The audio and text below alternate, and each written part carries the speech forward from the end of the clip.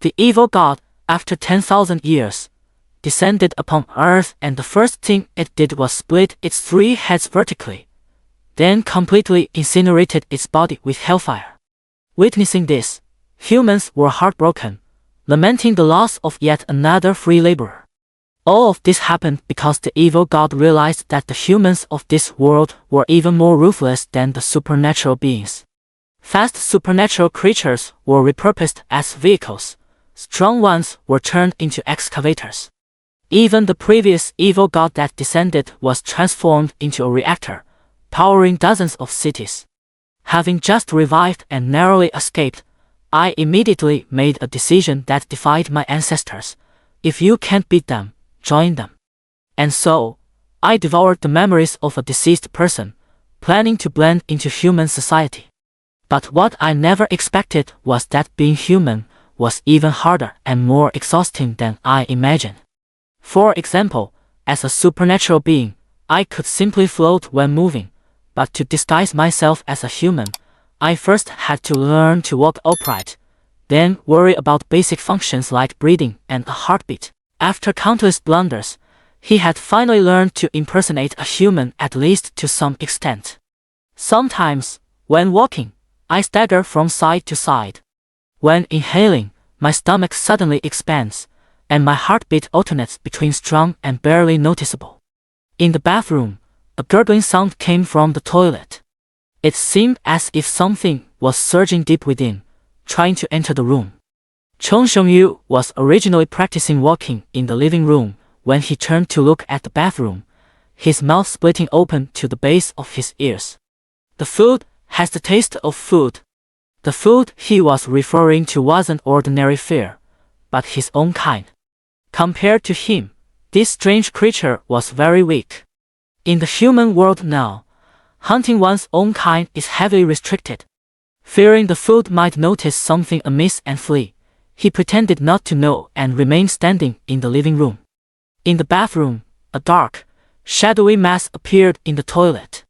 It grew increasingly larger until it filled the entire bowl. It was the one that killed the human, Chong Shengyu. But just moments ago, it sensed the presence of a living being here, prompting its return to the scene. The bathroom doorknob turned, and then the door slowly creaked open. Chong Shengyu lifted his foot, then pulled it back. He tried to produce saliva in his mouth and then swallowed it. This was an imitation of human behavior upon seeing food. In the act of playing human, he was dutiful and conscientious, even without anyone supervising him. He strode toward the bathroom with large steps. Just as he reached the door, it was opened by the eerie creature inside. "It's you, weren't you killed by me?" On the bathroom floor, there was a dark, clumpy mass. It looked very much like hair. A small tuft of this hair was even draped over the door handle. It was damp and slimy, enough to make any normal person feel nauseated. Yet, Chong Shengyu seemed to regard it as something delicious. "No!" The hair, realizing the severity of the situation, quickly leaped toward the toilet, ready to make its escape. Chong Shengyu stepped forward, his fingers transforming into tentacles that tightly grasped the hair monster. Both entities were adept at entanglement, with a small clump of the hair monster's strands wrapping around his neck, cutting off his breath.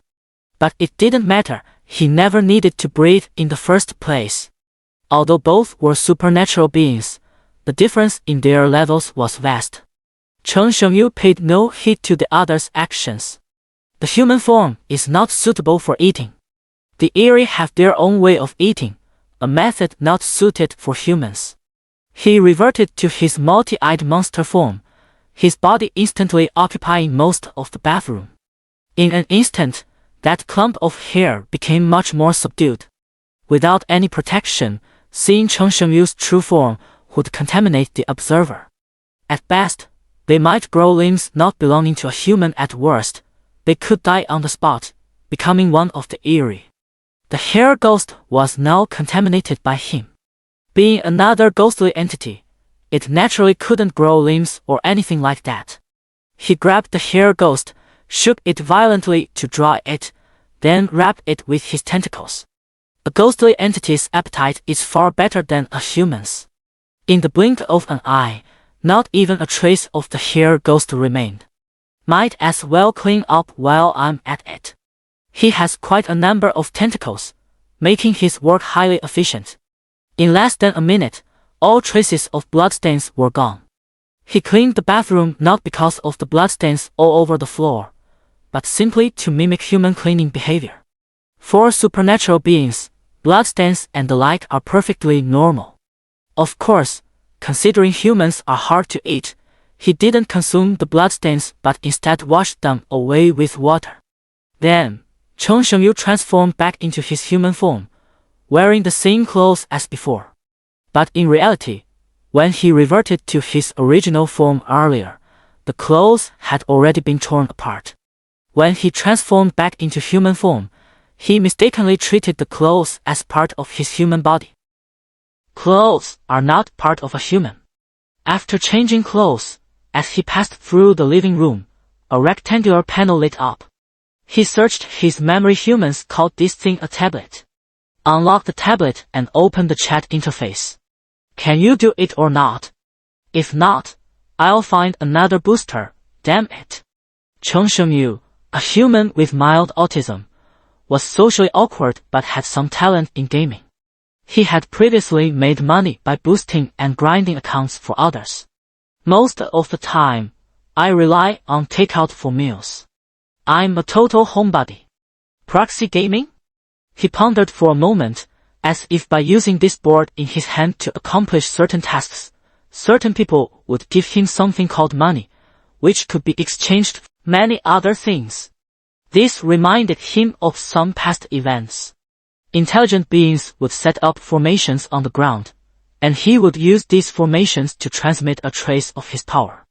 Then, he would help the intelligent beings deal with their enemies before taking away the offerings they had prepared. Of course, before leaving, he could also choose whether or not to take away the intelligent beings who summoned him, depending on his mood. The two are extremely similar. He is very familiar with account boosting. Following the guidance in his memory, he opened a 5v5 game. Although there were instructions in his memory on how to operate it, for someone who had just learned to walk, playing games was still too difficult. He decided to step in and help personally. And then, the tablet screen went black. On a practical level, he physically attacked the enemies on the screen, resulting in the tablet being destroyed. Staring blankly at the broken tablet for a while, he still couldn't figure out what exactly had gone wrong. So he gave up thinking and decided to imitate humans by eating something. Ding dong. Cheng Shengyu's hand had just reached for the refrigerator door when the doorbell rang. Although he had mastered many human skills such as walking, heartbeat, and breathing, and outsiders could hardly detect any abnormalities. However, rashly interacting with people still carried a significant risk of exposure. Therefore, silently killing the person outside the door is the best way to hide. Humans are only strong when they are uniformly dressed, uniformly equipped, and gathered together. As for those who are alone, they are extremely weak. Yu Shen, are you there? If not, I'll use the key. A girl's voice came from outside the door. She and the human Cheng Shengyu were more than just acquaintances. He temporarily set aside his murderous intent and stepped forward to open the door. Besides Su Jing, there were plenty of fruits and vegetables. Seeing Cheng Shengyu open the door, she quickly said, "Hurry, help me carry this inside. Let me tell you, these things are so heavy my arms are sore from carrying them upstairs." As she spoke, she shook her arm. Su Jing was wearing a white dress, with long hair cascading over her shoulders and a face that still held a hint of baby fat. Cheng Shengyu stood still, unmoving. In his mind, flashes of memories from their childhood appeared. Human Cheng Shengyu's parents both died when he was 8 years old. After that, he grew up in the Su Jing household. He and Su Jing were childhood sweethearts. He still remembered the day he arrived at Su Jing's home, when the following conversation took place between them. "You have to call me sister. But I'm older than you. You should call me big brother." The little girl hesitated for a long time before finally speaking. "Then you call me little sister," meaning a sister who's younger than you.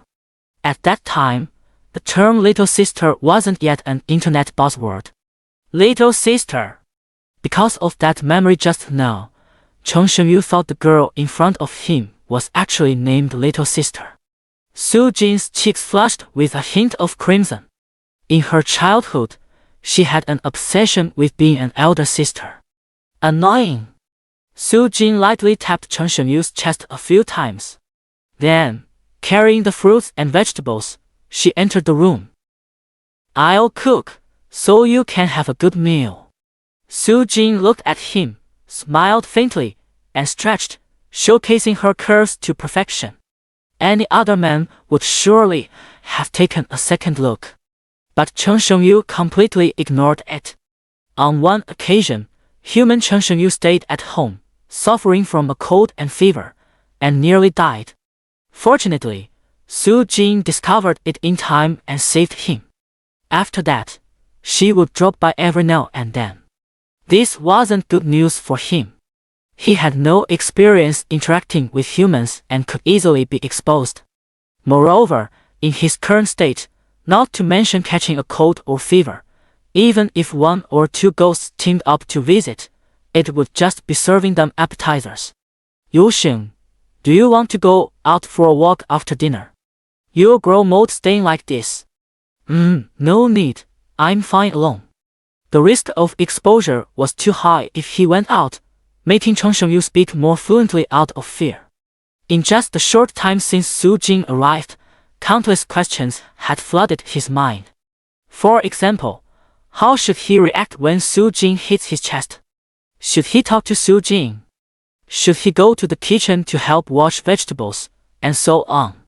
If we really went outside, wouldn't the CPU overheat? But then again, do supernatural entities even have brains? Are these questions truly generated by a brain?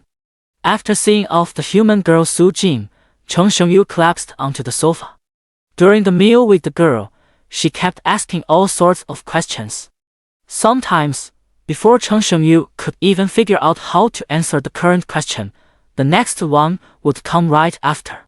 Fortunately, Cheng Shengyu, the human, was usually a man of few words and kept to himself, otherwise he might have been exposed.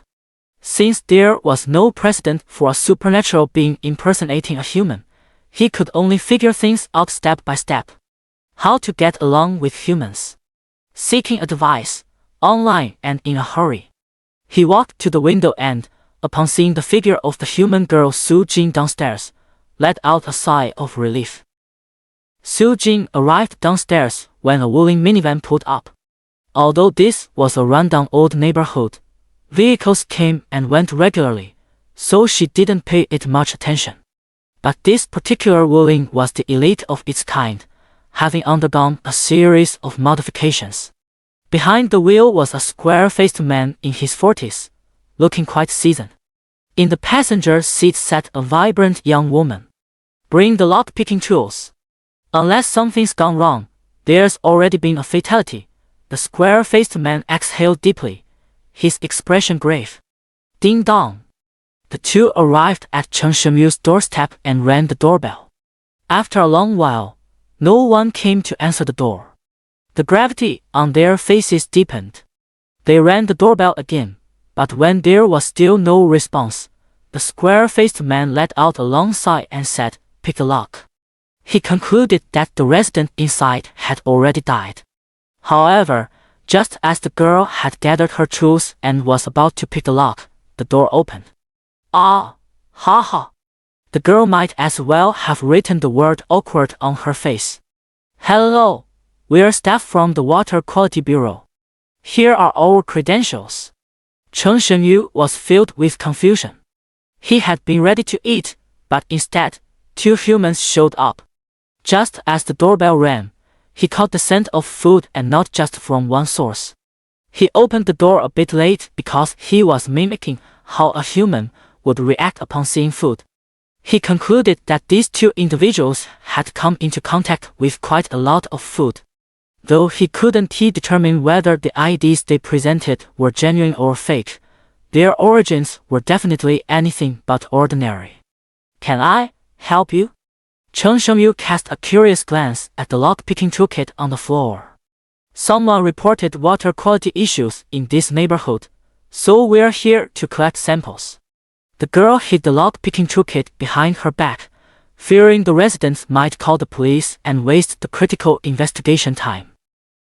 Recently, a sinister entity has been targeting reclusive individuals living alone through the neighborhood's water supply system. Su Jin planned to enter directly whenever someone opened the door. These two individuals did the same. Thus, he reached a conclusion. After knocking and no human answers the door, you can find a way to enter the room. "Come in." He took a step to the side, making way for the door. Young lads shouldn't stay cooped up at home all the time. It's good to go out for a walk now and then, or you'll grow moldy, the square-faced uncle said while scanning the room. What the sinister creatures love most are people like Cheng Shengyu. Even if they die, they won't be discovered for a while. After committing the crime, there's plenty of time to escape. In fact, this was also the reason he had time to practice various human skills. If Cheng Shengyu, the human, had been a sunny and cheerful young man, he might have been exposed long ago. The square-faced uncle was simply offering well-intentioned advice, using a metaphor to remind him to go out more and not stay cooped up at home all the time. But to Cheng Shengyu's ears, it was taken literally. He muttered to himself, "I need to go out more. Otherwise, if I keep staying at home without getting moldy, I'll be exposed. If humans find out, it's over. These trash bags have been here for days, haven't they? We'll help you take them down when we leave." Without waiting for a response, the square-faced man simply placed the garbage bags by the door. The girl's gaze fixed on the tablet lying on the sofa. Her intuition told her this device might be connected to the supernatural phenomena. "That's right, we're here to collect water samples. You don't mind if we check your bathroom and kitchen, do you?" The square-faced man spoke while looking directly at him. "No problem." Upon hearing his reply, the two of them split up to act separately. The square-faced man turned on the faucet, but the water flow was exceptionally small. As he collected water in a test tube, he took out a strange device. Although he tried his best to block it with his body, Cheng Shengyu still caught a glimpse of it. "Do you mind if I use the bathroom?" A girl's voice came from the bathroom. Without waiting for Cheng Shengyu's consent, she slammed the door shut and locked it. "It's them. Those organized groups among humans who hunt and eliminate anomalies. As long as the anomalies don't wipe them out immediately, they can devise a series of methods to kill the anomalies. Moreover, these individuals possess a keen sense of smell, capable of detecting hidden anomalies lurking in the shadows. This creature, it seems, is what humans call an army."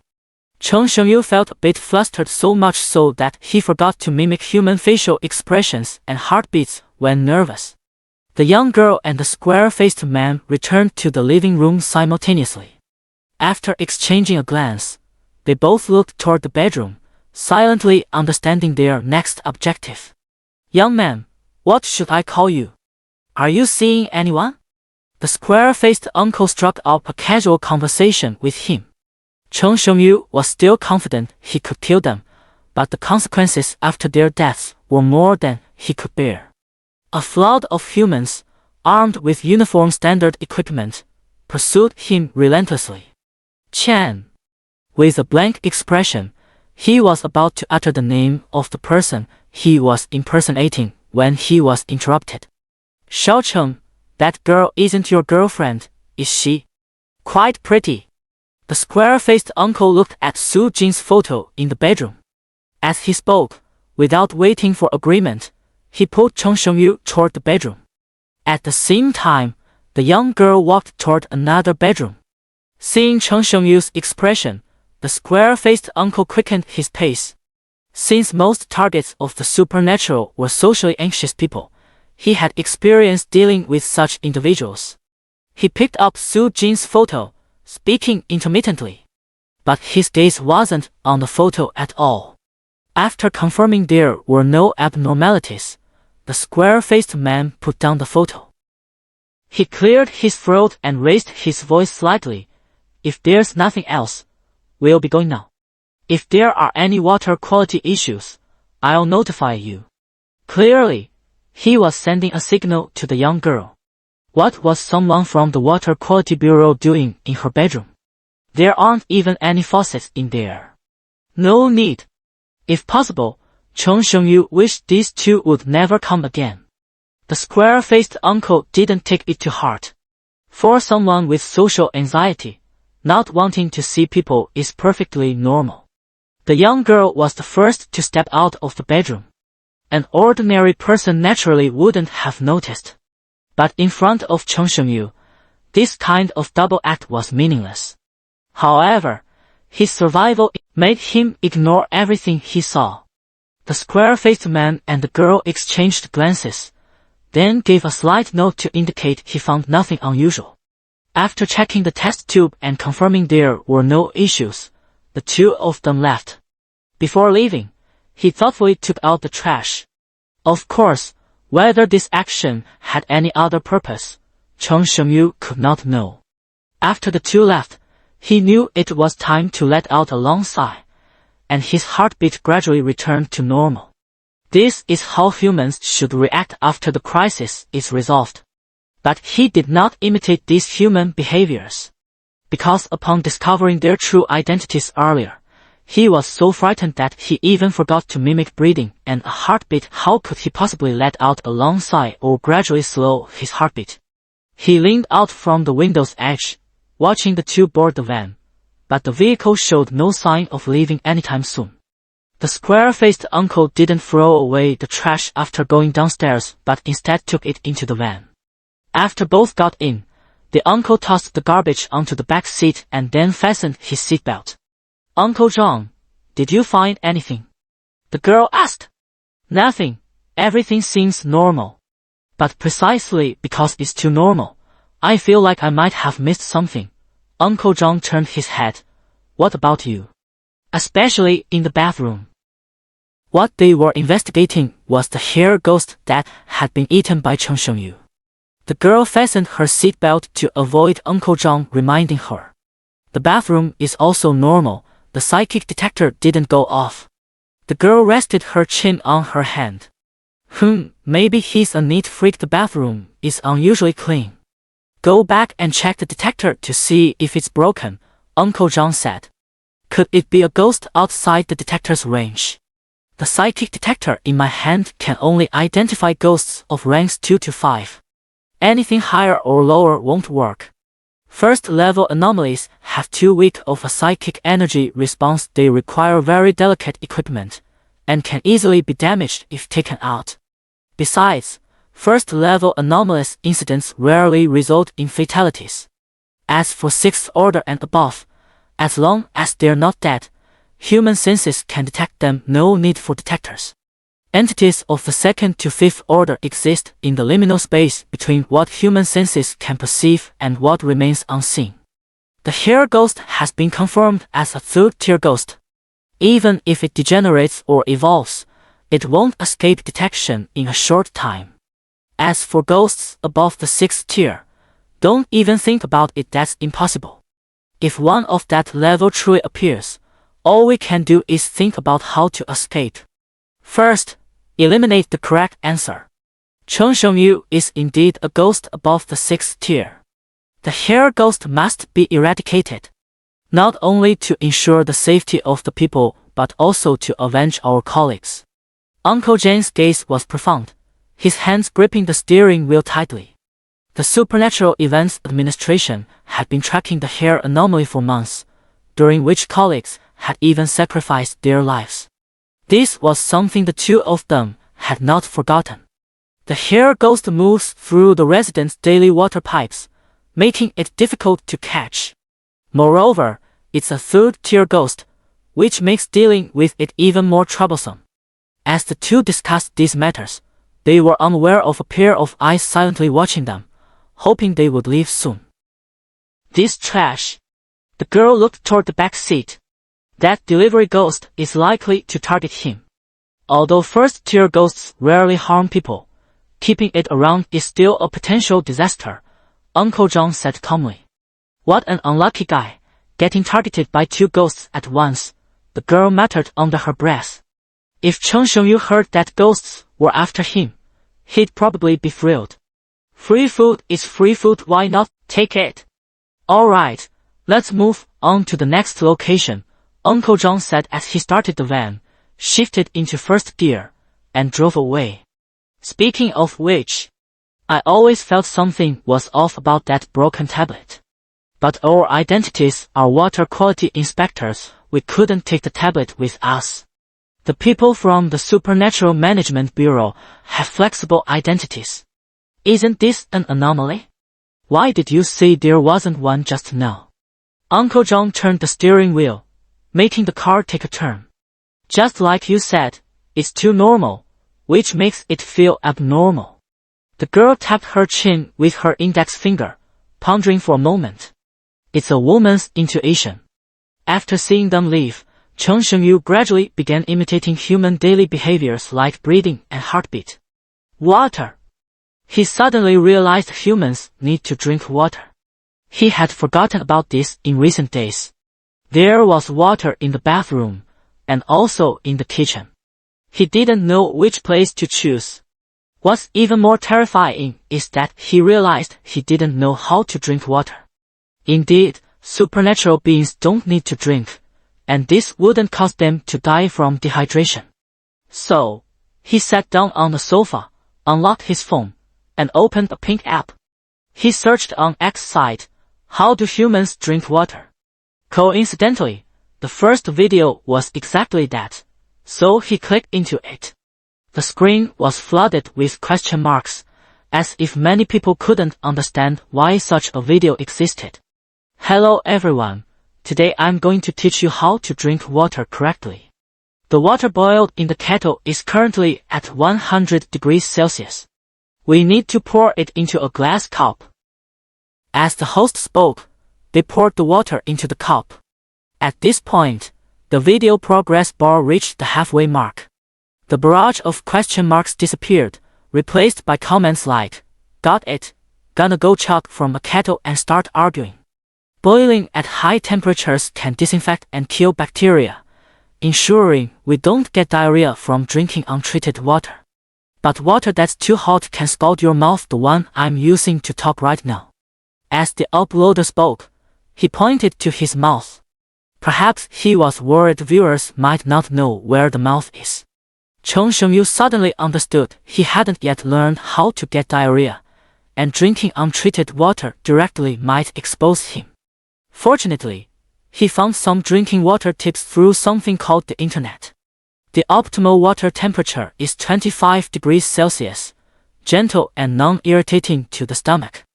Alright, dear viewers, that's all for today's guide on how to drink water. See you next time. Cheng Shengyu opened the comment section and left a comment. Thank you, very useful. Having nothing better to do, he glanced at other people's comments and found them quite amusing. Help! How do I use X site to watch videos about drinking water? How did you manage not to laugh the whole time? I am a little monster from the M78 Nebula, currently disguised as a human to evade Ultraman's pursuit. Many thanks to Anti-Pig. Cheng Shengyu replied to the first comment, unlock your phone, find the X site icon. In short, he earnestly answered the question, how to open X site. Reading the third comment, it turns out he's not the only one pretending to be human. There's another trickster from the M78 Nebula. He had originally intended to have a good chat with this old chap and exchange some experiences. But considering that humans would filter information on the internet and then track down the anomaly in reality, he abandoned this idea. Instead, he kindly reminded the user, who was avoiding Ultraman, Shu, You'll give yourself away like this." Just as he finished replying to this comment, he received a response. "Thanks, ex-friend. I finally learned how to access X site." Cheng Shengyu replied, "You're welcome." Throughout the entire process, he didn't realize at all that the other party's question had been posted in the comment section of an X Station video. If you don't know how to use X site, then how can you post comments on X site? Apart from Cheng Shengyu, everyone else is a silly netizen. But it was precisely this exception that somehow inexplicably blended into the group of silly netizens. Enter the kitchen, boil water, and pour it into a cup. He meticulously followed the instructions step by step. Since he referred to the tutorial while learning to drink water, no accidents occurred. He had mastered another human skill. Other already learned skills, such as walking and heartbeat, should not be neglected either. He must practice them from time to time. Reviewing the old to learn the new allows for more effective impersonation of a human. A few hours later, a question arose in his mind. Humans do so many things simultaneously every day, and some of them are done continuously, like the heartbeat. Don't they ever get tired? Being a supernatural creature is much more convenient. No need to worry about heartbeat, breathing, eating, or drinking. In short, pretending to be human is really difficult. Cheng Shengyu's life was incredibly lonely. Originally, the only people he interacted with were Su Jin's family. After reaching adulthood, Su Jin's parents stopped keeping an eye on him. Thus, the only person left in his life whom he could interact with was Su Jin. The girl would check on him every now and then, but after each visit, she wouldn't come again for several days. Unless he took the initiative to invite her, but that was impossible. Neither version of Cheng Shengyu would ever do that. So, in the following days, he was able to practice various human skills without any interruptions. He got up from the bed, marking the end of his sleeping practice. He went to the mirror to check if his appearance was normal. The eyes were in the correct position, and there were no extra ears on top of his head. He touched the back of his head. It matched the characteristics of a human's. Looking at his hands, both left and right hands had 5 fingers each.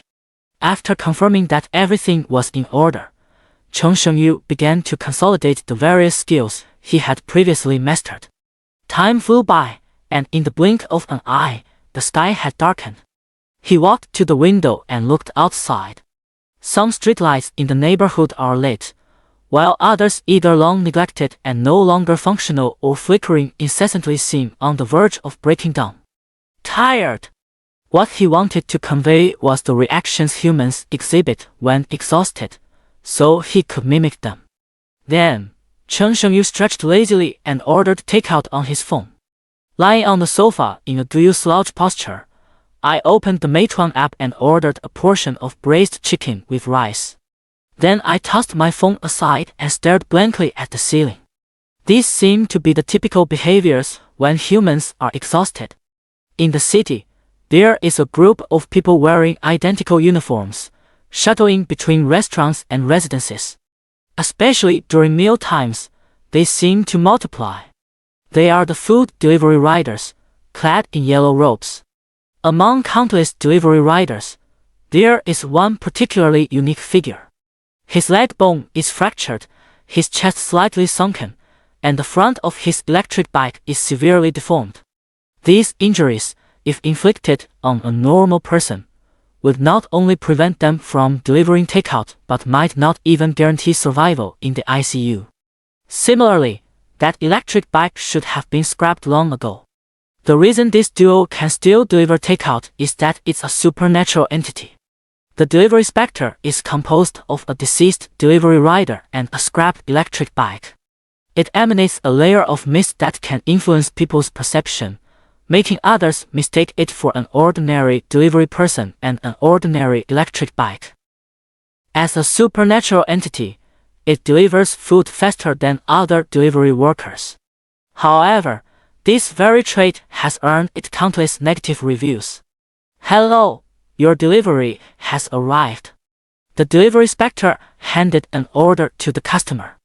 The door was opened by a middle-aged woman with heavy makeup. The powder on her face was thicker than the dust accumulated on the floor after half a year of neglect. When she opened the door, she was still holding a bag of trash in her hand. The middle-aged woman was about to take the takeout, but she noticed it had already gone bad. This was the reason the takeout ghost received countless bad reviews. Affected by its own eerie nature, the takeout would undergo unknown changes by the time it reached the customer's hands. On the surface, it just looks like the outside has gone bad. "Are you blind?" The middle-aged woman spoke vulgarly, using every insult she had ever learned. The delivery ghost showed no reaction, waiting until she finished venting before speaking. "Here's your order. Please give a 5-star review." The middle-aged woman was amused by its behavior. "5-star rating? Huh? Fine, I'll give it to you in 5 installments."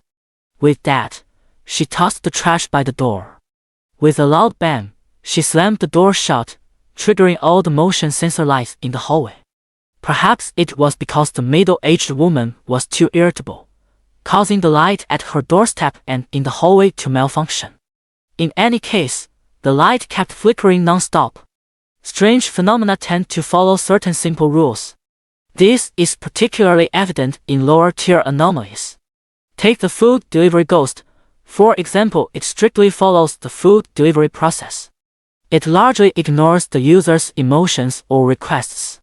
The door suddenly opened, and a middle-aged woman poked her head out. "Take the trash down." Then she closed the door again, but what she didn't notice was the delivery man's gloomy expression, combined with the flickering hallway lights, creating an eerily unsettling atmosphere. It did something that didn't align with its usual behavior. In other words, it achieved enlightenment and advanced to a higher level. "If I can't get good reviews, then I'll just reduce the bad ones." The delivery ghoul lowered its head, muttering to itself with a sinister smile. It knocked on the door again, and 5 minutes later, it arrived beside the electric scooter downstairs. "The delivery has been completed." The customer left no review. Everything seemed normal, but its clothes now bore fresh bloodstains. "Next order, braised chicken with rice, customer Mr. Chung." After lying down for a while, Chung Shengyu got up to study the game. Because human Chung Shengyu made a living by playing games for others. But the game was still too advanced for him. Which human being learned to walk, eat, and a series of other things within less than a week after birth? Moreover, even passive skills like heartbeat and breathing had to be actively learned by Chung Shengyu. If the time spent pretending to be human were considered as age, Chung Shengyu would be comparable to a prodigy. He threw his phone onto the sofa and sat up straight. "Hello, your takeout is here." As the words were spoken, a knock sounded at the door.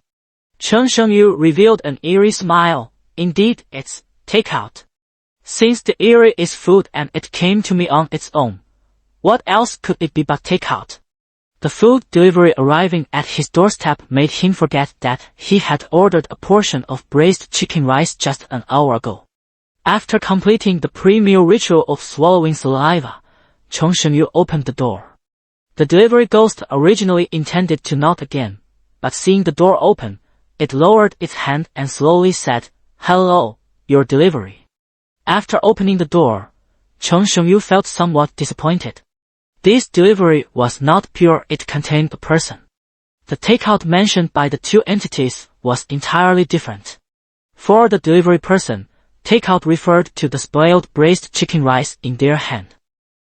But in Chung Shengyu's eyes, the delivery entity itself was the takeout.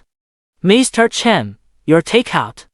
He took the braised chicken rice and pondered whether to eat the delivery standing before him. After all, humans were quite unpalatable to him. The delivery ghost saw the customer accept the order, its hand slightly raised, ready to eliminate the negative review. But then it lowered them again. "Thank you."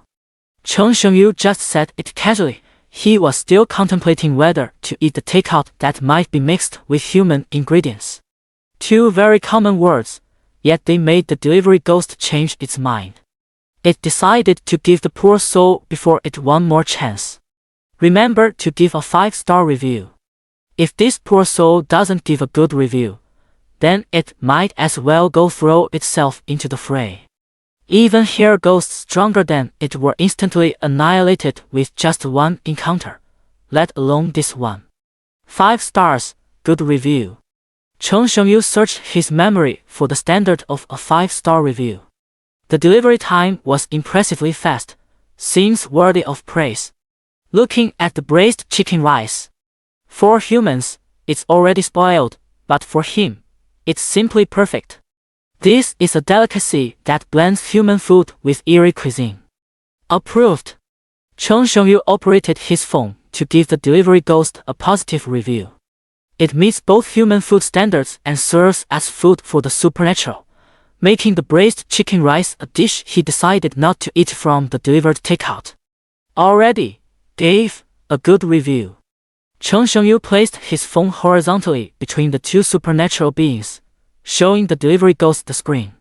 The delivery ghost remained silent for a long time, abandoning the idea of reducing bad reviews through physical means. Little did it know, this very action would save its life. Any more? I can give a good review. Cheng Shengyu pointed at the braised chicken rice in his hand. Delicacies that can be enjoyed by both humans and ghosts are rare indeed. Originally, the delivery ghost intended to leave.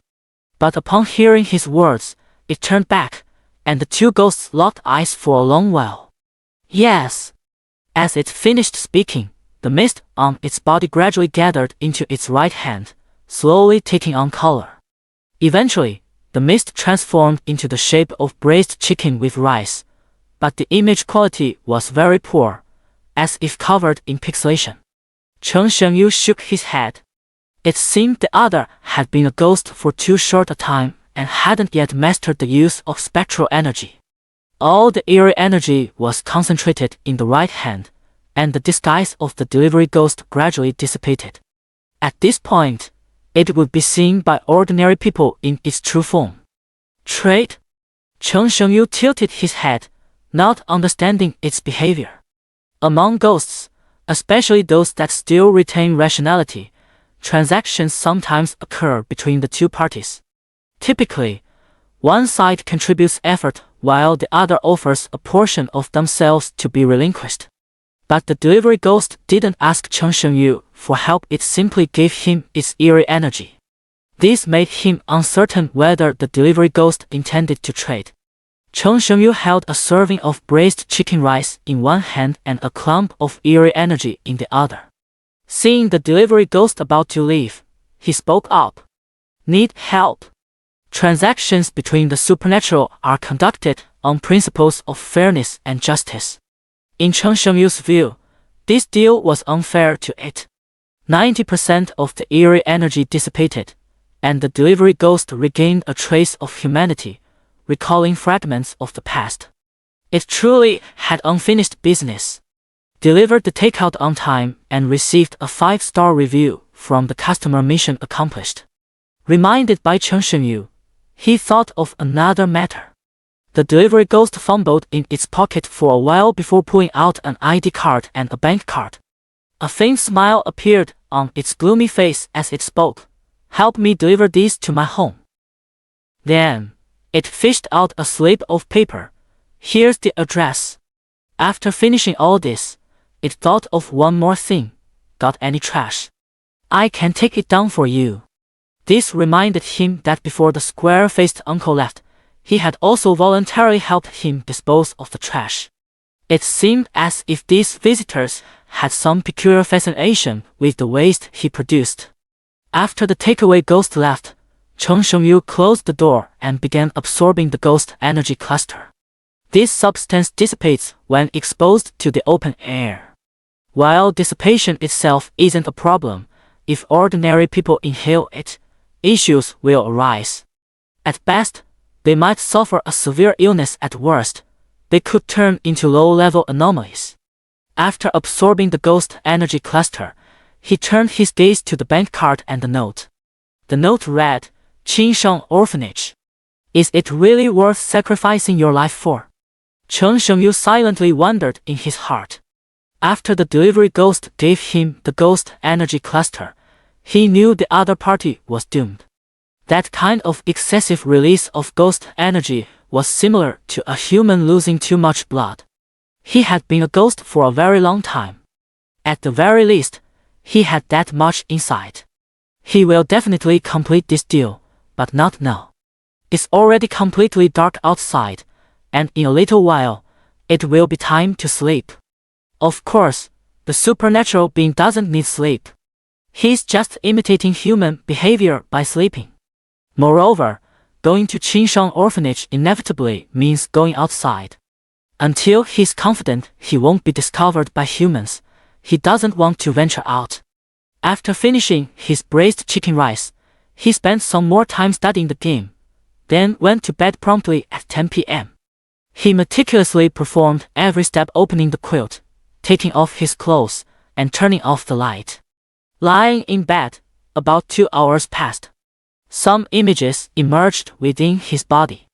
Yes, these images surfaced from within his body because, eerily, he had no head. If he had one, they would surely have appeared in his head. A dream. According to Chen Shengyu's understanding, humans do dream. But he hasn't learned this behavior yet, so he shouldn't be dreaming now. Soon he relaxed, realizing this wasn't a dream but rather some experiences from the delivery ghost. The reason ghosts become chaotic is that after consuming their own kind, they don't digest them like humans do.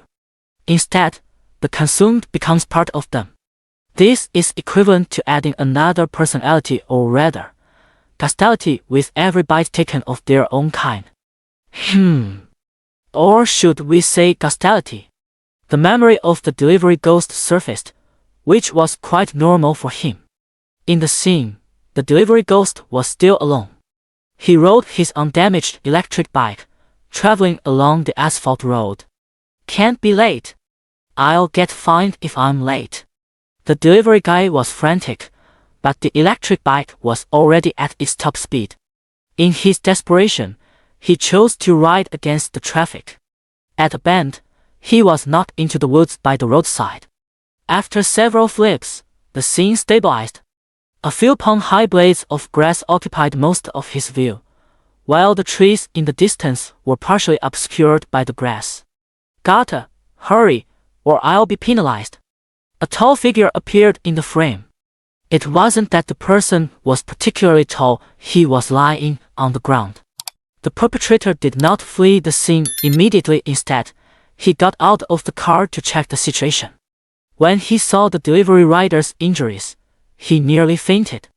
The perpetrator took out his phone, but before he could take any further action, the delivery rider reacted. Don't call 120, I can't afford the hospital. Save me. This is what you said, don't blame me if you die. The perpetrator spoke while retreating, gradually disappearing from the frame. A bang echoed from the asphalt road. It seemed to be the sound of the perpetrator slamming the car door. The frame is locked on the delivery rider's perspective. Anything beyond this field of vision remains unseen. As time passes, the trees in the frame turn into dark shadows, and the grass in the foreground gradually blurs. From a distance, the sound of an engine starting could be heard, followed by the car stalling. After several repetitions, with the roar of the accelerator, the entire scene fell into silence. Can't be late, can't get a bad review, can't be late. He kept repeating this phrase. Gradually the image faded, and the voice disappeared too. Chen Shengyu turned over. As a supernatural being, he didn't understand much about human affairs and couldn't really comment on the past of the delivery ghost he'd seen. But a strange feeling emerged, something humans seem to call emotion. This is currently what he considers the most difficult content to imitate. Things like walking and drinking can still be observed. But emotions are indifferent, they cannot be seen or touched. It seems to be a pathway to understanding human behavior. Human memories help him impersonate humans. Most of the skills he has learned are thanks to the memories of the human Chengshengyu. But ever since obtaining his first relatively complete set of memories, he has been very resistant to consuming humans. Relying on devouring people to gain memories is a dead end. It seems there are other channels now. You must help deliver him to Qinshan Orphanage. As part of the deal, whether he has this memory or not, he will complete it afterward. The difference before and after is probably just an escalation from do your best to must accomplish. However, in the eyes of the supernatural, both scenarios involve doing it, there's no real difference. That's why Chengshengyu finds this sudden thought somewhat peculiar. That night, Chengshengyu did not sleep peacefully. After the deliveryman's perspective vanished, the perspective of the delivery ghost appeared. All were scenes of it delivering food, but because the meals had spoiled by the time they arrived, it was scolded. As a result, from the moment it became a ghost until it encountered Chengshengyu, it received nothing but negative reviews. These negative reviews ultimately led it down the path of advancement, namely, the physical elimination of bad reviews. The sky gradually brightened, and the streetlights in the neighborhood turned off. Ah! Someone's dead. A heart-wrenching scream came from downstairs, waking many who were deep in sleep. But not Chengshengyu. His alarm for 7 a.m. hadn't gone off yet, and before that, not even the sky falling could get him out of bed. This is what they call, you can never wake someone who's pretending to sleep. In less than half an hour, police sirens sounded downstairs. It was around 6:30 in the morning. The residents who hadn't been woken by the earlier shout of someone died were now all awake. But Chengshengyu was still not included. Everyone else was woken up, but he's not human. The police sirens woke up humans. What does that have to do with a supernatural being like me? Half an hour later, the alarm went off at 7. Only then did he slowly get out of bed. Even before getting out of bed, he sensed something was amiss. He immediately went to the window and looked outside. 2 police cars had blocked the road not far away, and the crime scene was already cordoned off with caution tape. Outside the perimeter, some people detoured to avoid the area, while others watched curiously. The deceased at the center of the cordon was the delivery ghost Chengshengyu had encountered the day before. Yesterday, he had already concluded that the other person would die. But he didn't expect them to collapse right in front of the electric bike. The team was led by an experienced officer who had solved many bizarre cases over the past 20 years. Yet, even he was baffled by the situation before him. Judging by the victim's injuries, the cause of death was a car accident. But if a car accident had occurred in the residential area, the residents wouldn't have only found out the next day. Most crucially, the victim's body had been moved. This was likely not the actual crime scene. Moreover, the body wasn't carried, it had walked on its own. But how is this possible? How could a corpse walk on its own? This was already beyond his scope of handling. So, the old officer decisively chose to call for backup. Shortly after the call was made, people from the Supernatural Management Bureau arrived. Chengshengyu spotted 2 familiar figures in the crowd. They had even visited his home before. These 2 were none other than the square-faced uncle and his partner. For a moment, he forgot his heartbeat and breathing again. Walking to the center of the living room, he pondered for a while. So, the death of a person is actually a very serious matter, he thought. Through this incident, he had grasped another common human understanding. Recalling how Su Jing and the others had come to his door earlier, and how he had considered killing them to avoid exposure, he felt a wave of fear. Fortunately, he hadn't acted then, otherwise, he would have been surrounded by humans by now. Seeing Uncle Zhang arrive, He didn't dare stand too close to the window to watch, but he really hoped the two would leave quickly. Thus, a comical scene unfolded. Cheng Xiongyu would occasionally dart to the window, peeking to see if the two had left. Then, after a while, he'd peek again, repeating the cycle over and over. His behavior was just like a child watching a horror movie, too scared to look, yet too curious not to. Though he was anxious, Uncle Zhang and the other person wouldn't be leaving anytime soon.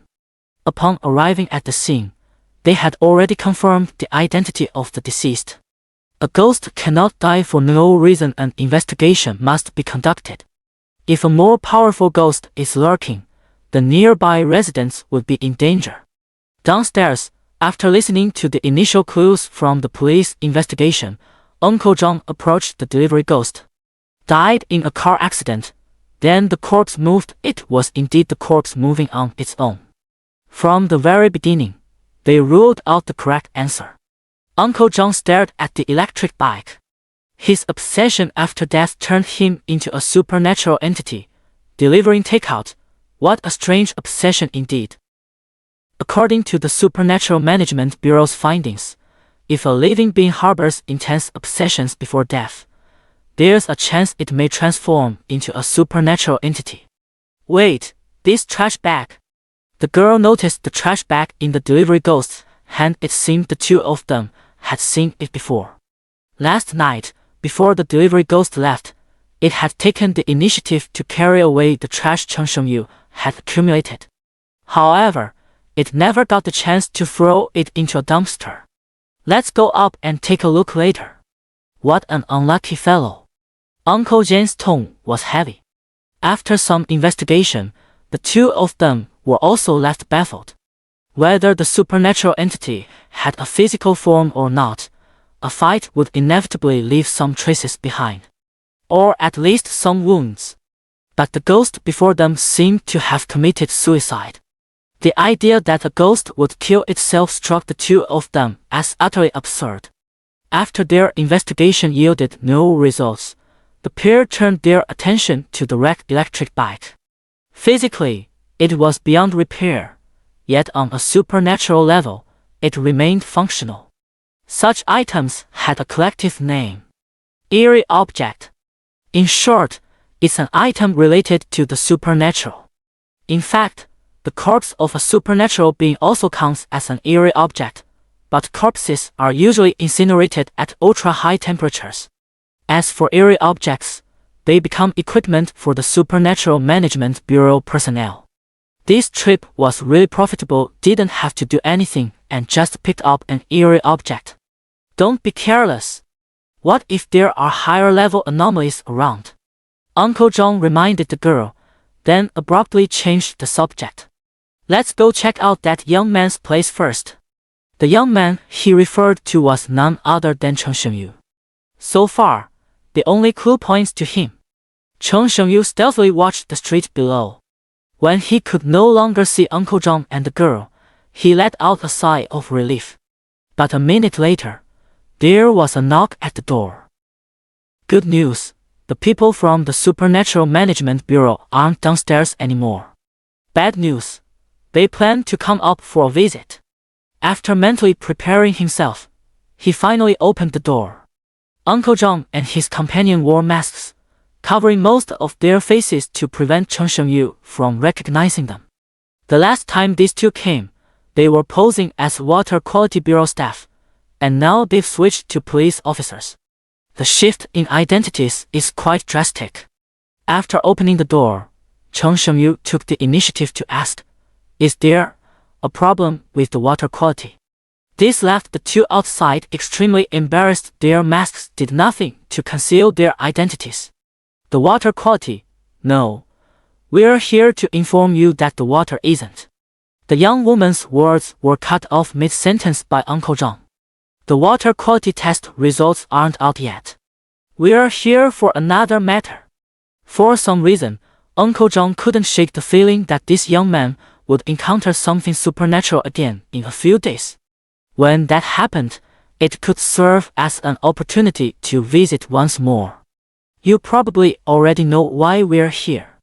Uncle Jane's words left Cheng Shengyu completely baffled. He had assumed they were here to notify him about the water quality test results, but that wasn't the case. Did you order takeout last night? Uncle John got straight to the point. Yes. Did the delivery person seem unusual in any way? Cheng Shengyu quickly pondered. The delivery ghost's behavior seemed perfectly normal to him. He needed to identify what humans would consider abnormal. This process wasn't difficult. He had the memories of the food delivery ghost. The food spoiled, but must give a good review. And then? The girl asked urgently. Afraid he might do something irrational, so left after giving the good review. Zhang Shu and the young girl exchanged glances, likely reaching a conclusion. But this conclusion was so absurd that neither of them could quite believe it. Mere words could actually kill a supernatural entity, albeit just a harmless first-tier one. Yet upon closer thought, it was at least theoretically possible. Eerie phenomena arise from the obsessions of living beings. If one can resolve these obsessions through conversation, it seems possible to address the eerie phenomena. What about the takeout it gave you? I ate it. Cheng Shengyu replied with unusual calmness. But Uncle John and the other man grew anxious. Coming into contact with anything related to eerie phenomena without any protective measures is extremely dangerous. How about it? Do you feel any discomfort? Should we go to the hospital? No. I'm perfectly fine. Cheng Shengyu quickly denied. He knew all too well about human hospitals. Any place that could examine whether a human's internals were normal would undoubtedly expose him if he went. Uncle John circled around Cheng Shengyu once and, finding nothing unusual, dismissed the idea of dragging him to the hospital. Coming into contact with the supernatural is dangerous, but there are always some people who are naturally resistant to things related to the supernatural. As for the reason he didn't want to go to the hospital, Uncle John simply thought it was due to his social anxiety. Afterwards, the two asked many more questions. During this time, Uncle John distracted Cheng Shengyu at the front while the girl seized the opportunity to approach from behind and used a supernatural energy detector to test him. Of course, Cheng Shengyu was well aware of the two men's actions, but he chose to see through without exposing them. He knew that the instruments humans used to detect anomalies were ineffective against him. If they had worked, he would have been exposed the last time the two men visited. During the conversation, Cheng Shengyu started stuttering from the beginning, and by the end, he was reduced to uttering only words like yes and oh. Uncle John and his companion realized it was time to leave. Before departing, he glanced at the trash bin in the living room, which contained only a single disposable meal box. Because last night, the delivery ghost had already helped Cheng Shengyu take out the trash. Considering this takeout box is related to the supernatural, it must be taken away. Either give it to the organization for research or take it back to be burned. In any case, it can't be left in an ordinary residence home. But the trash bin was empty, and Uncle John couldn't think of a reason to take the trash away. As a result, the two of them, who were about to leave, stood there awkwardly. Finally, Cheng Shengyu was the first to speak. I'm going to the restroom. Feel free to do as you please. Seeing that the two neither asked questions nor were willing to leave, Cheng Shengyu thought that Uncle John might be planning something sneaky. But with him, the host, present, the other party would find it difficult to act. So he used the excuse of going to the restroom to temporarily step away. The reason he could notice Uncle Jane's little schemes was mainly because he wasn't human, and his senses were unusually sharp. For anyone else, those subtle movements would naturally go unnoticed. As Cheng Shengyu turned his back, Uncle John immediately sprang into action. He put on a glove, pulled out a plastic bag from his pocket, and placed the disposable food container inside.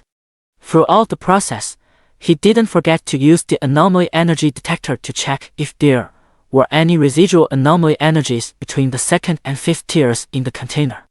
The anomaly energy detector alarmed it was a second-tier anomaly. This was beyond Uncle Jane's expectations. The two had long known about the existence of the delivery ghost, but they had no idea when it had evolved into a second-tier ghost. Moreover, this second-tier ghost had been effortlessly defeated by an ordinary person without any injuries. In Uncle Jane's memory, the last second-tier supernatural entity had only been subdued at the cost of a colleague's life. "Young comrade, if there's nothing else, we'll be on our way," Uncle John said, preparing to leave now that the ghost-related lunchbox was in hand. "Good." Cheng Shengyu couldn't wait for them to leave. By the time Uncle John arrived downstairs, the cleanup at the scene had already been completed. Both parts of the takeaway ghost had been loaded onto the truck. But this wasn't over yet. Testing the ghostly electric bike, promptly cleaning up videos and articles online that might expose the supernatural there, was still a lot of work to be done. After the two left, Cheng Shengyu immediately came out of the bathroom. He checked both bedrooms and the kitchen, finding that nothing was missing or added.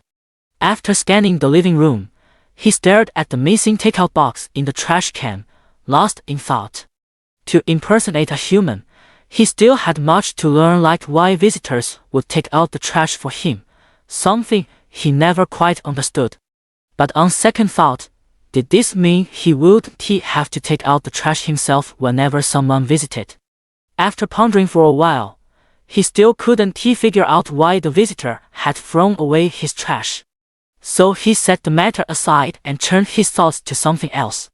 Hospital. Although outwardly, he appeared no different from a human, internally, he was nothing like one. He could mimic a heartbeat, but he had no heart. Similarly, he lacked all the other organs that humans possess. Because ghosts simply don't need these things. Just like the delivery ghost from before, from a human perspective, it was long dead, yet that didn't stop it from delivering takeout. After pretending to be human for a long time, it's inevitable to visit a hospital. Therefore, the internal body must also align with that of a human. From the memories of the human Cheng Shengyu, he roughly knew what organs humans have and their approximate locations. But that alone was far from enough.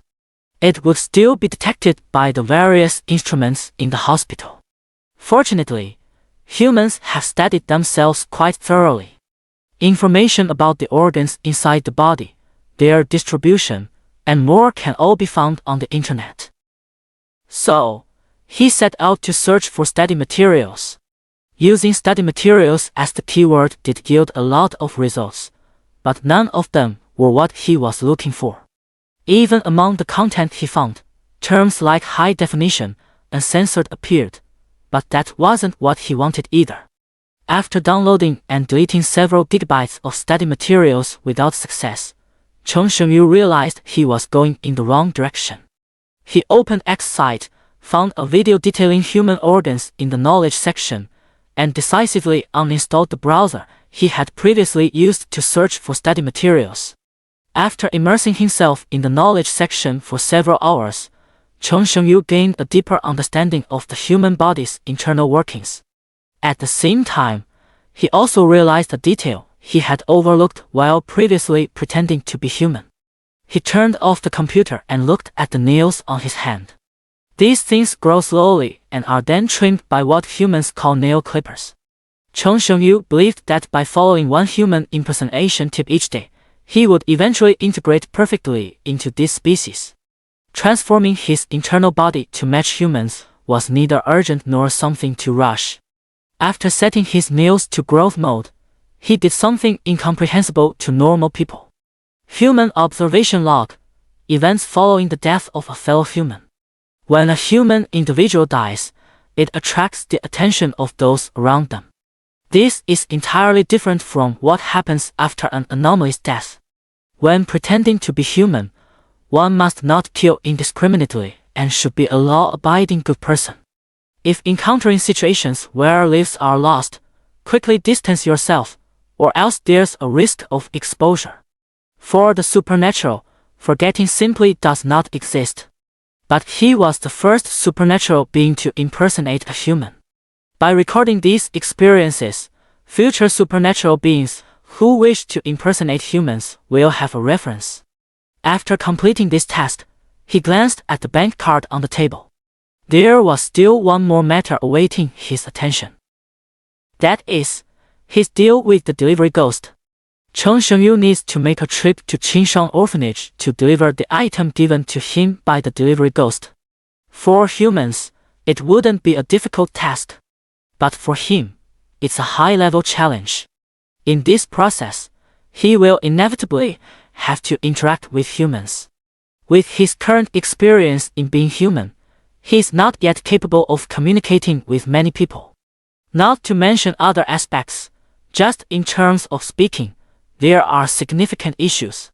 A low EQ way to put it, how can this person not even know how to speak properly?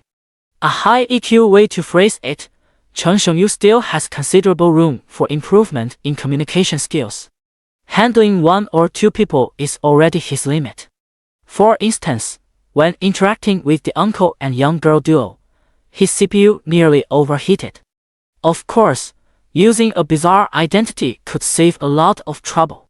But the decision to disguise as a human made this path inherently impassable. Suddenly, he had an idea. If he could find a human to deal with others for him, and he just needed to follow her, wouldn't that solve the problem?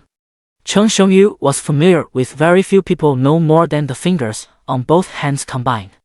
He quickly settled on a candidate. Opening Jushin, he found Su Jin's name. Their previous chat history. Su Jin's messages were long paragraphs, while Cheng Shengyu's replies were just a few words, mostly consisting of MHM or O. Moreover, his responses were always delayed. He would reply long after the girl sent her messages. If someone unaware were to look at their chat history, Cheng Shengyu would likely be mistaken for the woman, and a particularly aloof one at that. He didn't bother with the past chat records and directly sent a message to Su Jin. Cheng Shengyu, do you have time? I'd like to go out with you.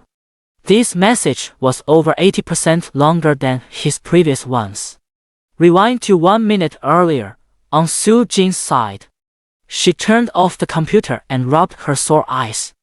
Then she opened her phone and glanced at the electronic pay stub. After taxes, it was just K, and that was after rounding down the figure. So little. Becoming a wealthy woman still feels so far away. Su Jin placed her phone aside, lay sideways on the table, and fiddled with the decoration on her phone case. She never spent extravagantly. Even her cosmetics were the affordable kind, and she rarely wore makeup at all. A messy holiday, never asked Cheng Shengyu for a gift. As a child, she had a dream to be an older sister. As she grew up, she developed another dream, to become a wealthy woman. As for what she would do after becoming rich, the image of Cheng Shengyu flashed through her mind. Of course, she was just fantasizing. Just like boys fantasize about having a harem, some things are fine to imagine but impossible to achieve in reality. If she could actually make it happen, there would be no need for wishful thinking. Her phone suddenly vibrated, and she reluctantly glanced at the screen. Cheng Shengyu rarely reached out to her first. Upon seeing the other person's message, Su Jin performed a round of Chinese to Chinese translation, condensing his lengthy WeChat message into just 2 words. D8. Holy shit. Has my blockhead finally had an epiphany?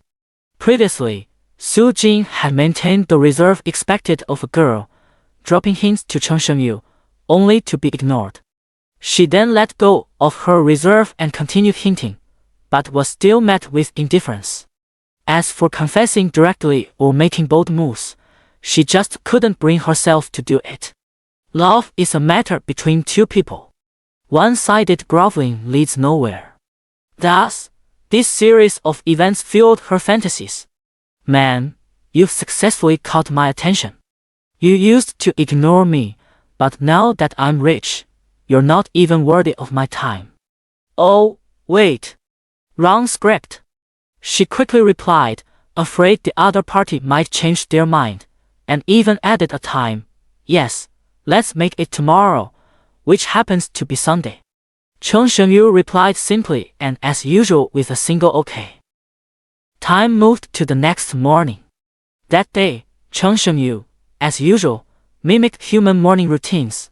After that, he would go to have breakfast. But a knock on the door interrupted him. Yu Xing, open the door quickly, I'm here. From Su Jin's voice, one could hear her excitement. But it was ignored by Chung Shengyu. He opened the door, and before he could say anything, the girl started chattering non-stop. Yu Xing, let's go there for a date. If you're short on money, just use mine. With our kind of relationship, no need to stand on ceremony with me. It was rare for Chung Shengyu to take the initiative to go out, and Su Jin wasn't about to let this opportunity slip by.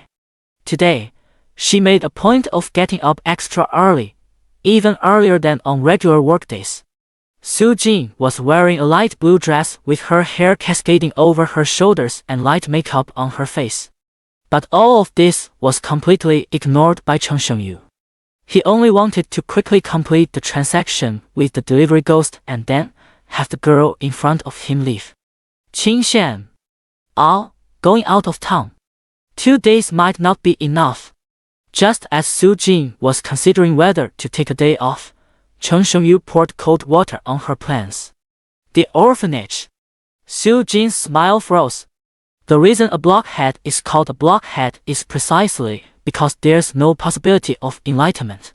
Chung Shengyu noticed the change in the girl's expression but couldn't figure out what he had done wrong. For a moment, he felt at a loss. When are we going? After realizing it wasn't a date, Su Jin's earlier enthusiasm completely dissipated. Anything is fine, just something to do.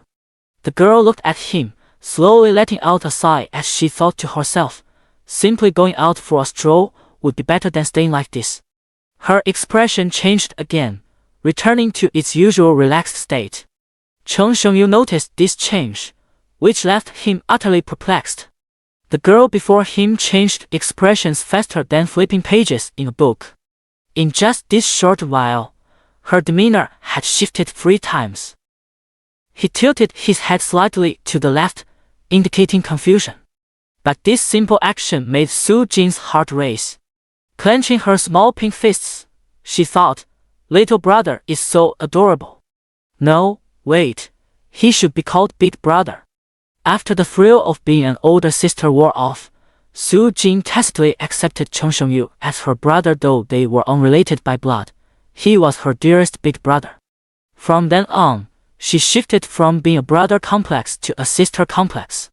It's hard to imagine that both younger brother complex and older brother complex could be directed at the same person. Watching Aunt Su Jin's knowing smile, Chung Shengyu's brain short-circuited. He hadn't done anything at all. Fortunately, once the destination was clear, Su Jin quickly sprang into action. The two hurried outside. Su Jin was usually very frugal, opting for the bus over taxis whenever possible. But considering the socially anxious person beside her, she made an uncharacteristically extravagant decision. Yu Shen, let's take a taxi. Qinshan Orphanage is a bit out of the way. This was Chung Shengyu's first time coming outside, so he looked around curiously in all directions. Hearing the girl mention taking a taxi, he felt somewhat puzzled. He understood what it meant. He also knew what a car was. But why would one hit a car?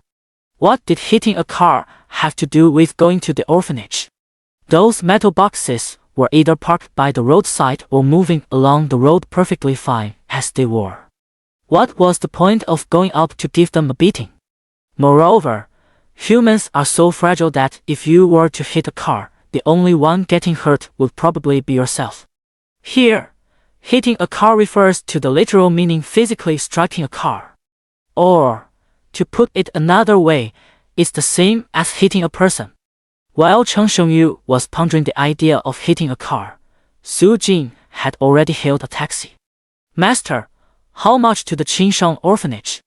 It's quite remote there, so it'll cost extra. Let's say 35 from you. Then go ahead, I'll find a 25 yuan cab. Su Jing didn't waste any more words and turned to leave immediately. 25. The taxi driver tapped the steering wheel. At this price, there's some profit but not much. Su Jing waved from behind, as if hailing a taxi, but it was just for show. 25 it is, get in. The taxi driver said with a pained expression. He hadn't managed to fool this girl. The two sat in the back seat.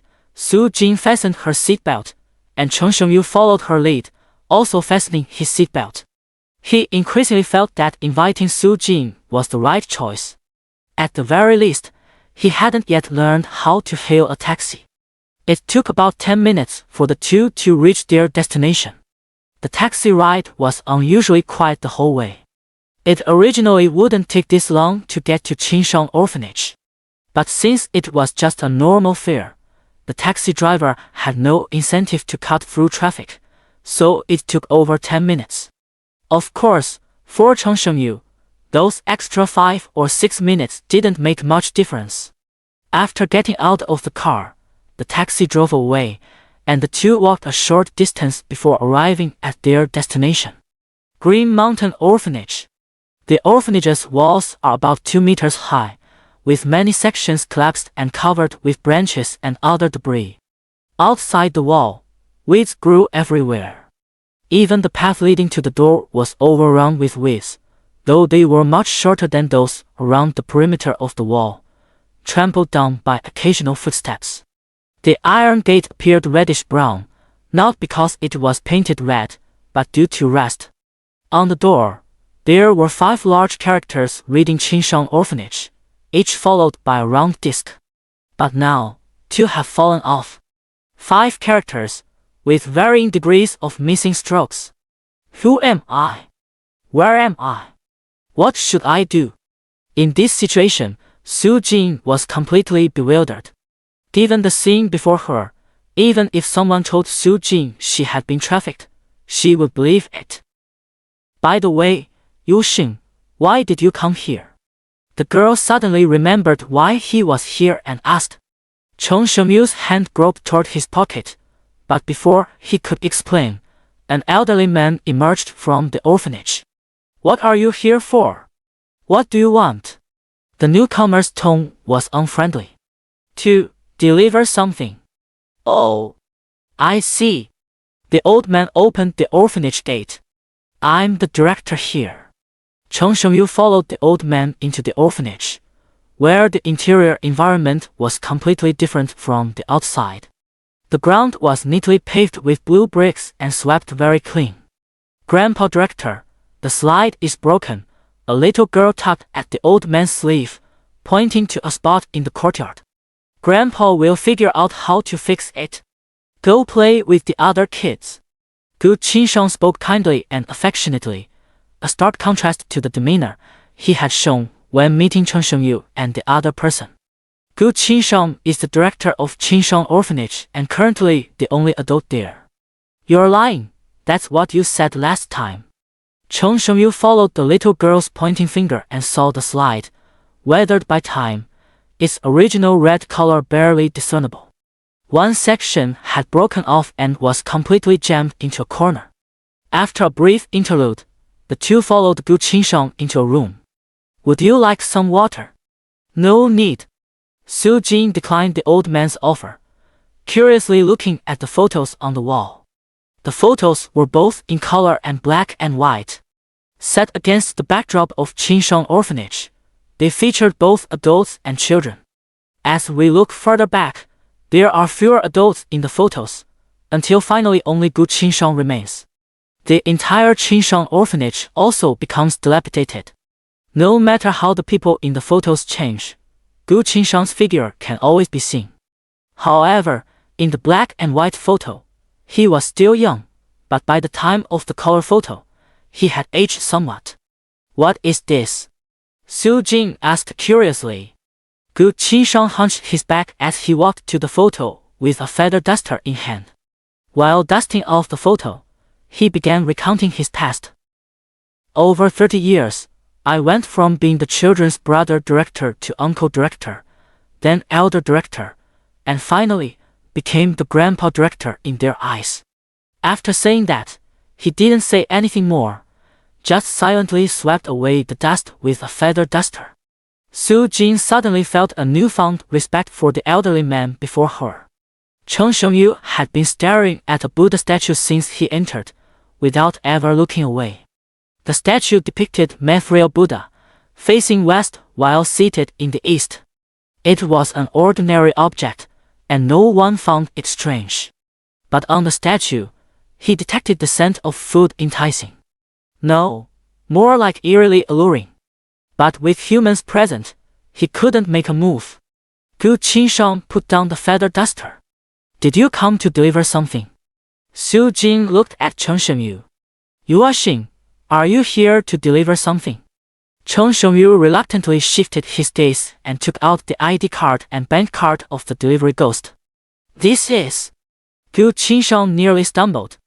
3 or 4 years ago, a child had come of age and left the Qinshang orphanage. Now, his ID card had been returned by someone else. Though he had guessed the outcome, he still trembled as he asked, "This child, what happened to him?"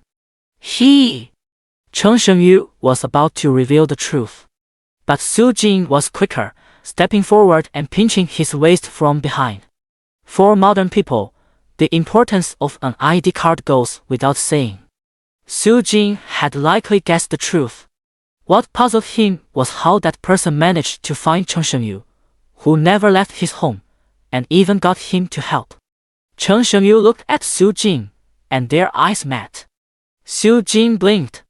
He pondered for a moment but still couldn't grasp the girl's intention. The delivery ghost consists of 2 parts, the delivery person and the electric bike. The electric bike part is still alive, in a sense, meaning the delivery ghost isn't entirely dead. He is alive.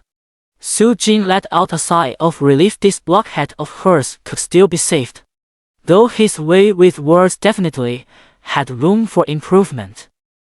In fact, it was thanks to Su Jing stopping him that he had more time to think it over.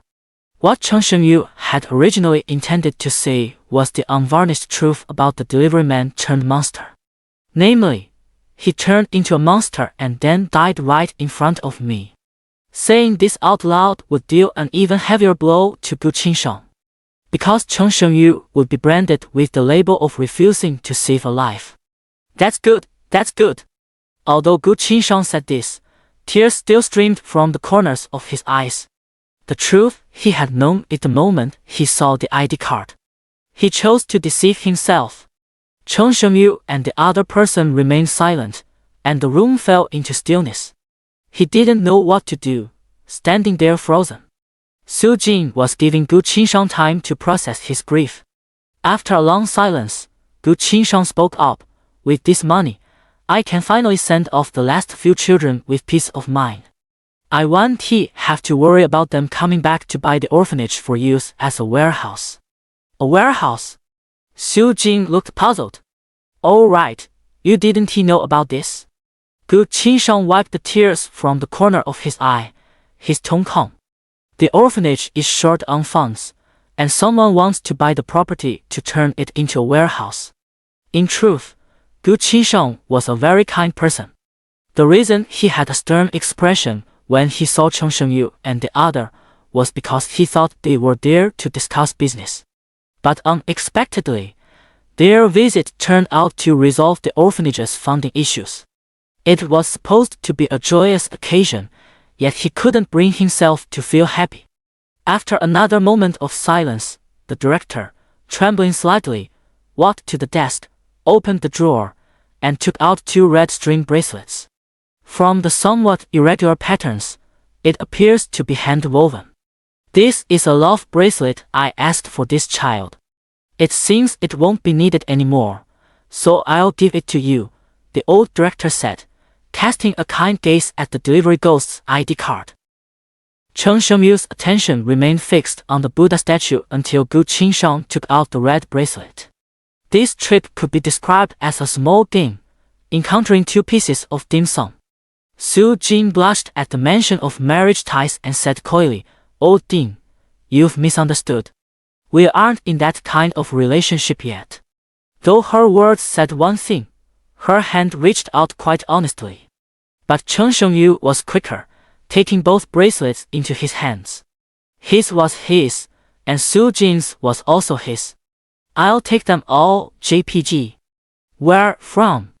This kind of hand-woven item is quite common in the human world. If its origin is revealed, it would be equivalent to having a food source. Jing'an Temple, Gu Qingshang slowly uttered 3 words. "There are quite a few young couples like you there." Chen Shengyu only noticed the first 3 words, the rest of the sentence went completely unheard.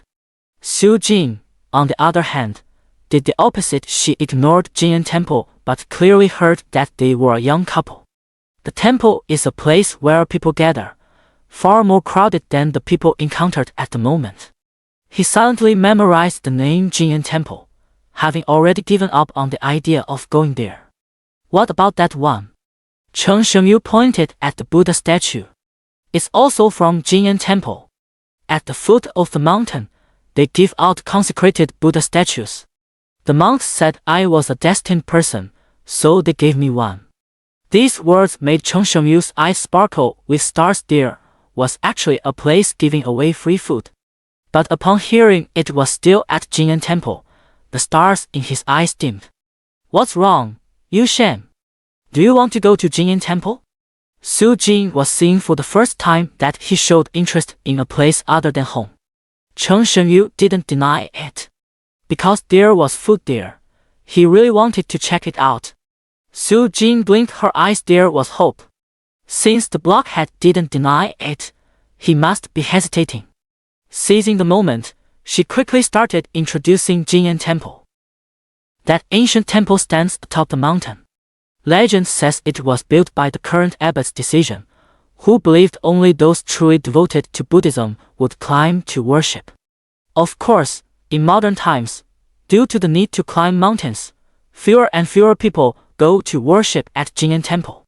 The temple's income cannot cover its expenses. Su Jin's explanation about the background of Jing'an Temple mostly went over Chen Shengyu's head, but he caught the key point. Because there's a mountain to climb, there are fewer people. Originally, the Buddha at Jing'an Temple only cared about peace, but later, the Buddha at Jing'an Temple started managing more and more. Love, wealth, fertility. The Buddha has to take care of everything. So, what do you think, Yu Xing? Want to go to Jing'an Temple for some fun? There are plenty of interesting things and delicious food there. Su Jin looked at Chen Shengyu with anticipation.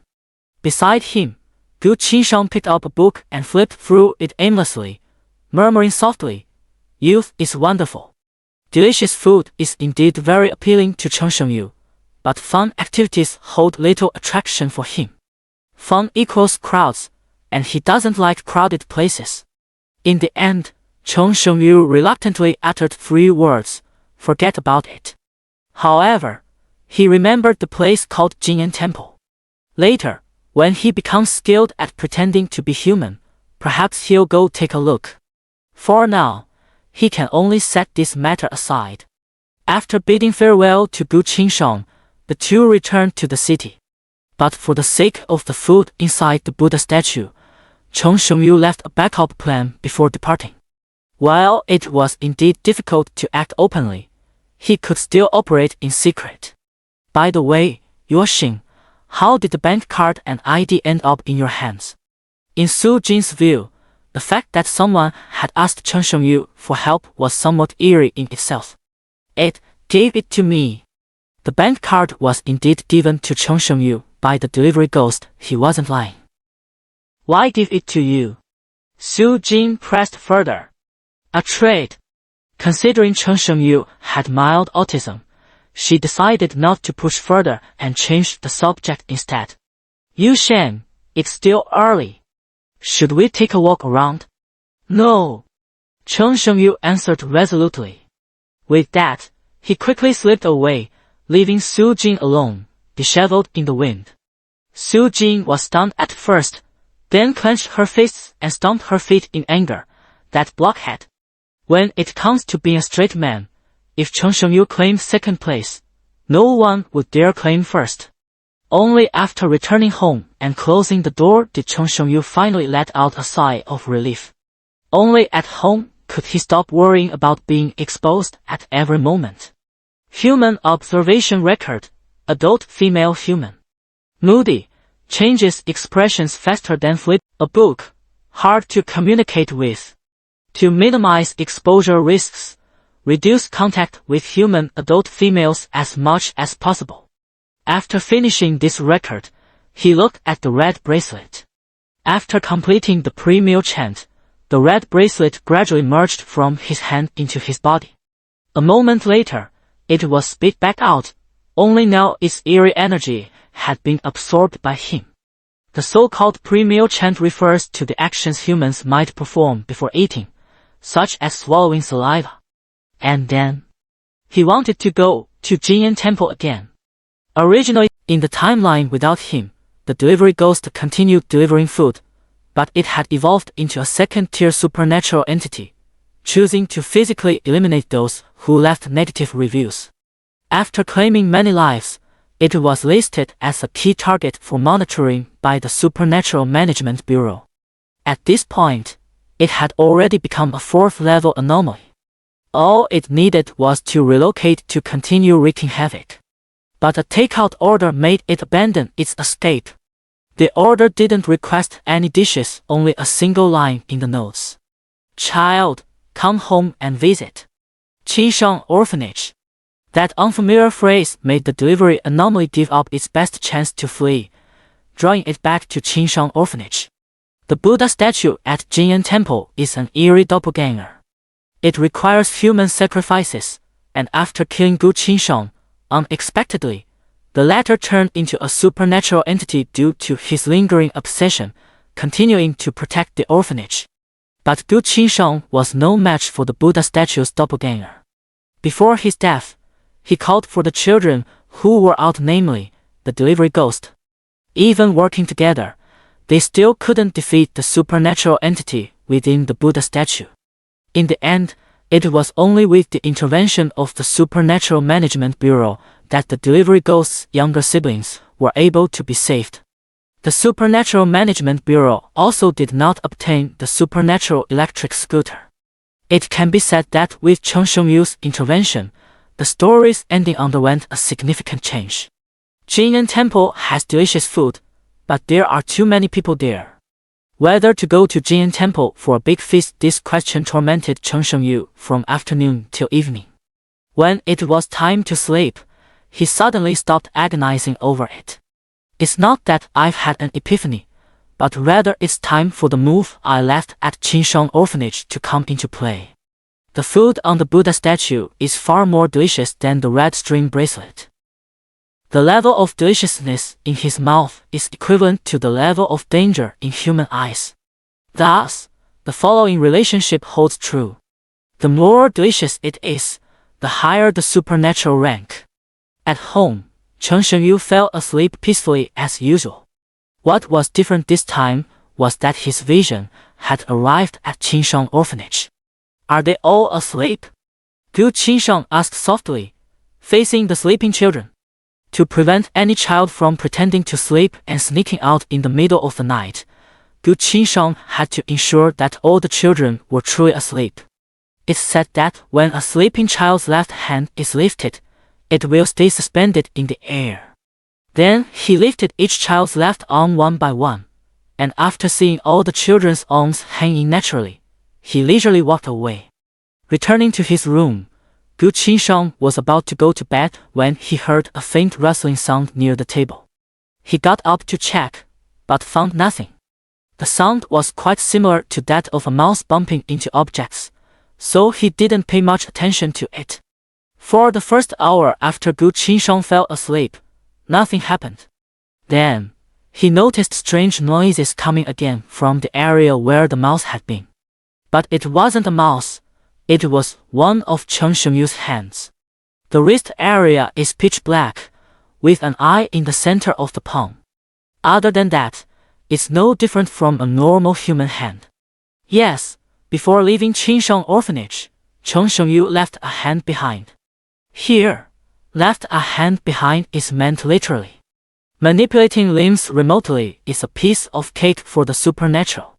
For example, when your back is itchy but you can't reach it, you can just detach your hand and let it scratch for you.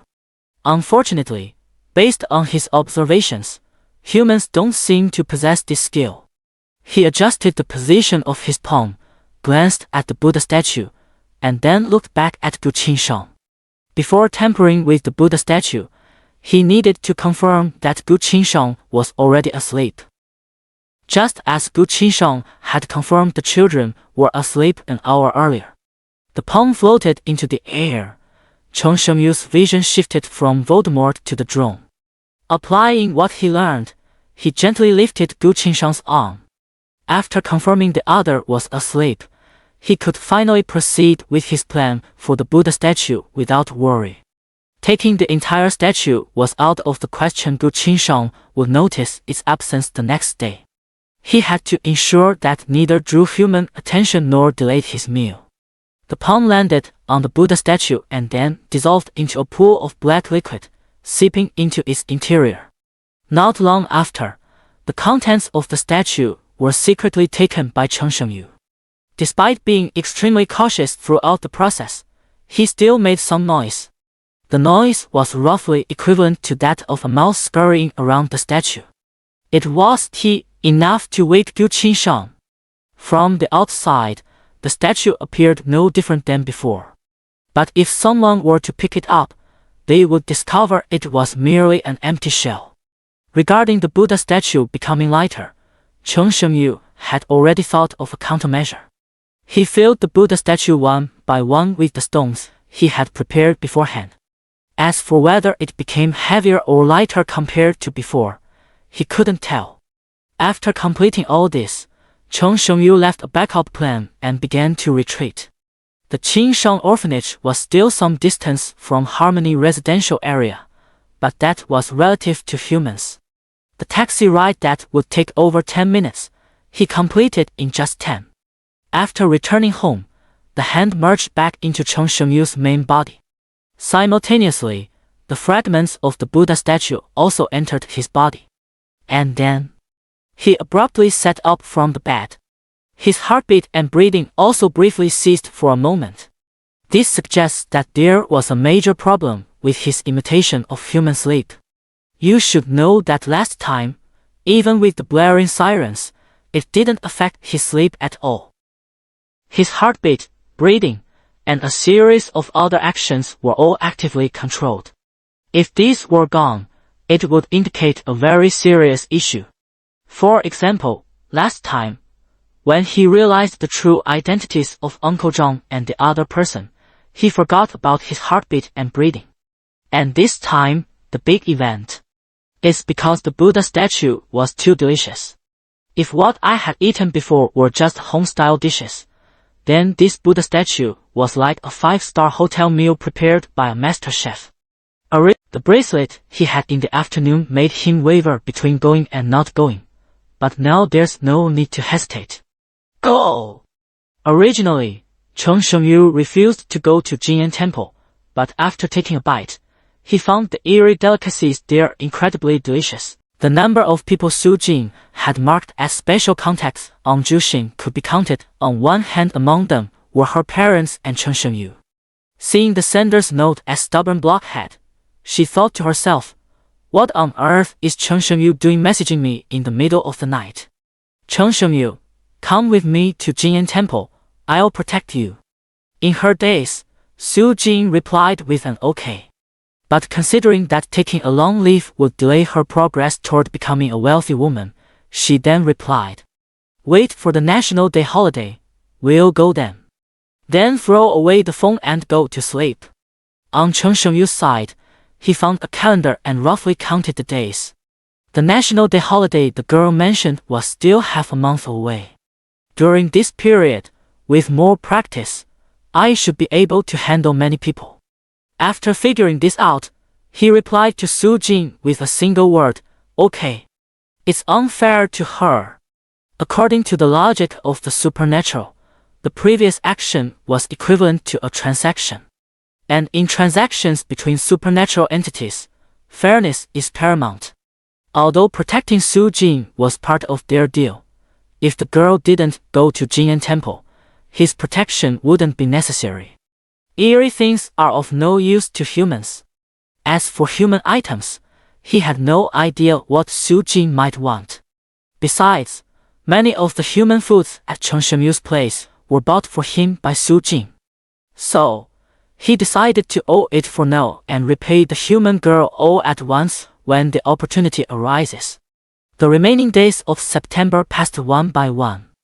To prepare for the trip to Jin'an Temple, where he would face large crowds, Cheng Shenmu practiced with extra diligence these days.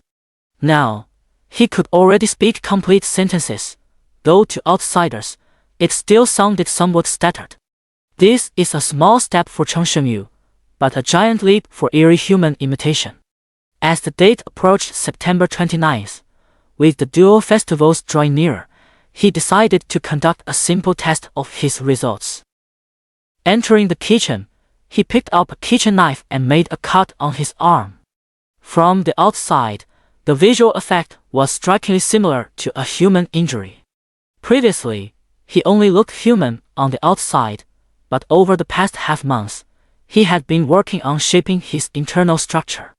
Now, the condition inside his body could also achieve the effect of deception.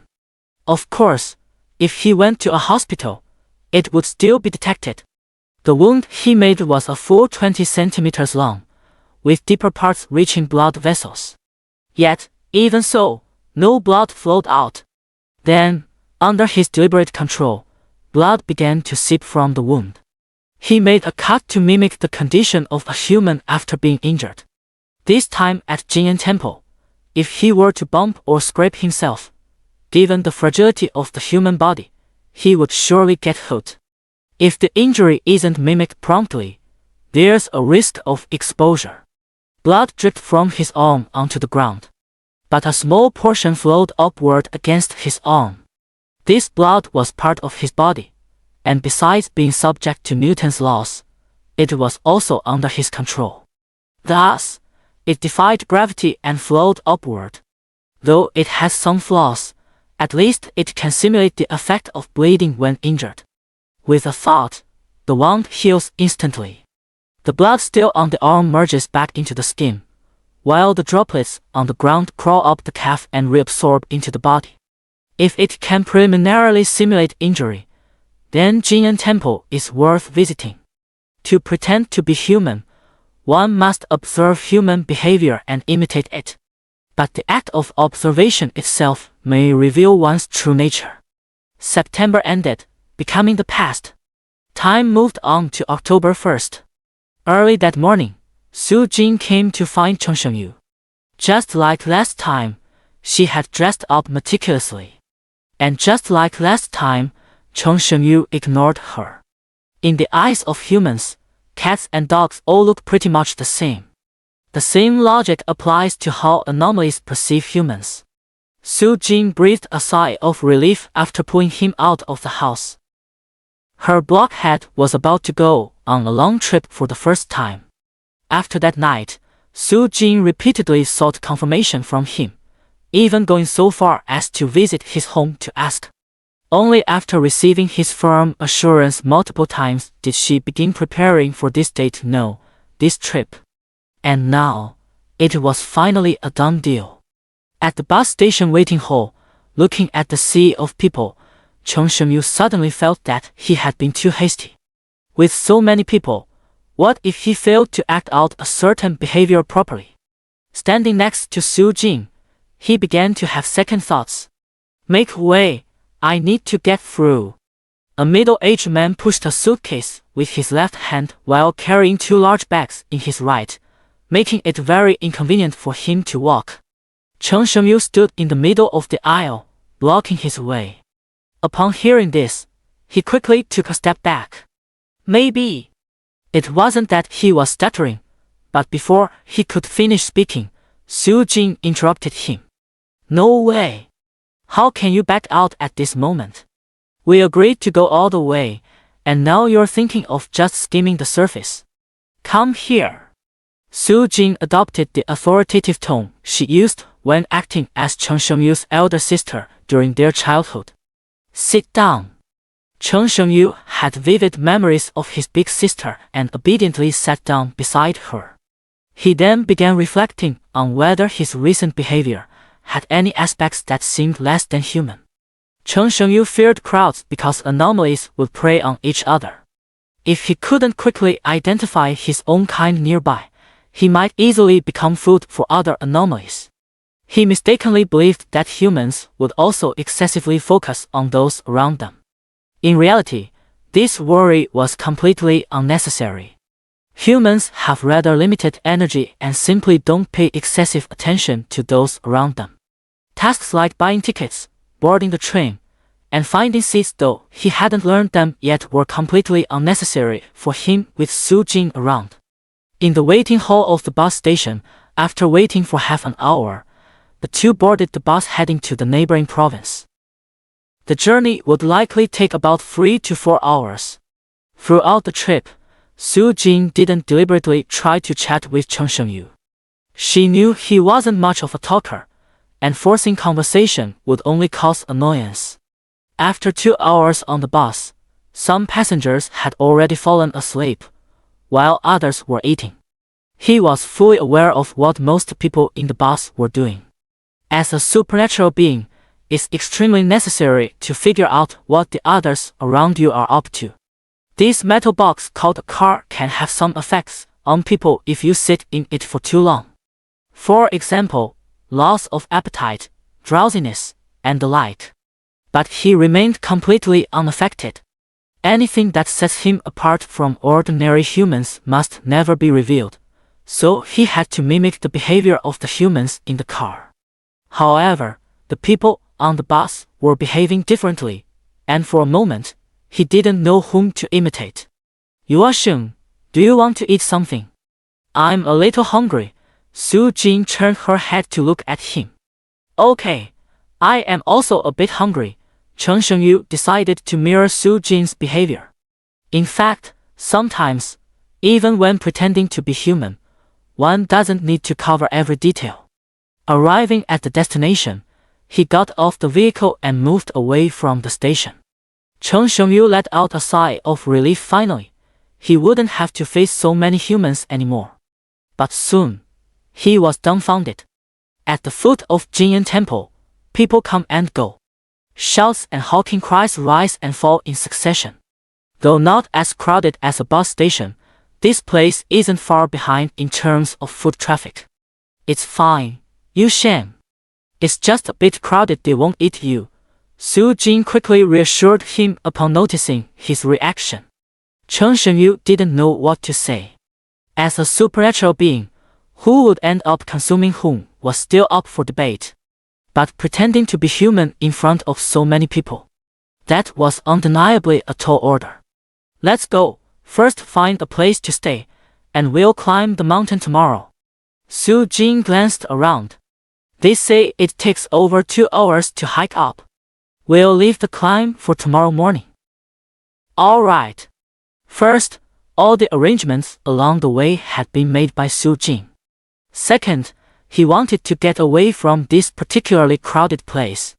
Su Jing fiddled with his phone for a long while. Oh no, I forgot to book a hotel. With so many travelers now, where can we even stay? Jinyan Temple doesn't have a very long history, but it's still considered a tourist attraction of some size. During holidays, the surrounding hotels are always fully booked. After searching for quite a while, Su Jing finally found a hotel with available rooms. Moreover, according to the mobile display, this hotel still had quite a few vacant rooms. Accommodating 2 people would be more than sufficient. Heaven on earth, that's not a bad name. Yu Shen, Let's stay here tonight. Strange. How come I didn't notice it earlier? Su Jin was somewhat puzzled. This hotel only appeared after refreshing the page once. All right. Chen Shengyu had no objections to Su Jin's decision. Handing the suitcase to Chen Shengyu, Su Jin led the way as the two walked on foot toward paradise. After distancing themselves from the crowd, Chen Shengyu finally let out a sigh of relief. The environment at paradise was still quite appealing. The two were positioned about 100 meters away from the hotel. From their vantage point, they could see the entire facade of the Heaven on Earth establishment. The hotel was a standalone building shaped like an L. It stood 5 stories tall, with the Heaven on Earth sign prominently displayed on the rooftop. In front of the entrance stood a fountain, covering an area of 20 square meters and reaching 3 to 4 meters in height, occupying the central position before the building. The ground was paved with neatly arranged marble tiles, spotlessly clean, without a speck of dust. The green belt, with its well-arranged trees, perfectly aligns with human aesthetics. A gentle breeze occasionally carries the fragrance of distant flowers. Originally, the area around Jinyan Temple did not possess such bustling conditions. However, after Jinyan Temple was developed into a tourist attraction, the foot of the mountain also became lively. Artificial attractions that gain popularity through hype are everywhere. But in terms of popularity, no other place compares to Jinyan Temple. Su Jin took a deep breath and said, "It's quite beautiful." The girl wasn't particularly fond of artificial tourist attractions. Given the choice, she would have preferred visiting historical sites. But what could she do when her blockhead of a partner had chosen this place? Like Su Jin, Chen Shengyu quickly scanned the surroundings. Although the scenery of Tianshanrenjian was decent, it still fell short of being truly beautiful. Thus, he remarked indifferently, "It's passable." In his eyes, Tianshanrenjian presented an entirely different scene. Beneath the fountain lay countless white bones, and the murky water flowed in a dark crimson hue. The hotel walls were stained with blood, and in many places, rotting flesh still hung. A room on the 5th floor, its window swaying in the air.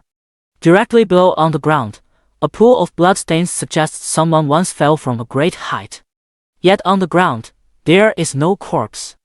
The air is thick with the scent of blood, occasionally carrying a whiff of decay with the passing breeze. The distribution of the greenery just doesn't quite fit the eerie aesthetic. That's why Chen Shengyu said the environment here was still passable. Chen Shengyu looked up at the rooftop, where the 4 large characters Heaven on Earth were crookedly displayed. He scrutinized them from every angle, examining them carefully for a long time before finally discerning 4 other characters hidden within the strokes. The underground domain of the bizarre. Here, besides housing people, it also harbors the bizarre. What humans see is Heaven on Earth, while what the bizarre see is the underground domain of the bizarre. After lingering at the entrance for a while, the two arrived at the hotel front desk. The interior of the hotel appeared differently in the eyes of Su Jin and Chen Shengyu, much like how it had been when they were outside. Su Jin took out their IDs and handed them to the landlady at the front desk, then suddenly felt the script wasn't quite right. In this situation, shouldn't the man step forward to request 2 rooms while subtly hinting to the front desk that only 1 room was left? And then, the two could only live together, and then. Su Jin stopped her fantasy and said to the front desk landlady, 2 rooms. Fantasy is fantasy, reality is reality. Their relationship hadn't reached that stage yet. The landlady took the ID cards, looking at the two with a mix of pity in her eyes. 2 more unlucky souls about to meet the king of hell. She tapped away on the computer for a moment before handing the ID cards and room keys to Su Jin. You're in 403. And the handsome young man behind you is in 404. She shook her head as she stared at the good-looking young man behind Su Jin. Besides him, there were 3 other tenants in 404. These 3 residents are invisible to ordinary people. A woman in her 30s is as fierce as a wolf or tiger. Su-jin knew this well, so she blocked the landlady's line of sight. My blockhead of a husband must not become someone else's prey. When the landlady looked at Chung Sheng-yu, he also glanced over. However, his attention was focused on what was behind her. In that spot, there was a dark shadow. From the shadow's body extended a thread, tied around the landlady's neck. Looking at the food before him, he had no intention of touching it.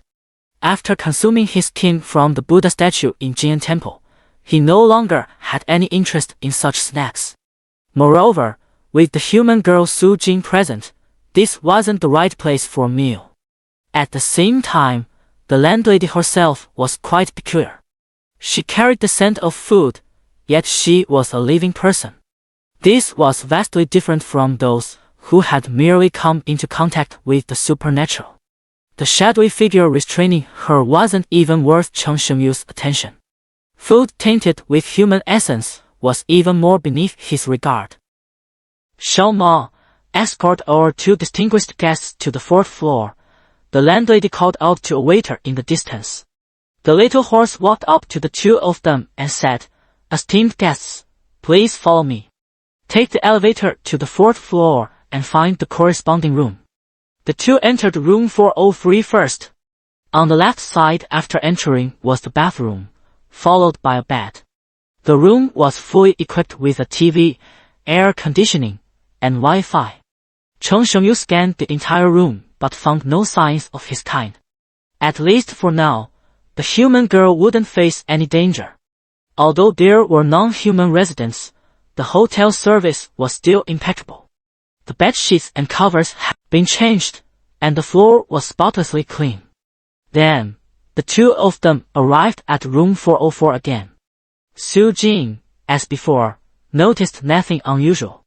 But Chung Sheng-yu, visiting neighbors is a very common occurrence here. Chung Sheng-yu and his companion had no idea what the landlady was thinking. They stepped outside the hotel, wandering aimlessly around like a couple on vacation. During this time, Su-jin didn't spot any of her kind, which struck her as odd. Could it be that all the residents of Heavenly Paradise are introverts? But she didn't dwell on it. Having fewer people around had its advantages. This was practically a perfect setup for some alone time. Laughs in JPG. Unlike Su-jin, Chung Sheng-yu encountered quite a few of their kind, which struck him as odd. Why were these anomalies clustering together? That wasn't exactly common. The residents of this underground eerie domain watched the 2 with unnerving friendliness. Yet, none stepped forward to greet them. Of course, if they dared to come up and greet him, Chung Sheng-yu would show them the consequences of a human attempting to slide tackle a Siberian tiger. The residents of the underground eerie domain seemed to be waiting for nightfall. That was when their feast would truly begin. Like Chung Sheng-yu, they also didn't mind delaying their meal time. Chung Sheng-yu and Su-jin wandered outside the Tianshanren Gym for over an hour. As the sun was about to set, Su-jin suggested it was time to head back. Caw, caw. The sound of a crow came from the sky. Its wings were rotting in multiple places, and it was unclear how it managed to stay airborne.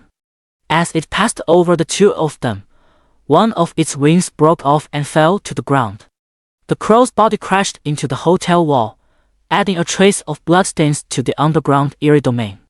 Just as the wing was about to strike Su-jin, Chung Sheng-yu caught it. Leaves! How could there be leaves? Su-jin stared at the decaying wing of the crow in his hand.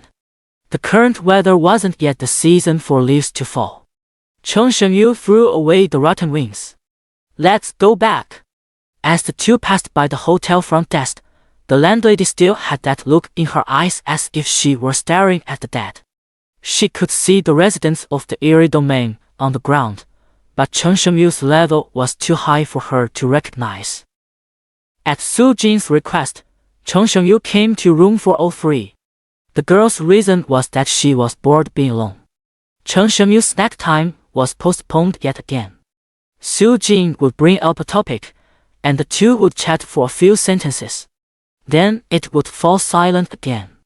After a few rounds of this, the girl stopped trying to initiate conversations. She knew all too well what her own blockhead was like. Though outwardly silent, Su Jing's inner monologue was racing, one moment fantasizing about this, the next daydreaming about that. Externally, this manifested as the girl alternating between smiling and getting angry at Chen Xianyu. Though she tried her best to hide it, Chen Xianyu still noticed. Chen Xianyu sighed repeatedly. It had been less than a month since he became human. How could he possibly handle all this? If it weren't for the sake of food, he would never have chosen to be alone with a human girl. It was just too difficult.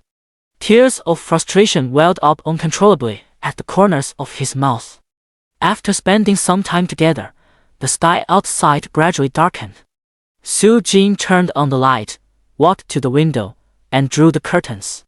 Yu Sheng, it's getting late. Go to bed early, we have to climb the mountain tomorrow. Okay. Chen Xianyu sprang to his feet, relieved that he no longer had to be alone with the human girl. Finally, he could have some snacks. He grabbed the keycard for room 404 and swiftly left room 403, as if a human fleeing from something eerie. Hearing the door close behind him, Su Jing opened her mouth slightly and muttered, "Am I really that scary?" The girl was quite confident about her looks, but Chen Xianyu showed no reaction at all. Acting like I'm going to eat you or something. Su Jing pictured Chen Xianyu's face in her mind as she sat on the edge of the bed, grabbing a pillow and giving it a good squeeze. Eat! Who knows what crossed her mind, but she suddenly lay down on the bed, hugging the pillow and giggling foolishly. Then she tossed the pillow aside in disgust, breaking out in goosebumps. When alone, she often revealed her neurotic side. She opened the door, peeked through the crack, and sighed in relief after confirming Chen Xianyu had left. Chen Xianyu entered room 404 and first confirmed that the snacks were still placed on the ceiling. Then he turned on the light. The human girl reminded him to go to bed early, so he moved his bedtime to 22:30, half an hour earlier than usual. Now, with less than an hour left before bedtime, he decided to have the snacks before sleeping and headed to the bathroom. He turned on the faucet, adjusted the water to a suitable temperature, and washed his hands thoroughly. Wash your hands before meals and after using the toilet. It's time to eat soon, so wash your hands now. Ding, ding, ding. The sudden knock at the door interrupted Chen Xianyu's premier singing. He turned off the faucet, walked to the door, and opened it. The visitor was a man, approximately 40 years old. He was dressed in a maintenance worker's uniform and carried a toolbox in his hand. Hello, sir. I'm the butler from Tianshan Renjian. The faucet in room 404 is broken. Is it convenient to repair it now? It's not broken, Chen Xianyu replied indifferently. He had just washed his hands and knew very well whether it was broken or not. Oh, my apologies then. I must have made a mistake, the maintenance worker said with a professional smile, giving a slight bow before closing the door. After the door blocked the view between the inside and outside of the room, his smile did not fade. Instead, it became eerie. Or rather, it shouldn't be referred to as he, but as it. After the door closed, the original position of room 404's door was replaced by a solid wall. If one were to look down the corridor at this moment, the fourth floor of Tianshan Renjian appeared extremely disjointed. Between rooms 403 and 405, one room was missing, with only a wall connecting the two. Since Chen Xianyu was using human vision, and the wall appeared only after the door closed, he didn't realize that room 404 was now inescapable. While he was talking to the maintenance worker, the resident hiding in the ceiling wasn't idle either.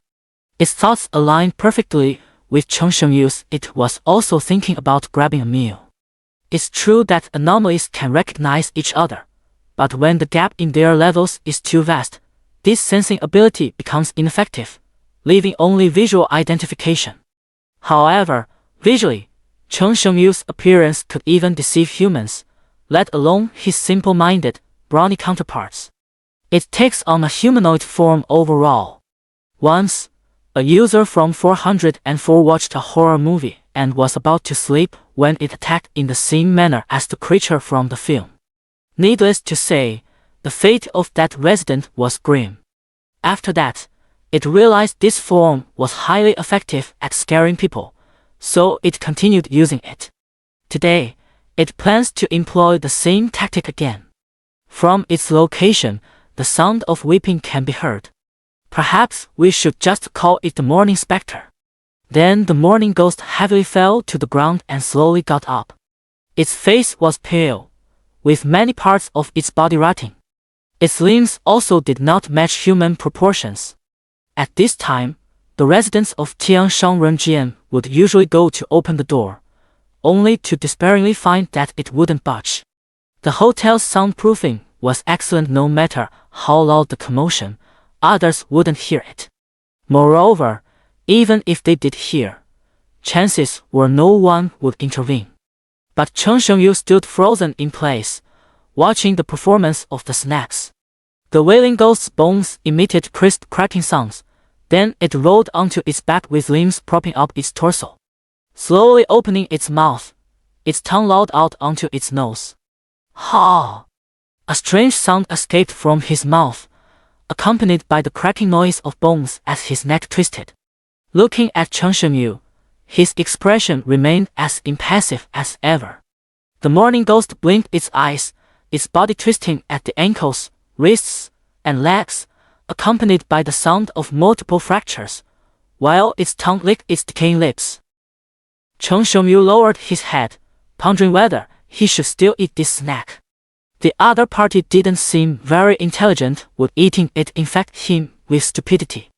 If it were a true supernatural entity, such thoughts wouldn't occur, as they devour anything. But after merging with human memories, he had begun to develop picky eating habits. The morning ghost laid its cards on the table. It stopped pretending. With a backflip, it sprang up and charged at Cheng Shengyu. The scene it had envisioned, where the human would flee only to find the door locked, never materialized. Cheng Shengyu was one step faster, grabbing its neck first and lifting it into the air. The morning ghost couldn't believe it had actually been subdued by a human. How could this? Countless black threads emerged from his palm, piercing the morning ghost's skin and entering its body. This snack before him was also mixed with impurities.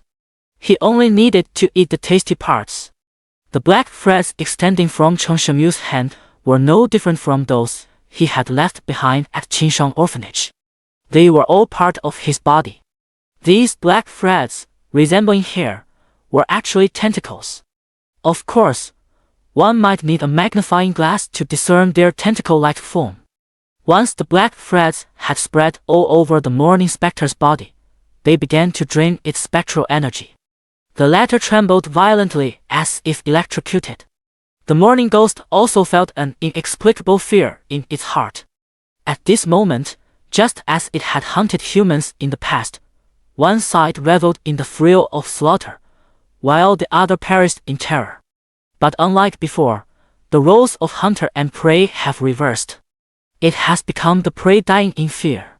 The morning ghost hung its head low, limbs dangling limply. It had already lost all signs of life. Cheng Shengyu withdrew his tentacle, and its corpse fell to the ground. The foul smell from his palm made him frown. He hurried to the bathroom to wash his hands, and after finishing, he shook off the water and looked at the wall. Just a wall apart, over there was Su Jing. Because he was using human vision, he couldn't see through the wall to observe the girl's situation. But considering the hotel was too eerie, he decided to activate his X-ray vision to take a look. Seeing Su Jing looking at her phone in the room, he turned off his X-ray vision. At that moment, something unusual happened again. The phone beside the desk rang. It was a landline specifically used to contact hotel staff.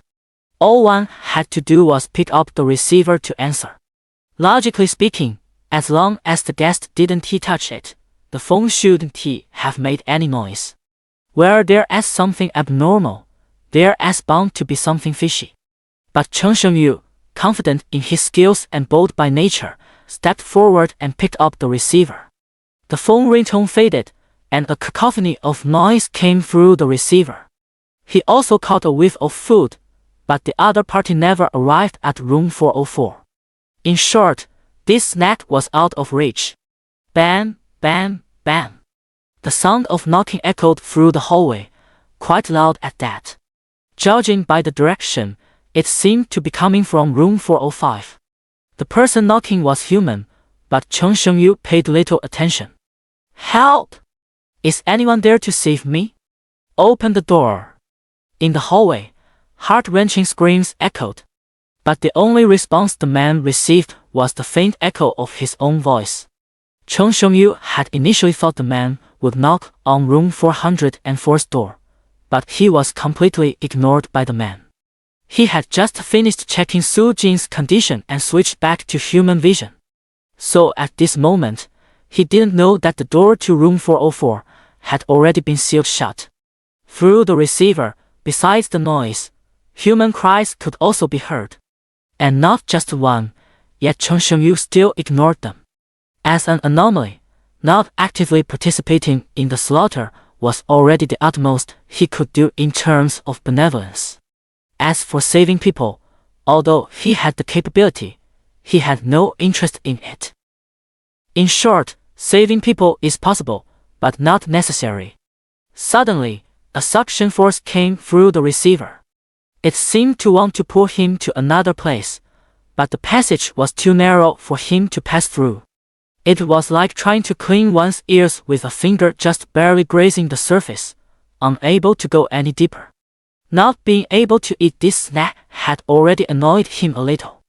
The snack's earlier behavior was undoubtedly adding fuel to the fire. He lifted the landline phone and slammed it heavily to the ground. Unfortunately, it happened to hit the morning ghost. Although the phone shattered into 4 pieces, the chaotic noise persisted. Moreover, the sound grew louder and louder enough to drive any normal person insane. The noise was actually one of the ghost call's methods of attack. But for Cheng Shengyu, it was utterly useless. Outside the door, there was a new disturbance. From the direction of room 405, a faint sound of a chainsaw could be heard, growing louder as time passed. The man banging on the door for help originally intended to knock on room 403, but upon hearing the noise, he fled in panic. The eerie phone call intensified with static. It already knew that room 404 had a new resident.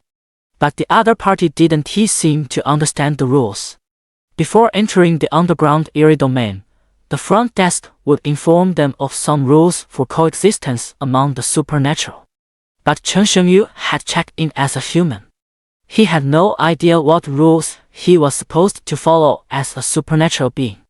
Of course, even if he had known, he probably wouldn't have cared.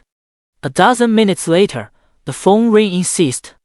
The eerie call no longer troubled the new resident of room 404. Then, the phone rang in room 403.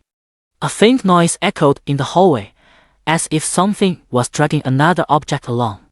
Cheng Shengyu kicked the morning ghost and the landline phone into a corner, ready to turn off the lights and sleep, when a sudden sense of dread gripped his heart. He subconsciously activated his X-ray vision and looked toward room 403. At that very moment, he happened to see Su Jin disappearing in front of the hotel landline. Turning off the X-ray vision, he hurried to open the door, intending to go and take a look. But the door wouldn't open. He tried conventional methods like smashing it with a chair and kicking it, but nothing worked. With a fragile human body, it was clearly impossible to break the door down. Protecting Su Jin's safety was what he considered part of the deal. Moreover, to enjoy the feast at Jing'an Temple later, he still needed the girl to deal with other humans. Humans have their limits, so he decided to stop being human. Well, Chen Shengyu wasn't human to begin with. His right hand gripped the door lock tightly, and the iron security door deformed like a block of tofu under his grasp. Although he had temporarily abandoned being human, revealing his true form outright would likely frighten Su Jing. He roughly yanked open the door, only to find that where the door should have been was now a solid wall. Chen Shengyu took a deep breath. It wasn't that he didn't want to keep a low profile, his abilities simply wouldn't allow it. Raising both fists, he delivered 2 powerful blows muda, and the wall crumbled. In the corridor, a trail of blood stretched along the floor, leading to a room at the back. Without a doubt, it belonged to the man who had cried for help earlier. Following the trail of blood might lead to some snacks. But at this moment, Chen Shengyu had no appetite for food. Using the same method, he broke into room 403 and walked up to the landline phone. The chaotic noise was still there. Yet, he still couldn't get through this channel. Sometimes, being too strong is also a burden. He tried sending out a hand, it worked, but the next moment, he lost contact with it.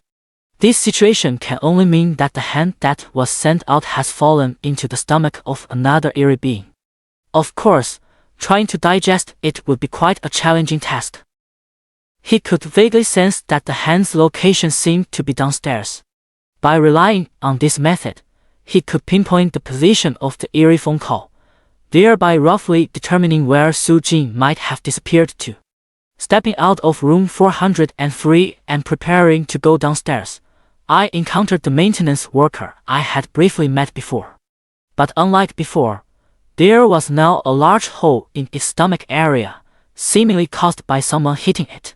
Broken, needs repair. Holding a wrench and pliers, it charged toward Chen Shengyu. In the heavenly realm, it was responsible for fixing pipes. In the underground eerie domain, it was responsible for fixing clients. As for the customer's repair method, it's quite similar to fixing a water pipe first. It roughly disassembles to inspect, identifies the broken part, and then reassembles all the components. It's just that, for some reason, those it repairs first scream in terror and then fall silent. First, let's rule out the correct answer. These people died. After all, when it fixes water pipes, it always succeeds. Chen Shengyu glanced at the repairman. Although the opportunity was handed to him on a silver platter, he had no appetite for it. At the moment, the most important thing was to find Su Jing. He threw a punch at the repairman's chest, then left the 4th floor without looking back. The moment his fist made contact with the latter's chest, the acceleration the latter had built up over dozens of meters vanished instantly. Then came a series of cracking sounds as the bones in the maintenance worker's chest shattered one by one. Finally, it was sent flying over 10 meters away. The arrogance it showed when charging at Chen Shengyu was matched only by the humiliation of being knocked back. It collapsed to the ground, convulsing a few times before struggling to stand up. Its eerie vitality was far stronger than that of ordinary creatures.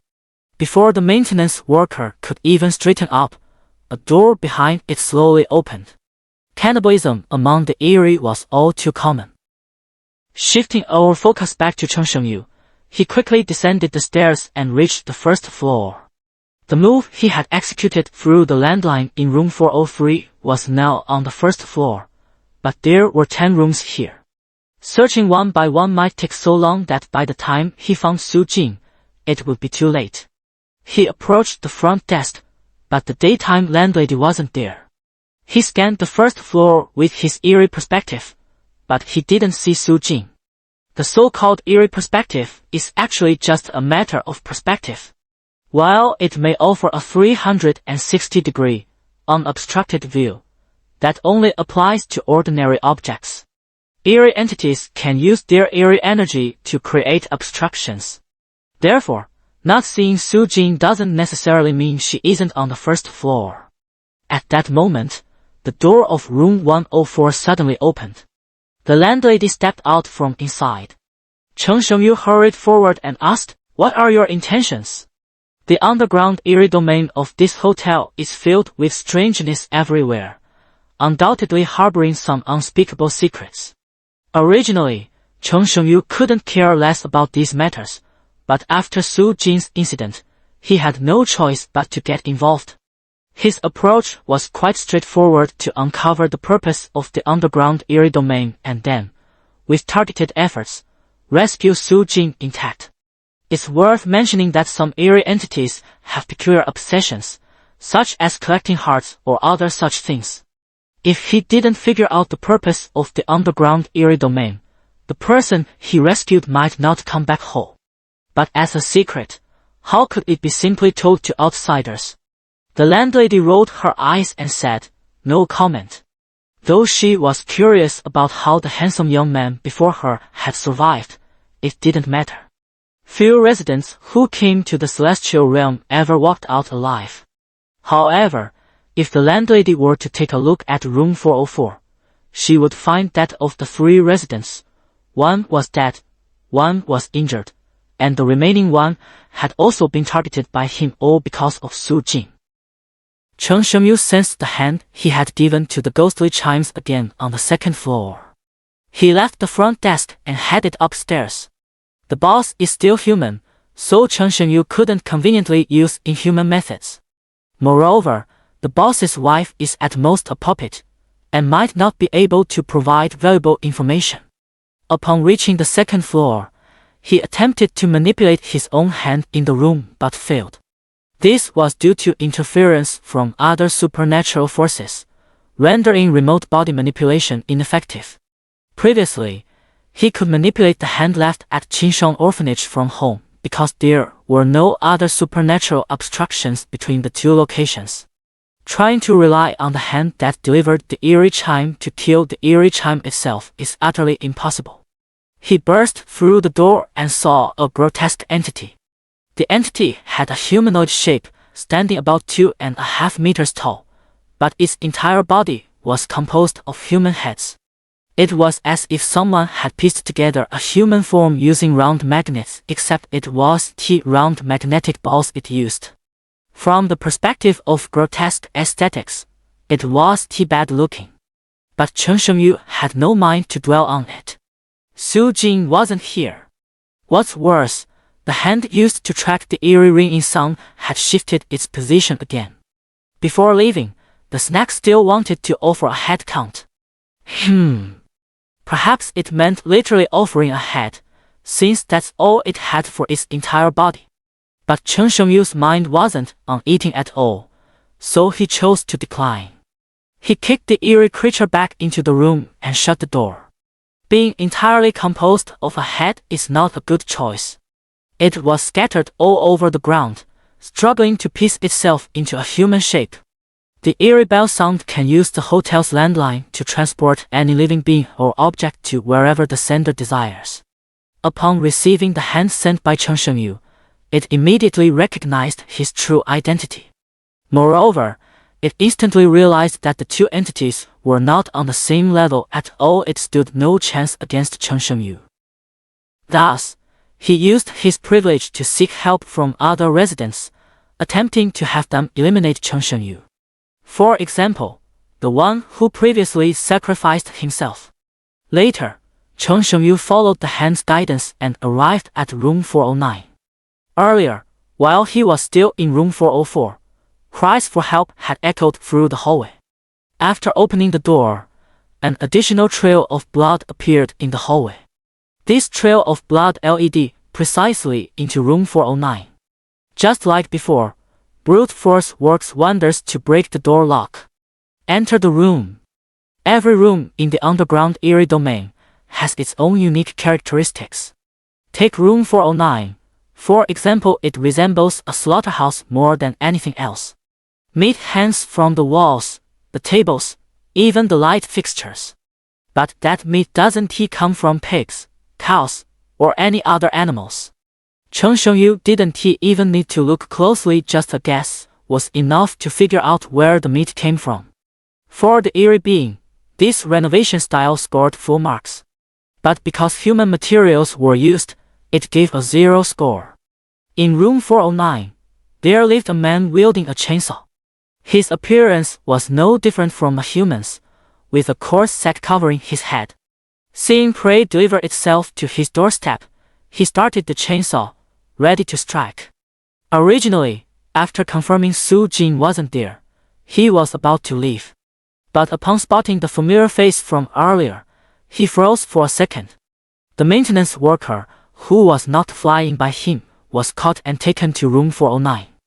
In that very second, the resident of room 409 approached Cheng Shengyu. And then, there was no more than.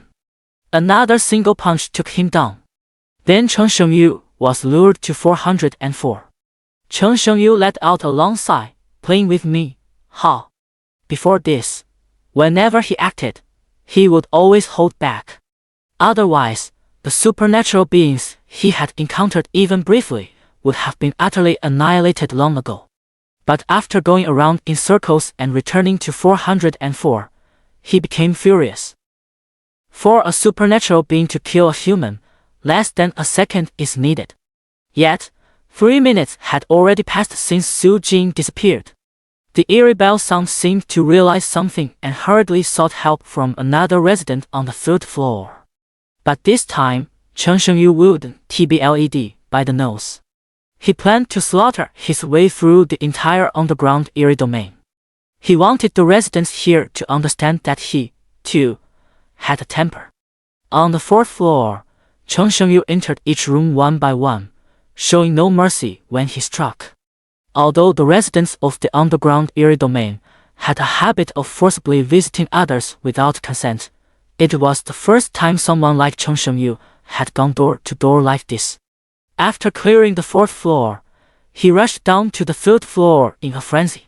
In reality, he was still holding himself back. If he truly went berserk, he could even dismantle the underground eerie domain. But if Su Jin was still alive, demolishing the building could cost the girl her life. Upon reaching the 3rd floor, he continued clearing room by room. However, unlike the 4th floor, an unexpected situation arose in room 304. Just as he was about to force the lock open, the door of room 304 suddenly swung open. This caught Cheng Shengyu completely off guard. The resident of room 304 was named Feng Ling. He was a man with remarkably strong intuition, which had helped him evade danger multiple times. A few days ago, he had a persistent feeling of being watched by something ominous, and he sensed that death was imminent within the next couple of days. Driven by his intuition, he came to the vicinity of Jing'an Temple and checked into the Heaven on Earth Hotel. The eerie sensation of being stalked by something sinister vanished inside the hotel. Yet, the hotel itself seemed to harbor its own dangers. Previously, no matter what sounds came from the hallway, he never dared to open the door. But when Cheng Shengyu approached, he took the initiative to open it. As it turned out, he made a rather wise decision. Had he witnessed Cheng Shengyu crushing the door lock barehanded, the latter might have considered silencing him for good. Countless people in the world have died at the hands of the supernatural, and Cheng Shengyu could easily have pinned Feng Ling's death on the hotel. Come in quickly, let me tell you, this hotel is definitely not normal. Feng Ling grabbed Cheng Shengyu, trying to pull him into the room, but failed. Cheng Shengyu turned off his external device and entered room 304. Feng Ling immediately closed the door and leaned against it with her body. My intuition is very accurate. You have to believe me. This hotel has something unclean. Cheng Shengyu tilted his head. I know, and I'm actually one of them. The so-called unclean thing is just an anomaly, isn't it? He looked toward the bathroom and noticed the eerie residence of room 304 on the floor. For example, this bathroom feels very dangerous to me. Feng Ling pointed at the restroom. Ordinary people cannot see incorporeal anomalies, and even if they have a physical form, human senses may be distorted. For instance, the delivery anomaly appears as a normal delivery person to regular people. Feng Ling's ability to perceive incorporeal anomalies clearly indicates something special about her. But Chen Shengyu wasn't interested in this. What he needed to do was find Su Jing. Along the way, he would slaughter his way through the underground Eerie domain to see if he could force the mastermind behind it all to show themselves, then negotiate with them. I need to use the bathroom. Chen Shengyu reached for the doorknob. Why won't you believe me? I'm telling the truth, there's something unclean in that bathroom. Feng Ling grabbed his arm. Chen Shengyu was pressed for time and had a heavy task ahead. He found this human in front of him quite annoying. Feng Ling suddenly let go. Don't say I didn't warn you. His intuition told him that not letting go would be dangerous. In the underground Eerie domain, there were hardly any supernatural beings that could match Chen Shengyu. In less than 5 seconds, he emerged. Then, to Feng Ling's astonishment, the sense of danger in the bathroom had vanished. Don't go out. Wait until tomorrow to leave this place. After giving his instructions, Chen Shengyu prepared to leave. Stay here and don't move, I'm going to kill a few supernatural beings. Sigh. Bro, what's your name? After leaving his name, he headed straight to room 305. Feng Ling paced back and forth in the room. His intuition told him that the bathroom in room 304 was the safest place at the moment. How this is really strange. He couldn't make sense of it no matter how hard he thought. And so, Chen Shengyu fought his way up to the second floor, where the landlady appeared and stopped him. Sir, please stop. Phew! Chen Shengyu was visibly displeased. In this eerie world, strength reigned supreme. With his status, suppressing these small fries should have been more than enough. Yet, to his utter disbelief, they still dared to lay hands on Su Jing. Before you arrived, we hadn't seen through your identity, which led to a misunderstanding, the proprietress said cautiously. The case was solved. The human he impersonated was so convincing that none of the other anomalies recognized him. If Chen Shengyu had revealed his strength from the beginning, he would have received the highest level of treatment, whether in the heavens or the underworld. Your dependent, the girl in room 403, is not in any danger, the proprietress continued to explain. As for our purpose, aside from what cannot be spoken, I can tell you everything. Hearing that Su Jing was not in danger, he lost interest in the subsequent matters. However, the next words from the proprietress contained a key phrase that made him choose to listen further. You once asked about our purpose. Actually, we are working for Jing'an Temple. This key phrase was Jing'an Temple. When he had chased them to the first floor earlier, he had asked the proprietress about their purpose and received a refusal to answer. Now, it seemed they had confessed without being pressed. We are helping Jing'an Temple steal people. Steal people? This term was something Chen Shengyu couldn't comprehend. Jing'an Temple needs sacrifices, but if too many people die in one place within a short time, it will attract human attention. Chen Shengyu tilted his head. Hearing the word human come from someone's mouth was rather peculiar. The Jing'an Temple lures prey to come, and we split the profits 50-50. Chen Shengyu summarized that, essentially, the Jing'an Temple needed prey as sacrifices to accomplish something. But the required quantity was simply too large. If too many people disappeared at the Jing'an Temple, it would be noticed by humans. So the underground Eerie domain took on a portion of the task. Sacrifices? For what purpose? Chen Shengyu asked. The proprietress opened her mouth, but the black thread around her neck suddenly tightened the next moment. She clutched her throat, but it was utterly futile. A few seconds later, everything returned to normal. Sir, this cannot be spoken of. Ignoring the proprietress, Chen Shengyu remained expressionless. In truth, if he were a normal person, his expression would have turned extremely grave. Pure anomaly, originating from the dark space. Just like him. The so-called Eerie Resurgence is actually dark space creatures hunting. Considering the sacrificial offerings at JUNKE Temple, there's likely a genuine eerie being on the mountain. When it comes to eerie beings created by the proximity of dark space to the material world, he can take on 10 at once. But for eerie beings from dark space itself, he needs to stay vigilant. At his peak, his combat prowess could rival that of an evil god. But after Rebirth, his strength has significantly diminished, and he might not be able to defeat the evil god's minions. Of course, there's no need to worry about encountering the evil god itself. The more powerful the anomaly, the longer it takes for it to travel from the dark space to the material world. In this regard, Chongshengyu is an exception. Entities at the level of evil gods will likely arrive in about 4 or 5 years. But by then, humanity will have established assembly lines for anomaly energy equipment and will no longer fear the evil gods.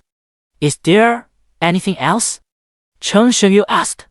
The intelligence before him provided some assistance for the upcoming trip to JUNKE Temple, so he tried to extract more useful information. The authorities have already intervened. They're all extraordinary individuals, the landlady said hastily. I don't know if you are aware of their existence. In fact, he not only knew but had already encountered them. The so-called extraordinary individuals mentioned by the eerie voice were none other than the Supernatural Management Bureau. This organization is currently weak, but in 5 years, it will be able to hold its own against the evil gods. Chongshengyu pointed at the landlady and silently thought, everything about me must not be disclosed in any form. A streak of black energy emanated from his hand, coiling around the boss lady's neck. He placed a restriction on the boss lady, meant to ensure secrecy. The other party couldn't reveal the purpose of the sacrifice. It was the same method.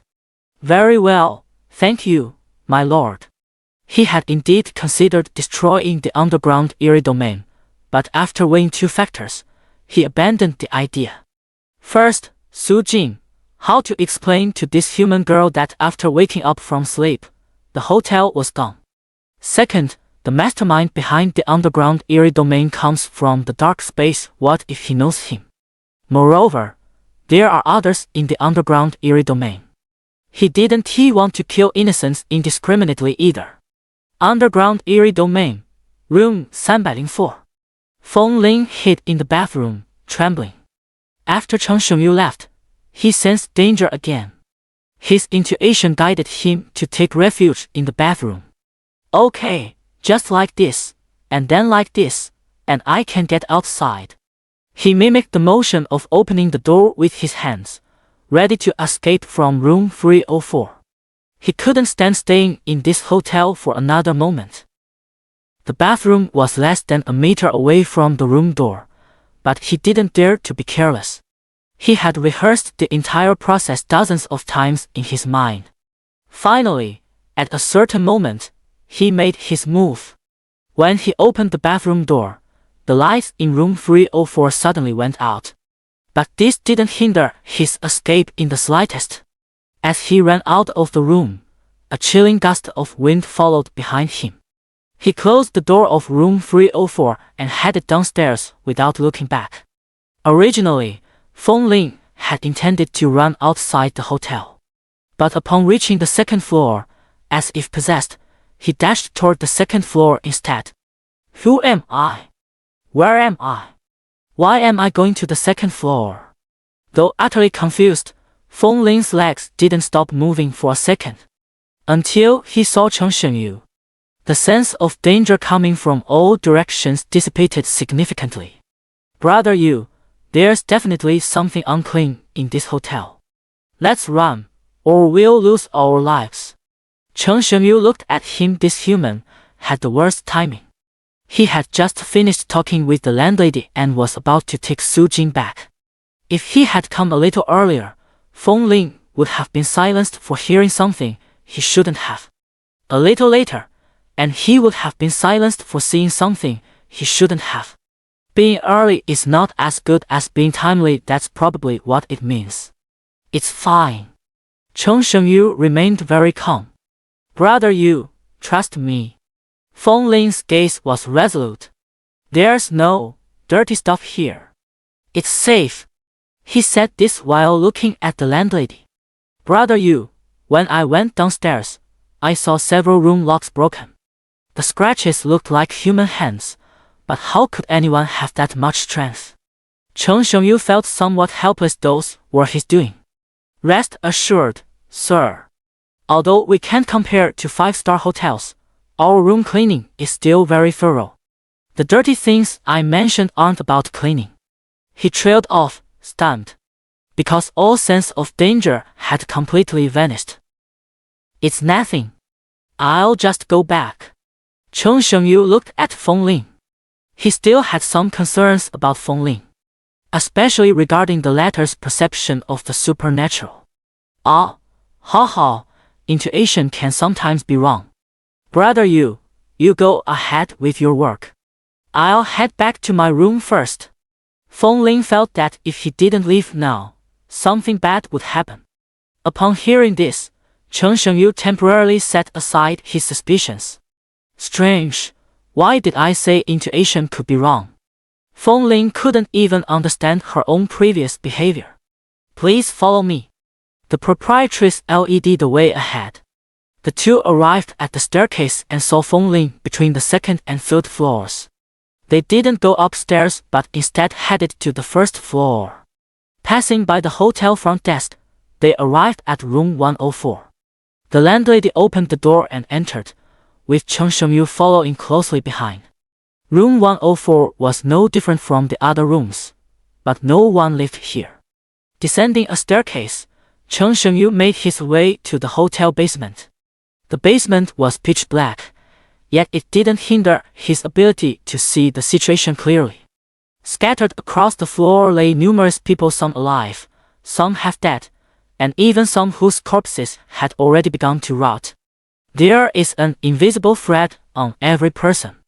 This thread extends from near the ear to the center of the basement.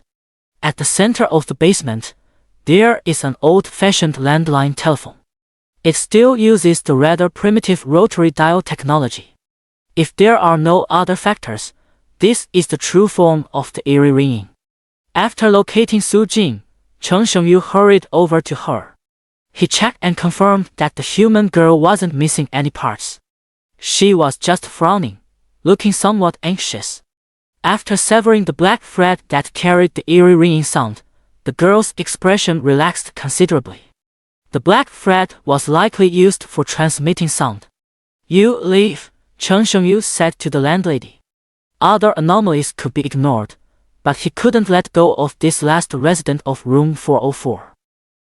After the landlady left, Cheng Shengyu looked at the entity of the eerie phone ring. From it, he sensed an emotion of fear. But the eerie phone ring lacked the ability to flee and could only await judgment. Damn it! What the hell did I do to you? One of the men lying on the ground suddenly began shouting and screaming. This was the eerie phone ring's method of killing, driving people insane in their dreams with endless phone calls, making them reject everything related to telephones. From time to time, others would also swear. These minor incidents were all ignored by Cheng Shengyu. Gently picking up Su Jing, black sludge began to appear on the ground, slowly flowing toward the source of the eerie bell sound.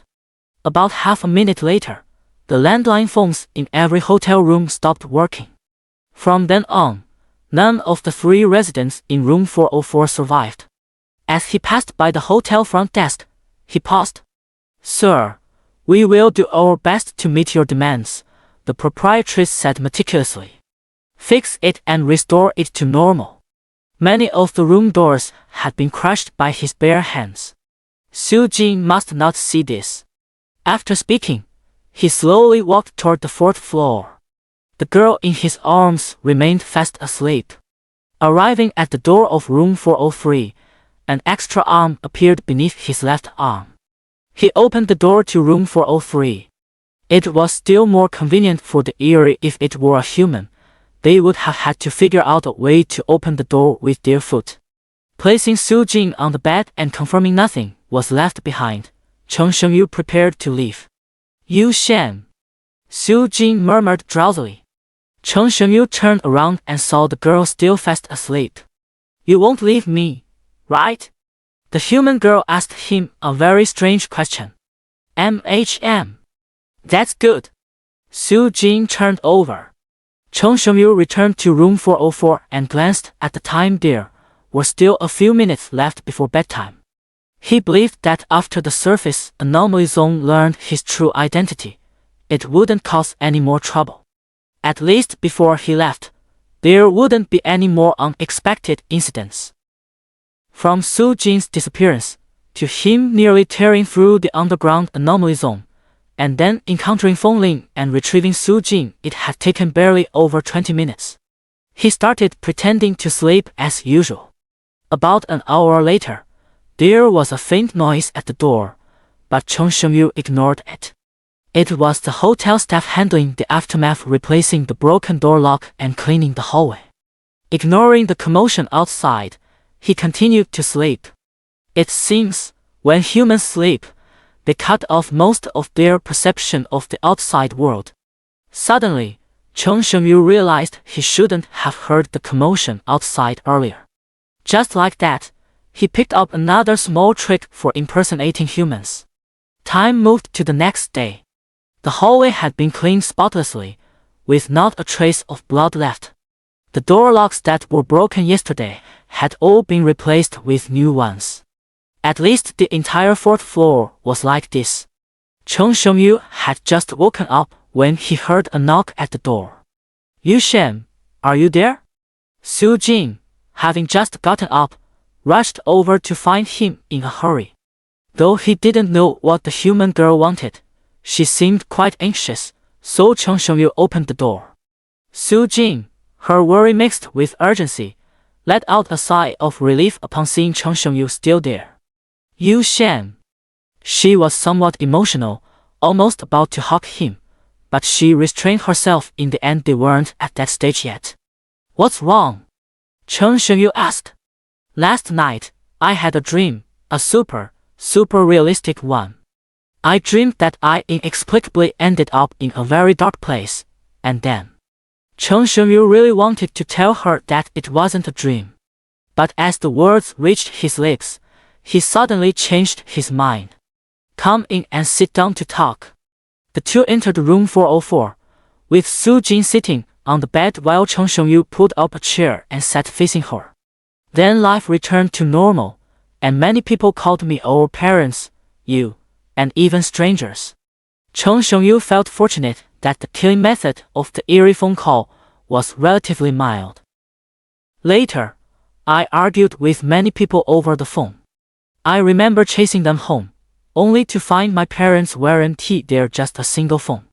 Su Jing chattered endlessly about her dream from last night. Through that phone at home, they said they didn't want me anymore. Her face showed a hint of sadness. Then I went to look for you, and you didn't want me either.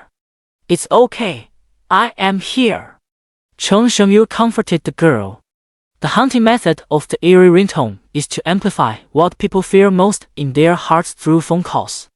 Su Jing was afraid of losing her loved ones, so she fell victim to it. Last night, the passerby who shouted insults was most likely afraid of losing their job. When the eerie bell sound triggers negative emotions in people's dreams, the hunt begins. The supernatural entities exist in the dark space, and they come to the material world to seek food. But what they perceive as food is different from what living beings in the material world consider as food. If their goal were heat, protein, and so on, they could simply target large animals instead of stubbornly confronting intelligent beings. The reason they choose intelligent beings is to devour souls. That is the sustenance they truly seek.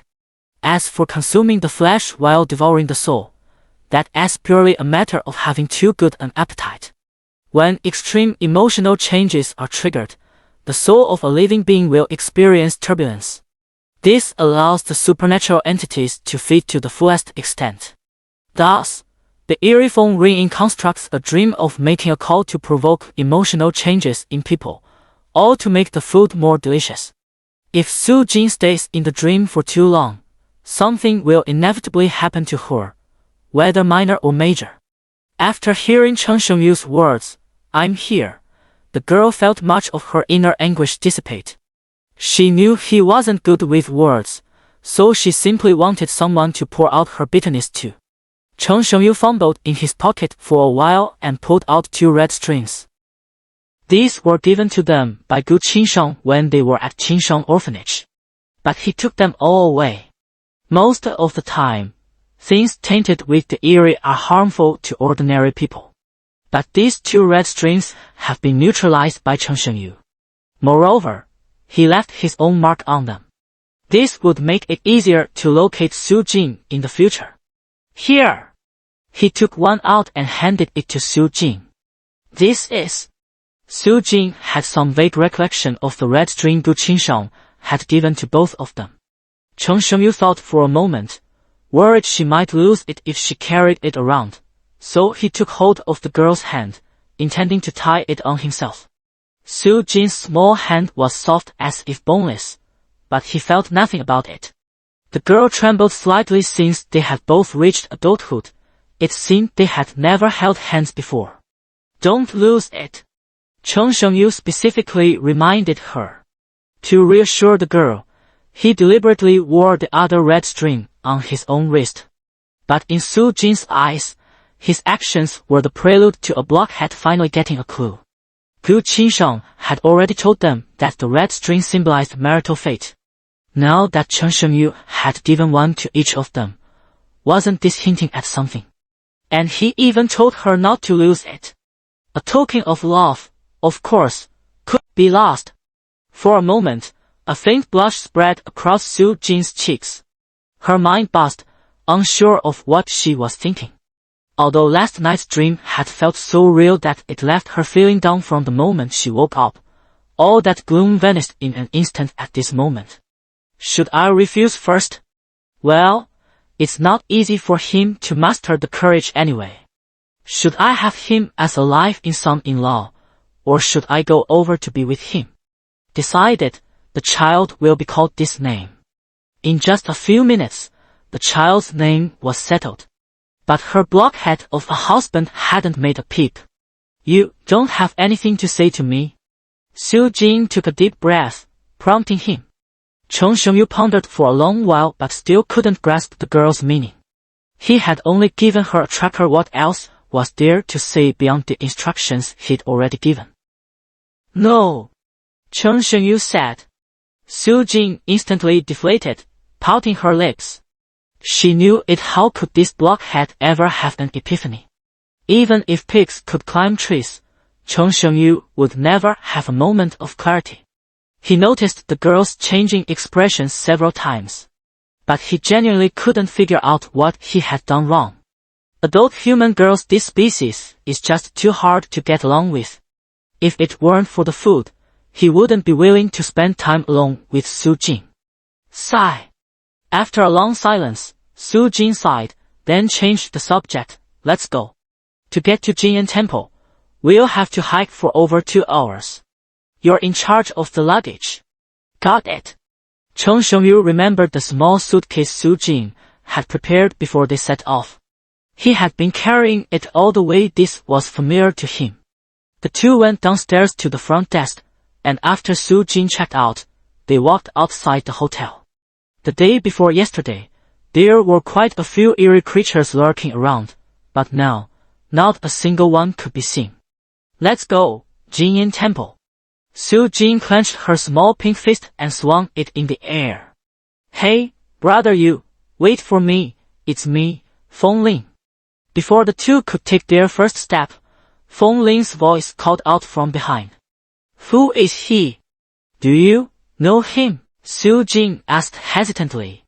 Yeah, I met him yesterday. Su Jin was happy that Cheng Xiangyu had made a friend, but at this moment, wasn't he just a glaring third wheel? Puffing her cheeks, she turned her head away.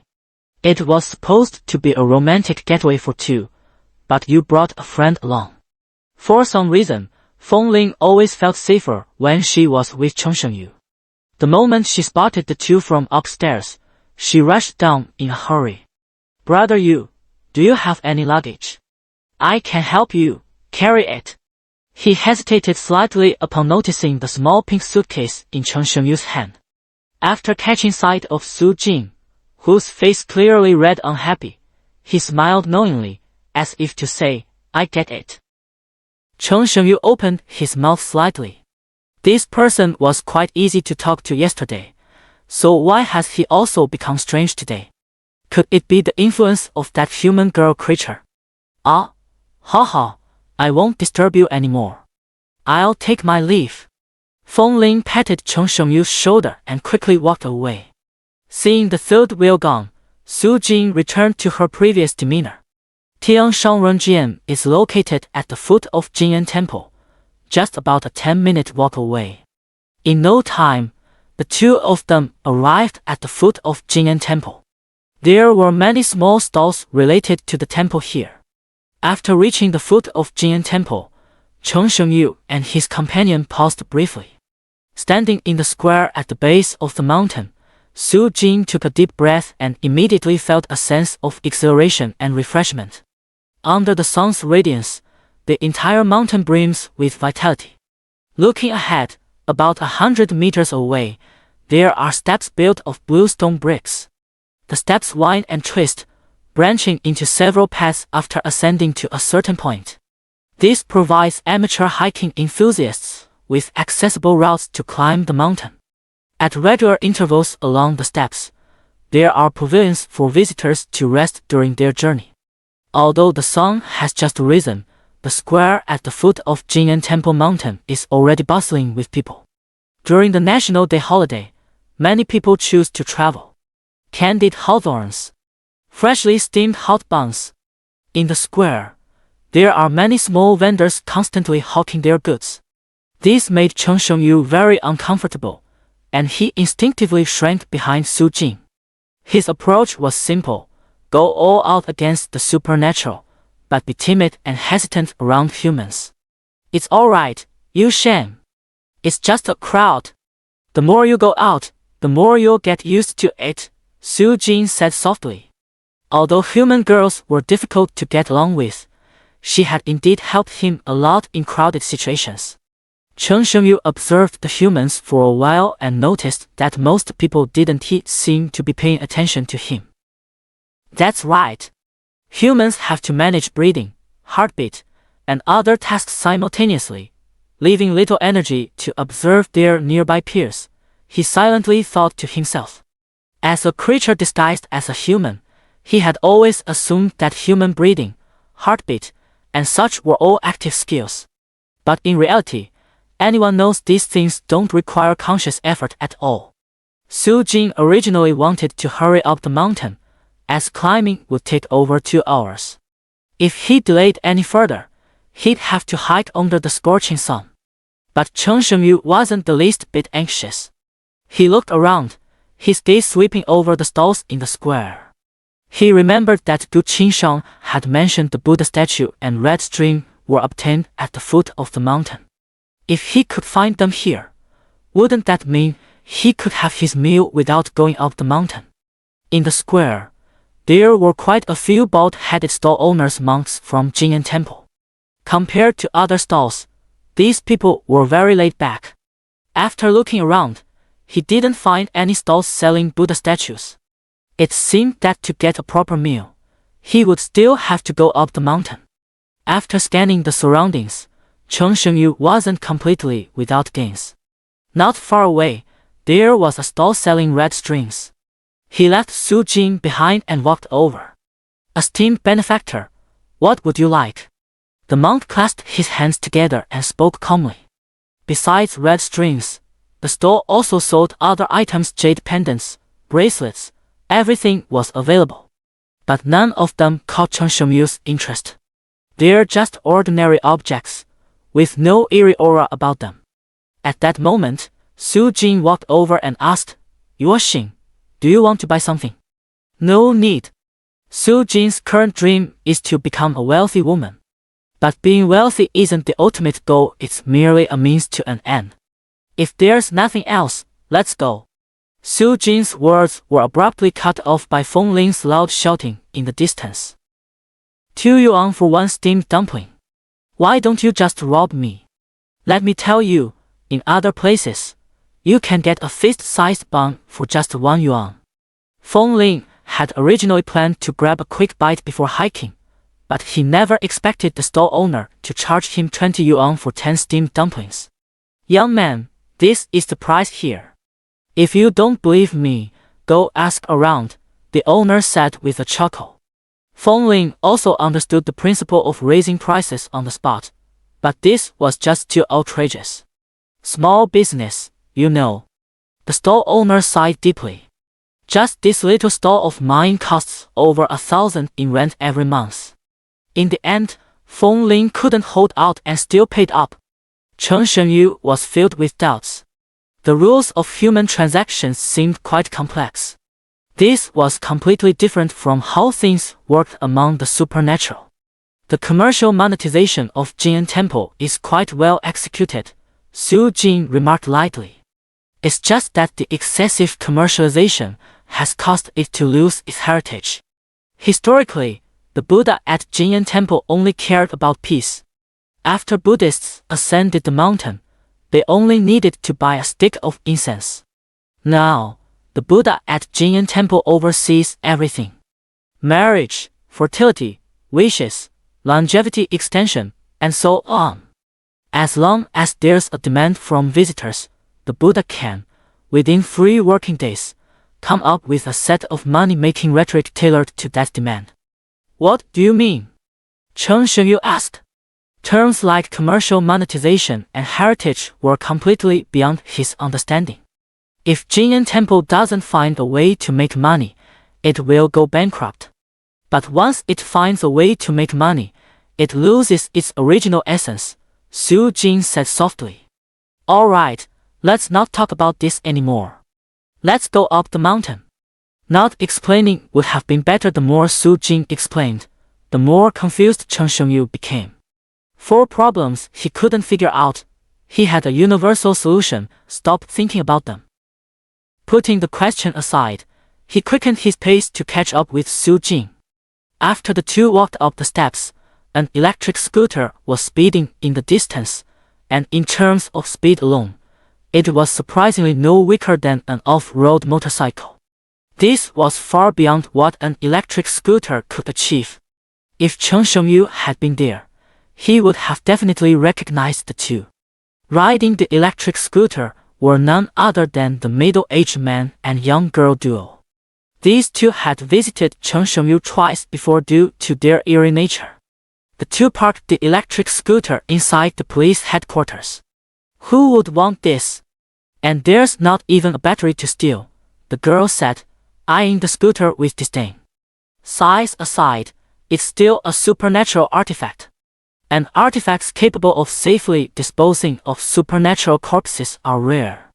For Chen Shenyu, the delivery ghost incident ended once the components of the ghost were removed.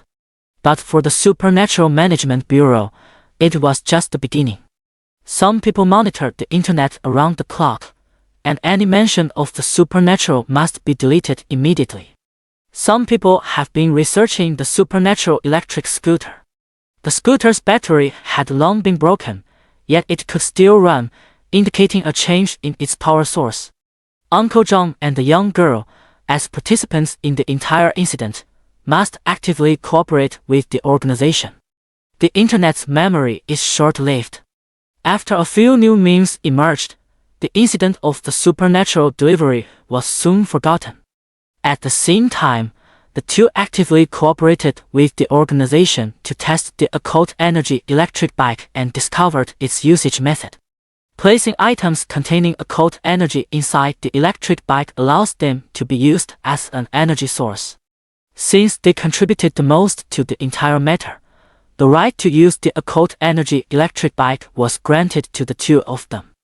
As for coming near Jin'an Temple, it was because many informants had disappeared within the temple. The Supernatural Management Bureau actually has very few people who are truly capable of dealing with the supernatural. However, reports about the supernatural, half true and half false, are everywhere across the internet. Therefore, when a suspected supernatural incident occurs, informants are first sent to investigate. Only after the informants confirm its authenticity will specialists capable of handling the supernatural be assigned to deal with it.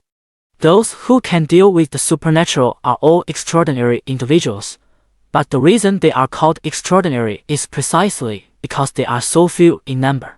These extraordinary individuals are collectively referred to as agents within the Supernatural Management Bureau, meaning professionals who deal with the bizarre. In the blink of an eye, over half an hour had passed, and Chen Shengyu and his companion had already reached the mountainside. Su Jing was ahead, one hand resting on the stone pillar at the edge of the steps, the other wiping the fine sweat from her forehead. Chen Shengyu stood 2 steps below her. She turned sideways to look at Chen Shengyu and asked, "Yuo Xing, are you tired?" Chen Shengyu fell silent for a moment. For an anomaly, this level of physical activity was no different from lying in bed. For humans, climbing a mountain at walking speed for over half an hour in the morning, does that count as tiring? Waiting online, quite urgent. His eyes darted rapidly as he scanned the others around him. Most had beads of sweat on their foreheads. Only then did he realize he'd seemingly forgotten to sweat earlier. After observing the people around him briefly, he concluded that he ought to feel tired. Chen Shengyu looked up and saw a pavilion about 20 or 30 meters above. Pointing to it, he said to Su Jing, "Let's take a break there." Su Jing turned to look in the direction he pointed and replied, "All right." The two arrived at the pavilion. The pavilion, located halfway up the mountain, had an octagonal shape. Except for one side serving as the entrance, the other 7 sides were equipped with benches, covering an area of roughly over 30 square meters. There are also several small stone tables inside. Those who have just arrived sit down to rest. Those who have rested well set off for the mountaintop. The two walked into the pavilion and found a stone table to sit at. Su Jing opened the small suitcase and took out 2 bottles of water. She unscrewed one of them and placed it in front of Chen Shengyu, saying, "Here, Yuo Xing, have some water." "All right." Su Jing's actions proved that girls can also twist open bottle caps. Taking a small sip, Chen Shengyu stared blankly at the girl. Throughout this journey, including earlier at Qinshan Orphanage, the girl had helped him a great deal. The experience at Tianshan Renjian demonstrated that this trip to Jinyan Temple was extremely perilous. All in all, he felt this deal was unfair to Su Jing. Thus, he decided to do something about it. Chen Shengyu reached out and gently placed his hand on the girl's face. Then, he made some small movements. Caught off guard by the sudden touch on her face, Su Jing froze for a moment before hesitantly saying, "Yuo Xing, you." She didn't understand Chen Shengyu's intentions.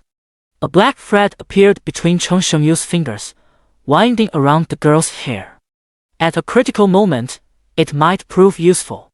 In his view, this was a dangerous move. There was a high probability of being detected by the Supernatural Management Bureau. His complete form remained beyond the detection range of the anomaly energy scanner.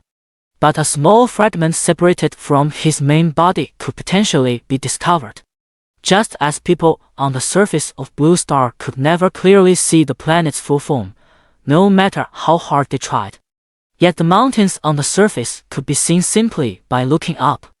Chen Shengyu's true form is equivalent to a planet as long as he wishes to conceal himself. Humans cannot detect him. The scattered fragments of his body are equivalent to the mountain peaks on the planet's surface. If one looks up, they can still be seen. After completing all this, Chen Shengyu quickly withdrew his hand, then instinctively turned his head and muttered, "Nothing." Su Jing grew even more puzzled. What was wrong with her blockhead? Could he be malfunctioning? Before entering the pavilion, Chen Shengyu had already glanced at everyone inside. Then he spotted Feng Ling among them. She seemed somewhat thirsty by the look of it. This gave the monk nearby an opportunity to sell bottled water.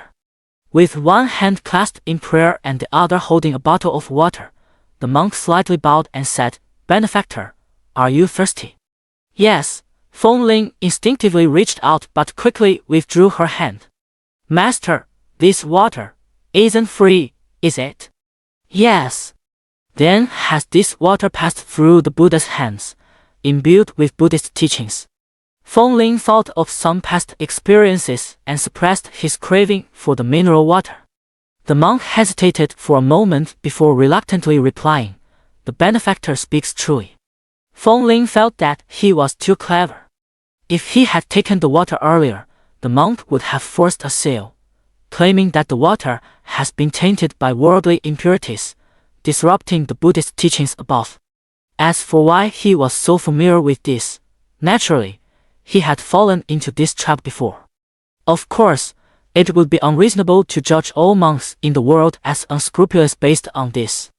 In any group, there are good and bad, and those who have renounced worldly life are no exception.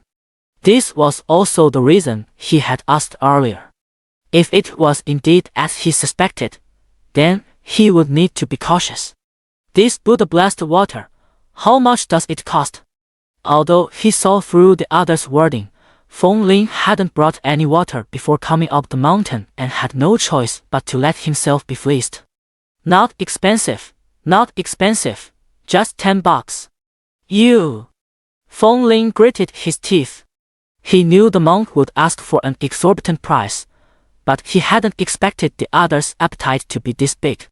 Amitabha, the Buddha's aura upon it is truly priceless. The monk remained exceptionally calm. This wasn't the first time he'd encountered such a situation. "Just see whether you want it or not." Feng Ling gritted his teeth, staring at the other's insincere smile. He desperately wanted to throw a punch but ultimately held back. This trip to Jinyan Temple had been a total loss for him. He'd been played for a fool, had a miserable time, and encountered numerous dangers. If not for his intuition guiding him to avoid perceived threats in life, he would never have come to Jinyan Temple. And if not for coming here, where the previously sensed dangers had vanished, he would have turned around and left without hesitation. In the end, Feng Ling chose to compromise and decided to buy the mineral water imbued with Buddhist energy. But just as he was about to pull out his phone to make the payment, someone next to him handed over a bottle of water. That person was Chen Shengyu. The conversation between the monk and Feng Ling had been overheard by everyone in the pavilion. Some were amused at his expense, while others remained indifferent. Chen Shengyu chose to help, but the reason had nothing to do with Feng Ling.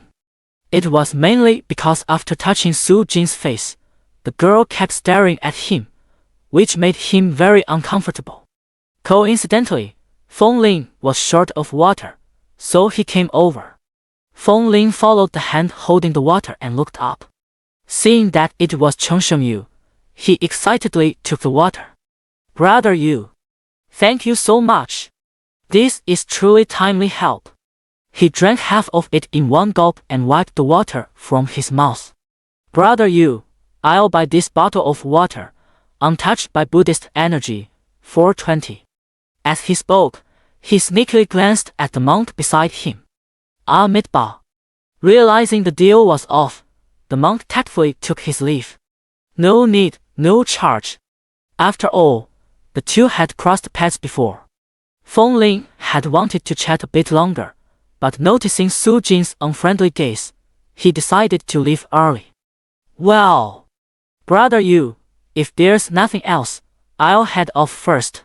See you at the mountaintop later." Chen Shengyu came to find him to avoid Su Jin, only to end up with him running away first. So, he reluctantly returned to the girl. Earlier, Feng Ling glanced at Su Jin before deciding to leave. This action was noticed by him, leading to a conclusion. Human girls are really hard to get along with otherwise. Why would Feng Ling run away? Moreover, from his observation, several boys can gather together, and several girls can gather together too. But when it's one boy and one girl together, there are only 2 people. This further strengthened his aforementioned conclusion. After resting, Cheng Shengyu and his companion also left the pavilion and headed towards the mountaintop. Upon reaching the halfway point of the mountain, the path upward began to branch out, offering several additional routes. Some were relatively steep, while others were more gradual, leaving the choice to the visitors. These matters didn't concern Cheng Shengyu in the slightest. Even if he had to climb up and down the mountain 2 or 3 times, he could do so effortlessly without flushed cheeks, a racing heart, or even a hint of breathlessness. It doesn't matter which path you choose. Literally no heartbeat, no breath. The supernatural inherently has no heartbeat and doesn't need to breathe. Going up and down the mountain was effortless for him, but mimicking human sweat still required some effort. After Su Jin suggested taking a break while standing, he took out a piece of paper, wiped the sweat from his forehead, crumpled it into a ball, and walked toward a nearby trash bin. During this process, the sweat reversed its course from the tissue back into his body. After tossing it into the bin, he glanced around and, seeing that no one had noticed him, returned to Su Jin's side. What Cheng Shengyu wiped away was the actual sweat, but a part of his body. Of course, before wiping, that part had been responsible for disguising itself as sweat. Just like before, he could transform a part of his body into clothing. After Feng Ling left, the 2 didn't stay long in the pavilion. But along the way, they didn't see him. Perhaps they had chosen different paths. But no matter which path, they all eventually led to the mountain summit. Those halfway up the mountain would ultimately gather together. After another hour, Cheng Shengyu and his companion reached the mountaintop. He let out a long breath. Within an hour, he had perfectly mastered sweating. On the path of impersonating a human, he had taken another step forward. At the very top of the mountain, it was not a temple but a commercial district. Some people, after climbing the mountain, would descend the same day. In such cases, they could choose to stay overnight on the mountain. The commercial district in front of Jing'an Temple served exactly this purpose. The entire commercial district stretches out in a straight line, forming a barrier between visitors and Jing'an Temple. The single-story blue brick buildings are spaced widely apart, with the most prominent structure in the center being the ticket office. The shops are set far apart from each other. Through the gaps between them, one can catch glimpses of Jing'an Temple, with the occasional sound of temple bells ringing from within. If you listen carefully, you can also hear the murmurs of scripture recitations mingled with the bell tones. Only after purchasing tickets at the ticket office can visitors proceed to the temple grounds at the rear. In this regard, Jing'an Temple stands out as unconventional, differing from other tourist attractions. Other tourist attractions often have some areas that are free to visit, but as you keep looking, they start charging fees. Of course, most people who climb the mountain for 2 hours to reach the entrance of Jing'an Temple won't be deterred by the ticket price. Those who would be deterred probably wouldn't choose to come here in the first place. Wait here for a bit, I'll go buy the tickets, Su Jin said after spotting the ticket office. The 2 had started their climb early, so the ticket office wasn't too crowded yet. However, the line gradually grew longer as time passed. So, Su Jin decided to strike first and buy the ticket before discussing it further. After Su Jin left, Cheng Shengyu aimlessly observed the humans around him. Suddenly, he spotted a familiar figure in the crowd. He quickly dodged out of sight, but realizing he had left the girl's suitcase behind, he went back to retrieve it.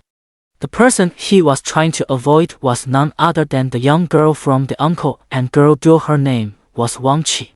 Wang Qi was feeling quite frustrated at the moment. The previous uncle-girl duo had been busy for over half a month dealing with the hair ghost and the takeout ghost, finally getting a chance to rest, only to be forcibly assigned to this trip. According to others from the Supernatural Management Bureau, the situation at Jinyan Temple is quite tricky. So everyone nearby has been urgently transferred here. Later, specialists from the Bureau who specifically deal with supernatural entities will arrive. These people are simply referred to as agents. Just now, she keenly sensed someone watching her. When she looked over, she noticed the person acting suspiciously, carrying a pink suitcase. Wan Qi immediately made a judgment. A criminal with strong counter-surveillance awareness, the kind who could accurately spot plainclothes police in a crowd. The National Day holiday was over, leaving her in a foul mood. Now that she had run into a thief, it was the perfect opportunity to take it out on him. She moved swiftly through the crowd, closing in on Chen Shengyu. "Where did you get that suit, Kahao? It's you." She blocked Chen Shengyu's path, intending to question him about the suitcase, only to realize they had met before. "Hello there." Seeing no way to avoid it, Chen Shengyu could only greet her. "You were acting so suspiciously, I thought you were up to no good. Did you come here alone?" Wan Qi didn't believe that someone as socially awkward as him would travel solo. "There's one more." Chen Shengyu suddenly felt that staying by Su Jin's side was quite nice. At least it spared him most interactions with people. "Oh." Wan Qi nodded. "By the way, this is the third time we've met, and you still don't know my name, do you?" It was quite easy for Wang Qi to find out Chen Shengyu's name. However, since the other party had never asked for hers, she simply introduced herself briefly. Su Jin, holding 2 tickets in her hand, returned to her original spot but found that Chen Shengyu was no longer there. She looked around and finally spotted her blockhead. Then she clenched her fists in anger, crumpling the ticket in her hand. "Fine. I've worked so hard to become a wealthy woman, and you actually." Su Jin, seething with anger, hurried over to Chen Shengyu's side and crossed her arms in front of her chest. "Yu Shen, who is she? Your friend?" As she spoke, the girl sized up Wang Qi. In terms of looks and height, they were evenly matched, but when it came to the size of their chests, she fell short. Wang Qi was stunned for a moment before realizing that the so-called Yu Sheng was actually the character Sheng Xing split into 2 parts and read separately. Working overtime is one thing given the nature of the job. You just have to endure it. But why on earth did I have to be force-fed a mouthful of dog food couple's affection out of nowhere? "Wan Qi," Chen Shengyu answered Su Jin's first question. He had originally intended to say they weren't friends, but the girl interrupted him. "How did you 2 meet? And when?" "Stop." Wan Qi, upon hearing this and recalling Su Jin's earlier tone, seemed to grasp something. "I think there's a misunderstanding here.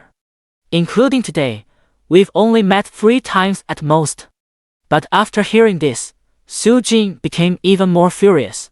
Chen Shengyu might not even meet 3 people in a month.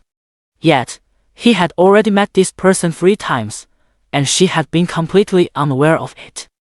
"How did you meet? When did this happen?" Su Jin asked sternly, staring at Chen Shengyu. From childhood, when Su Jin made Chen Shengyu call her big sister, it was clear that she had a strong possessive streak. "It's..." Chen Shengyu wanted to explain, but Wang Qi interrupted him. Both matters involved the supernatural, and the fewer people who knew, the better. I'll go, alright," Wang Qi said helplessly. "We just met on the street and exchanged a few words, that's all." With that, she turned and left. "Yes, at home. We met outside." Considering that describing their previous 2 encounters would require a lengthy explanation, Chen Shengyu simply used 1 sentence to shut down any further questions from the girl. Su Jin watched her retreating figure and suddenly realized how absurd her earlier behavior had been. She slapped her forehead in frustration. With such a stunning beauty like herself standing right in front of him, Chen Shengyu didn't even spare her a glance. How could he possibly flirt with other girls?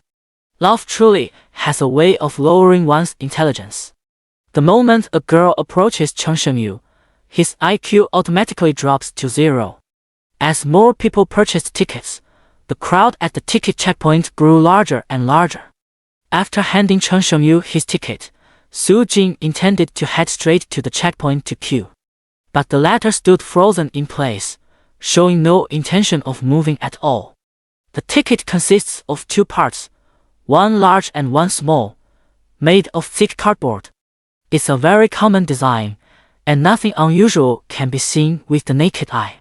However, Cheng Shengyu sensed a faint trace of eerie energy on it. This was somewhat different from the energy left by people who had come into contact with supernatural entities. After confirming that the eerie energy on it wouldn't affect ordinary people, he didn't dwell on the matter. "What's wrong?" Su Jing asked, noticing him standing there motionless. "Nothing, let's go." Just from that brief delay, the line had grown about 5 or 6 meters longer. After joining the queue, the two followed along as it slowly moved forward. While Wang Qi and Cheng Shengyu were chatting, the uncle and girl team, specifically the uncle, also went to buy tickets. Moreover, they managed to get their tickets much earlier than the other two. However, they were ultimately different from ordinary travelers, as they had a mission to complete. They still needed to investigate the perimeter of Jinyan Temple. At times, they split up, and at other times, they gathered to discuss. Occasionally, they even struck up conversations with passers-by. Despite their diligence and seriousness, their efforts were destined to yield no results. No matter how advanced their equipment was, it couldn't compare to Cheng Shengyu's supernatural perception as an anomaly. The traces of supernatural energy on the tickets went completely unnoticed by them. The entire ticket checkpoint is enclosed by iron railings in an S shape. Although the line is long, those at the back can simply turn their heads to see the front. According to Cheng Shengyu's observation, many people held tickets different from theirs. Those individuals used a card with the word VIP printed on it. Those are frequent visitors here. If they get a membership card, they might get 2 free visits out of 10 in a year, Su Jing explained briefly when she noticed him staring at the checkpoint. But after the explanation, the girl was left with a question. How could a place like Jinyan Temple, with its inconvenient transportation, attract so many repeat visitors? Modern people can hardly even think of mountain climbing barring any accidents. They only get to go out for leisure during the 2 major holidays each year. In this situation, the VIP spend 10 get 2 off offer is completely meaningless, as ordinary people can never meet the minimum spending threshold. This was never an important matter to begin with. Seeing the two approaching the ticket checkpoint, Su Jing quickly put the issue out of her mind. What if those who signed up for the card actually enjoy hiking? Moreover, the popularity of Jinyan Temple is also questionable. Logically, hiking should deter many people, but the reality is completely contrary to expectations. The slowly moving line suddenly came to a halt. Everyone turned their gaze toward the front. Patron, there's an issue with your ticket. At the ticket checkpoint stood a monk. He had noticed someone trying to slip through. Just tell me if it's your ticket or not, said the person dressed in all black. This ticket is counterfeit, the monk replied calmly. The monk was confident even if someone could forge currency to the point of being indistinguishable from the real thing, they still couldn't replicate Jinyan Temple's tickets. These tickets employed anti-counterfeiting measures more advanced than those found on paper money. If you don't point out what's wrong, I'm not leaving today. The man in black was quite confident in his ability to forge. The argument at the ticket checkpoint caused considerable dissatisfaction among the tourists behind, especially someone like Su Jing, who was very close to the checkpoint. However, there was one exception: Cheng Shengyu. He watched the quarrel as if it were a play, finding it quite interesting to observe human behavior. In the end, the man in black failed to sneak in. but getting him to buy a ticket was impossible. If the open approach didn't work, he'd resort to covert means. He glanced around and spotted an unguarded grove of trees not far away. From there, it seemed possible to climb over the wall. The man in black appeared to move aimlessly, but his goal was clear. Once inside the grove, he noticed the wall lacked any alarm devices. Just as he prepared to scale it, he spotted a hole in the ground. It seemed many before him had used this hole to sneak in without paying. After the man in black left, the speed at this checkpoint slowed down considerably. The monk checking tickets would occasionally glance into the distance, as if confirming something. When Chen Shengyu and the other person were just 2 steps away from the ticket gate, the monk clasped his hands together, uttered Amitabha, and then turned his back. The person closest to the ticket gate only heard the monk muttering something softly. But Chen Shengyu heard his words clearly. Some stragglers might appear at position 4. Jinyan Temple actually encourages fare evasion, because those who evade fares can reasonably disappear. Poor transportation means the information level is inferior to other places. From the foot of the mountain to the commercial district, there are no surveillance cameras at all, which provides great convenience for disappearances. All those who evade fares will never have the chance to do so again. The monk turned around, and only then did the speed at this ticket checking window return to normal.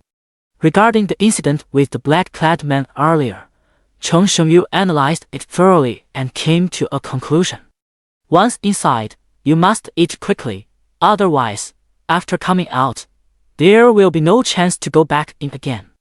The ticket checkpoint is still a bit of a distance from Jinyan Temple, roughly a 3 to 4 minute walk. Along the way, Chen Shengyu noticed that many people in the crowd looked listless. They didn't seem like tourists, but more like they were here to work. Outside the commercial district, the middle-aged man and teenage girl duo met up, deliberately choosing a less crowded spot. No significant findings, but in many places, the anomalous energy detector gave inconclusive results, said Wang Qi. The results from the anomaly detection devices in their hands come in 3 types: no alarm, uncertain alarm, and confirmed alarm. An uncertain alarm indicates that it's unclear whether there are residual anomalies. Most of the time, this is the result detected around the perimeter of Jinyan Temple. My situation is similar to yours, Uncle Zhang said with a grave expression. After reporting it, we'll go in. Chen Shengyu and the other person had already arrived at the entrance of Jinyan Temple. 2 stone lions stand at the entrance, with a 4-meter-high gate. In the center hangs a plaque bearing the 3 large characters Jinyan Temple. At the entrance, many people are taking photos as souvenirs. However, Chen Shengyu's attention is entirely focused on the interior of the temple. After passing through the main gate, the first thing inside the temple is an open space, with marble tiles neatly laid on the ground. Beyond that stands a magnificent and imposing building. What the building looked like or what it was called didn't concern Chen Shengyu in the slightest. The only reason he noticed the place was because he caught the scent of food. The scent emanating from the small Buddha statue at Qingshan Orphanage was exactly the same. The only difference was that back then it was just a tiny piece, whereas now it was a large chunk. Yu Shen, look here. Su Jin gestured as if taking a photo and called out to him. Chen Shengyu turned his head, still somewhat puzzled. He didn't know why Su Jin had called out to him. Coincidentally, the girl captured this moment in a photo. Looking at the picture, she was quite satisfied. Afterward, Su Jin stopped another passerby and asked them to take a group photo of the 2. Only then did they officially enter Jinyan Temple. Inside Jinyan Temple, the crowd dispersed in all directions. Some were in groups, while others were alone or in pairs. Standing at the entrance and looking inside, the most dazzling structure is undoubtedly the Great Buddha Hall. This is a building covering several hundred square meters, standing as tall as 2 or 3 stories. Viewed from afar, it appears very majestic and ancient. Historically, the Great Buddha Hall of Jinyan Temple, not this massive. However, it was only in modern times, after achieving commercialization and securing sufficient funding, that Jinyan Temple underwent renovations, resulting in its current scale. After lingering in the square for a while, Cheng Shengyu and his companion entered the interior of the Great Hero Hall. He immediately pinpointed the location of the food. The other party was just standing right in front of him. The most dazzling feature inside the Great Buddha Hall is undoubtedly the enormous Buddha statue at its center. Of course, it also happens to be the food mentioned by Cheng Shengyu. He stands approximately 2 meters tall, with a solemn and serene face. Seated cross-legged on a lotus throne, his gilded body emits a dazzling golden radiance. This scene, accompanied by the sound of monks chanting scriptures, can indeed cleanse the soul. Of course, that's assuming one can see the true appearance of the Buddha statue. Cheng Shengyu stared intently at the Buddha statue for a long time. But there was simply no way to act. There were too many people around. Moreover, it was highly unlikely he could replicate the trick of leaving a hand behind. This Buddha statue was the true form of the anomaly. If he left a hand behind, who would consume whom was still uncertain. If he tried to gain an advantage only to suffer a greater loss and ended up being beaten back, it would be a case of the biter bit. It might be worth considering sneaking over at night, but it wouldn't make much difference. Being able to take down the opponent and being able to do so silently are two entirely different matters. Any commotion during a fight would draw the attention of the bald humans at Jinyan Temple. So the current situation is this: a massive piece of food is right in front of him, yet he can't take a bite. It's magnificent, isn't it? Su Jin noticed him staring at the Buddha statue for a long time and also turned her gaze toward it, speaking softly. Cheng Shengyu didn't speak, but silently thought to himself, "No, it's delicious." While staring at the Buddha statue, he swallowed a lot of saliva but just couldn't take a bite. Suddenly, a bold idea occurred to him. If he could touch the Buddha statue, maybe he could take a small bite. A small bite probably wouldn't be noticed. Just as he was about to put this idea into action, reality poured cold water on it. "Esteemed visitor, please keep an eye on your child. The Buddha statues in this temple are not to be touched." Just now, a mischievous child touched the Buddha statue and then ran excitedly to his mother. A monk quickly stepped forward to stop him. Around the Buddha statue, there was actually a barrier with clear signs saying no entry for visitors. But it still couldn't stop the mischievous child. What's the big deal? It's just a touch. It's not like it'll break. How stingy. There's a reason why mischievous children are the way they are. I'm made by Buddha. The monk clasped his hands together, slightly bent his waist, lowered his head, and revealed a sinister expression. "Just a bunch of dead men, who won't last 3 days. Let you have your moment of glory. What difference does it make?" After standing up, he resumed a smiling face, answering tourists' questions about the Buddha statues. Su Jin pulled Cheng Shengyu along, looking here and there. They quickly toured the entire Mahavira Hall. Su Jin had planned to leave and explore other areas, but Cheng Shengyu stopped again. He had already given up on the large Buddha statue in the Mahavira Hall. But just now, he had locked onto a smaller Buddha statue. Looking in that direction, one could see Feng Ling and a monk pushing something between them. Leaving Su Jin behind, Cheng Shengyu walked over. Feng Ling was just casually strolling around. When his intuition told him there was something off about the Buddha statue, he was about to leave. But at that moment, a monk approached, insisting on giving him a small Buddha statue. "Benefactor, you have a connection with our Buddha. Please accept this." The monk pushed the statue toward him. Really, no need." Feng Ling took a step back. By now, He had exhausted every excuse he could think of, but the monk simply wouldn't take no for an answer. He could vividly sense the ominous aura emanating from the Buddha statue. Even if he starved to death, died outside, or jumped off Jinyan Temple, he wouldn't take that statue. Master, can't you find another destined person? Feng Ling said helplessly. With so many people around, I don't believe you can't find a second one.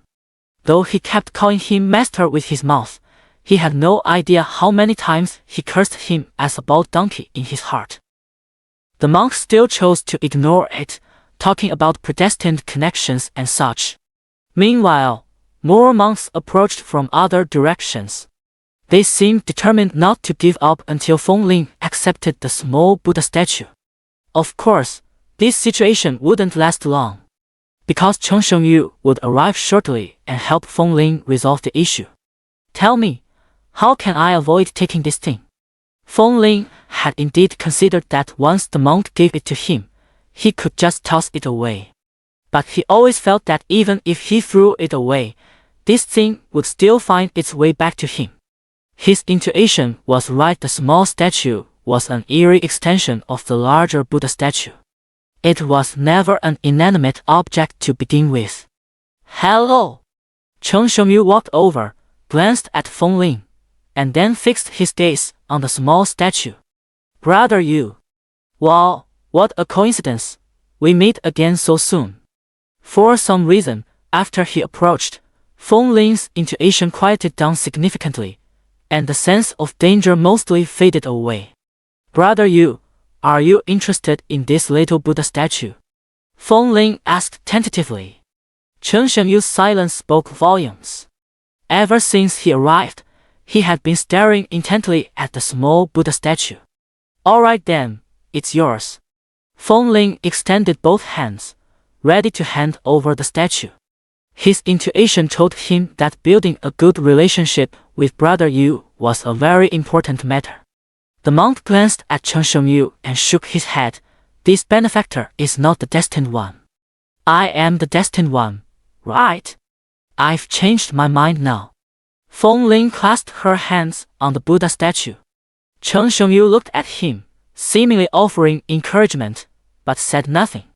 After confirming Chen Shengyu's genuine interest, Feng Ling became highly motivated, looking as if she would seize it by force if necessary. This little Buddha statue has already been tainted by the aura of ordinary mortals. According to past customs, you should sell it to me. But as you said, I am a destined one, so it can be given to me for free. Feng Ling used the same method against the person who employed it, successfully helping Chen Shengyu obtain the provisions. One of the monks rolled up his sleeves, ready to persuade with virtue. But another stopped him, shaking his head and whispering, as long as they dare to stay overnight. After that, all the monks left. Here, Brother Yu, it's yours now. Chen Shengyu took the small Buddha statue. Thank you. Don't mention it, we're like brothers, right? He wanted to chat more with his elder brother, but Su Jing came over. Yuoxing, why are you walking so fast? Su Jing looked at the small Buddha statue in his hand. Is this the one from Qinshan Orphanage?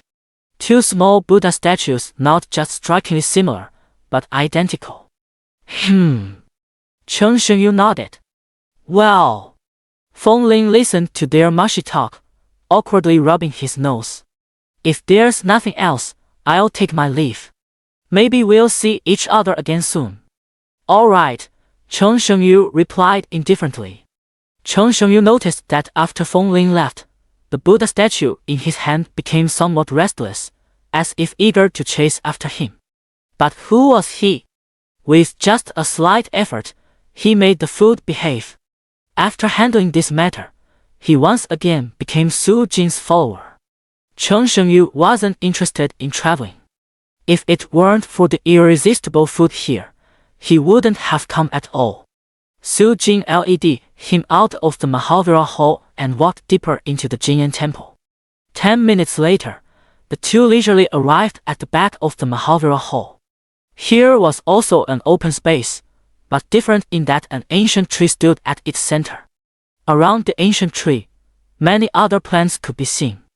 The most striking feature of this area was undoubtedly the ancient tree at its center. It was as tall as a 5-story building, yet the proportion of its trunk was not very large. After rising 4 or 5 meters from the ground, dense branches spread out. The tree crown was like a cloud resting on the earth, blocking much of the sunlight. The tree crown was lush and vibrant with life. But if you looked up from beneath it, you would see many red paper slips. It is said that Jin'an Temple was built precisely because of this ancient tree. Originally, the ancient tree had nothing to do but bask in the sun and photosynthesize each day. But once visitors began making wishes, it was forced into service, becoming a wishing tree. There were quite a few people around the wishing tree. As the two approached, a monk came forward to greet them. Would you two like a wishing tag? Just 5 yuan each. The ancient tree is spiritual, it will help make your wishes come true. Cheng Shengyu ignored the monk, gazing at the wishing tree. In his eyes, the scene was entirely different. What hung from the wishing tree were not wish notes at all, but human souls. Layer upon layer of souls intertwined, forming a sight that was utterly beautiful. At least for the eerie beings, it's a sight well worth admiring. On the treetop, some souls are tattered and broken, while others have just been hung there. Cheng Shengyu looked toward the couple not far beneath the wishing tree. The woman tossed her wishing tag toward the treetop, and just as it was about to fall, a wisp of black energy tied it to the tree. Then a black line extended down from the tree canopy, connecting to the woman's wrist. With this, a transaction was completed between the woman and the eerie wishing tree. Cheng Shengyu shook his head. He didn't know whether this fellow being before him would grant the woman as wish.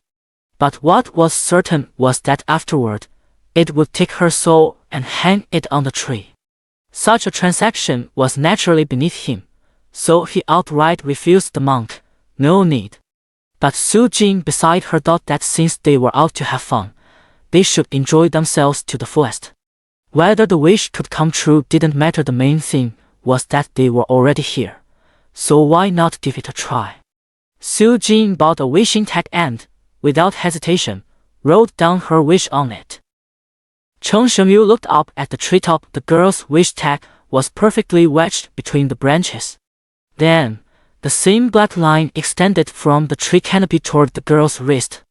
Cheng Shengyu looked at Su Jing and tilted his head.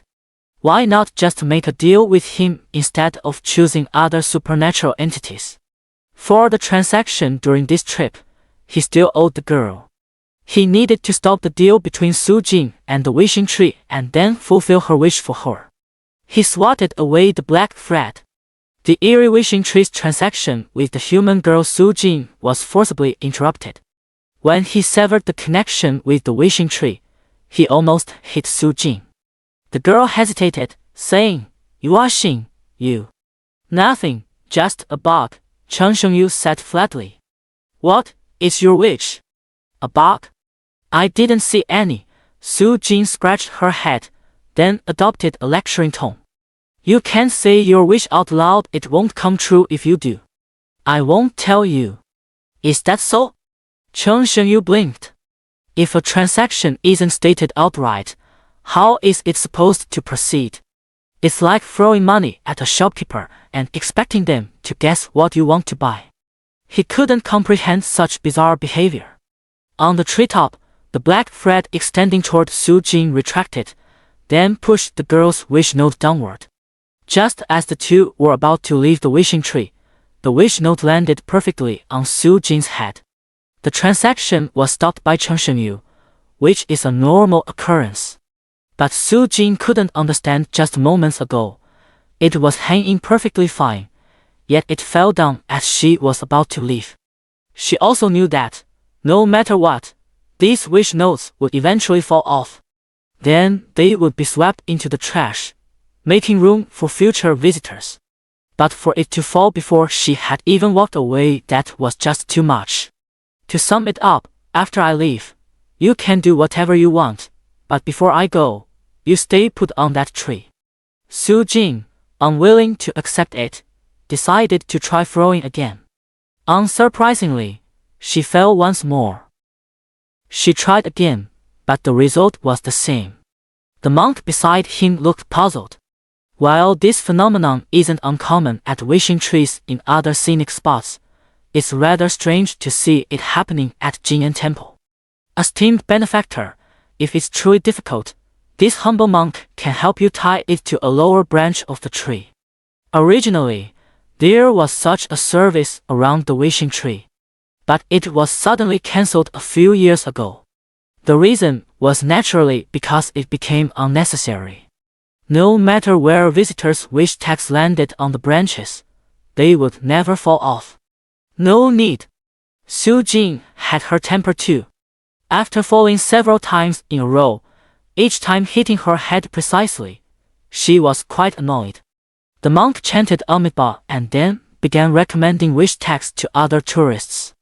After that, Su Jing tried a few more times, but it was still useless. If the eerie wishing tree could speak, it would surely say, "Lady, please stop. The one next to you is beyond my reach." But unfortunately, it couldn't speak. Finally, on Su Jing's sixth attempt, Chen Shengyu couldn't stand watching anymore. He reached out and caught the sticky note just before it landed on the girl's head. At the same time, Su Jing also reached toward her own head. Their hands touched. "To hang it on the tree, right?" Chen Shengyu asked. "It's not absolutely necessary to hang it up, but of course, if it can be hung there, that would be best." Su Jing pondered for a moment before speaking slowly.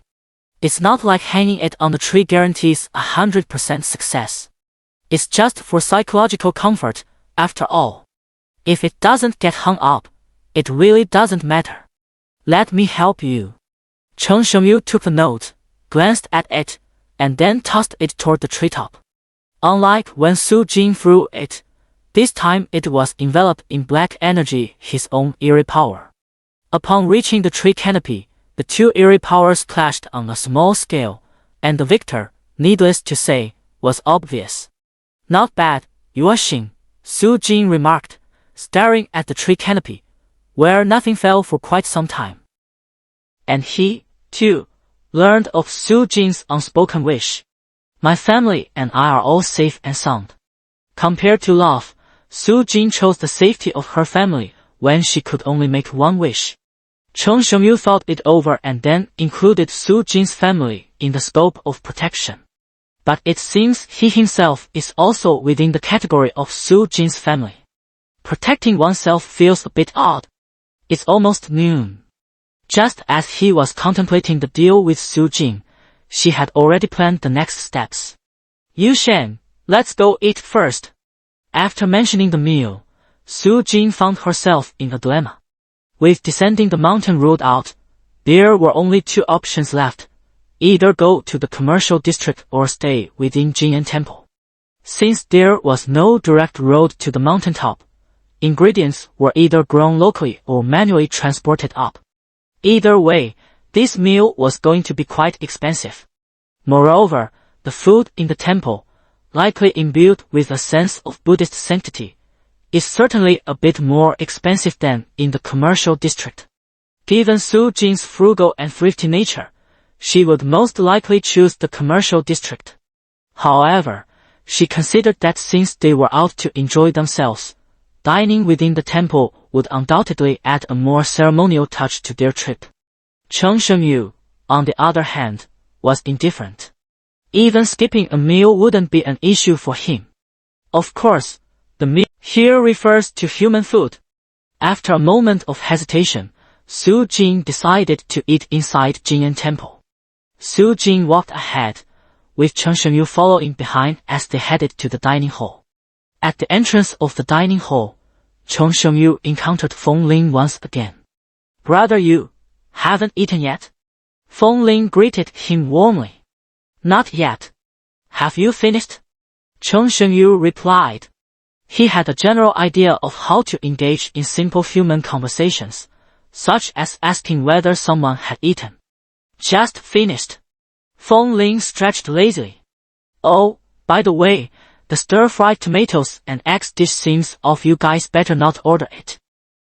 There has always been a significant debate over whether eggs are considered vegetarian or non-vegetarian dishes. Originally, Jinyan Temple classified eggs as non-vegetarian and prohibited them in the vegetarian hall. However, since vegetarian dishes alone couldn't satisfy visitors, eggs were eventually categorized as vegetarian food. Did you feel unwell after eating? Xu Jing asked. No, I didn't eat it at all, Feng Ling replied calmly. I just felt something was off about that dish. Xu Jing was somewhat speechless at his behavior of I reckon this and that. Chen Shengyu would rather not speak if he could help it. But upon hearing Feng Ling's sense that something was wrong, he decided to try eating and see. This guy could vaguely sense the supernatural. Maybe his feeling of unease was due to something eerie. See you at Yanshou Hall later. I'm heading out first. With that, Feng Ling left ahead of them. Chen Shengyu and the other person entered the dining hall. Inside, it wasn't much different from the kind of cafeterias found in schools or companies. The only distinction was that all the staff members were bald. Among the diners, there were also quite a few monks. Xu Jing looked around and noticed many visitors had ordered scrambled eggs with tomatoes. After all, in the monastery, this was the only dish that could somewhat resemble a meat-based one. So many people are eating it, and no one seems to have any issues. Xu Jing muttered under her breath. Queuing up and getting the meal was done in one smooth motion. While getting their food, Chen Shengyu specifically reminded Xu Jing to order the scrambled eggs with tomatoes. He was determined to see if there was truly anything eerie about it. Finding a relatively secluded spot to sit, Chen Shengyu scanned the entire dining hall. Like everywhere else, an eerie aura lingered in the air. But he didn't see any of his kind. The scrambled eggs with tomatoes indeed had the taste that food should have. It's just a pity that human appetites are too small. Otherwise, he could have finished the whole pot by himself. After the meal, Chen Shengyu still felt unsatisfied. Such dishes that cater to both human tastes and the preferences of the supernatural are rare. Of course, this particular meal leaned more towards human tastes. The vegetables were grown by the monks. Chen Shengyu asked the girl for information about Jinyan Temple. Yes, transportation is inconvenient, so they have to be self-sufficient. Since the temple was built, Jinyan Temple has been farming. Where exactly? Chen Shengyu asked urgently. Crops aren't something humans would guard around the clock. I think it's near the longevity hall. Yuaxing, why are you asking about this? Nothing, just curious. Let's go, take a break. We'll continue exploring in the afternoon. Xu Jing stood up first. As before, the two walked one after the other to Yanshou Hall. This building stood out starkly from the rest of the temple. While other structures retained their ancient style, this one was unmistakably a solid two-story building. Arriving at the door, a monk came forward to greet them. Would you two benefactors like to rest? We offer seating on the first floor and private rooms on the second floor, along with special services. Xu Jing's eyes widened in disbelief, thinking even resting required payment. You charge for this too? Obsessed with money much? And what do you mean by special services? This is supposed to be a sacred Buddhist site, for heaven's sake. Is this really appropriate? Special services you won't know until you try. And those who have experienced them are all very satisfied. The old monk smirked faintly as he looked at Chen Shengyu. The monk's behavior sent a chill down Xu Jing's spine. Her blockhead of a husband must not be corrupted, so she hastily refused on Chen Shengyu's behalf. We don't need it. Then, Su Jing grabbed Chen Shengyu's hand and hurriedly entered the longevity hole. It's called the longevity hole, but in reality, it's not much different from a waiting lounge. Of course, whether there's something special elsewhere is another matter entirely. Recalling Feng Ling's earlier words about meeting at the longevity hall after dinner, Chen Shengyu scanned the entire hall but didn't spot Feng Ling. He remembered the special service mentioned by the monk at the entrance. Perhaps Feng Ling had gone to the second floor. After failing to see Feng Ling, Su Jing had the same thought. When Feng Ling arrived at the entrance of Yanshou Hall, the old monk also tried to sell him the special services on the second floor. And then he decided to spend some money to give it a try. At this moment, he was in a private room on the second floor. Oh, we just got to the topic of Hinayana Buddhism. Let's continue. Who am I? Where am I? What am I supposed to do? After listening to the Buddhist teachings for 3 minutes, Feng Ling finally snapped out of it. Turns out, the so-called special service referred to one-on-one Buddhist teachings by a monk. If there were any parts of the scriptures they didn't understand, they could also ask the monk questions. It was not the kind of special service he had imagined. I am guilty. I shouldn't have been so lewd. After experiencing this special service, Feng Ling's heart was cleansed. From now on, he would think twice before engaging in any special services. Master, I'd like to sleep for a while. Could you please leave? Feng Ling was on the verge of tears. If the benefactor has any questions about Hinayana Buddhism, feel free to ask, the monk replied, dodging the actual question. Feng Ling lay on the bed, listening to the Buddhist scriptures, feeling as if he was about to be liberated. He grabbed his hair and said, Master, I'm not interested in Buddhism. How can I get you to leave? Oh, I see. The monk seemed very familiar with this scenario. As long as the benefactor is satisfied with the Buddhist teachings I've shared. Satisfied, I'm very satisfied. Master, your teachings are too profound, Feng Ling interrupted, as if clutching at a lifeline. In fact, he didn't listen to a single word at all. At the same time, Feng Ling also understood why this special service had received such overwhelmingly positive reviews. On the first floor, Chen Shengyu found a corner to sit down, with Su Jing by his side.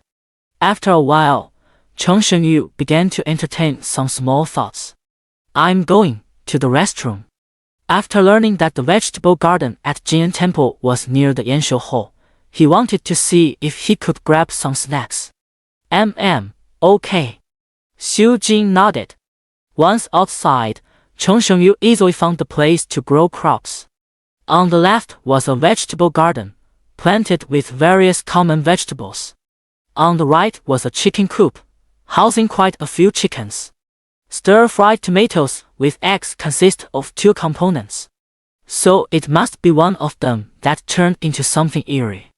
The higher the spiritual intelligence, the more susceptible one is to the influence of the dark space. He chose the Kun dwelling on the right. But whether viewed from afar or up close, there was nothing unusual. Suddenly, something attacked him from behind. He turned, dodged sideways, and then Chen Shengyu caught a tomato mid-air. Looking toward that spot, a tomato seedling was growing exceptionally well. His initial judgment had been wrong. He hadn't expected the issue to lie not with the Kun egg. But no matter which of the two is the anomaly, it doesn't stop Chen Shengyu from eating. Jinyan Temple is indeed a treasure trove, nurturing spiritually attuned plants. Given enough time, it might even be able to resist the resurgence of anomalies.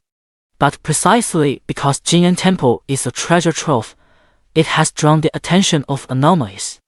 This tomato seedling isn't even enough to fill the gaps between Chen Shengyu's teeth.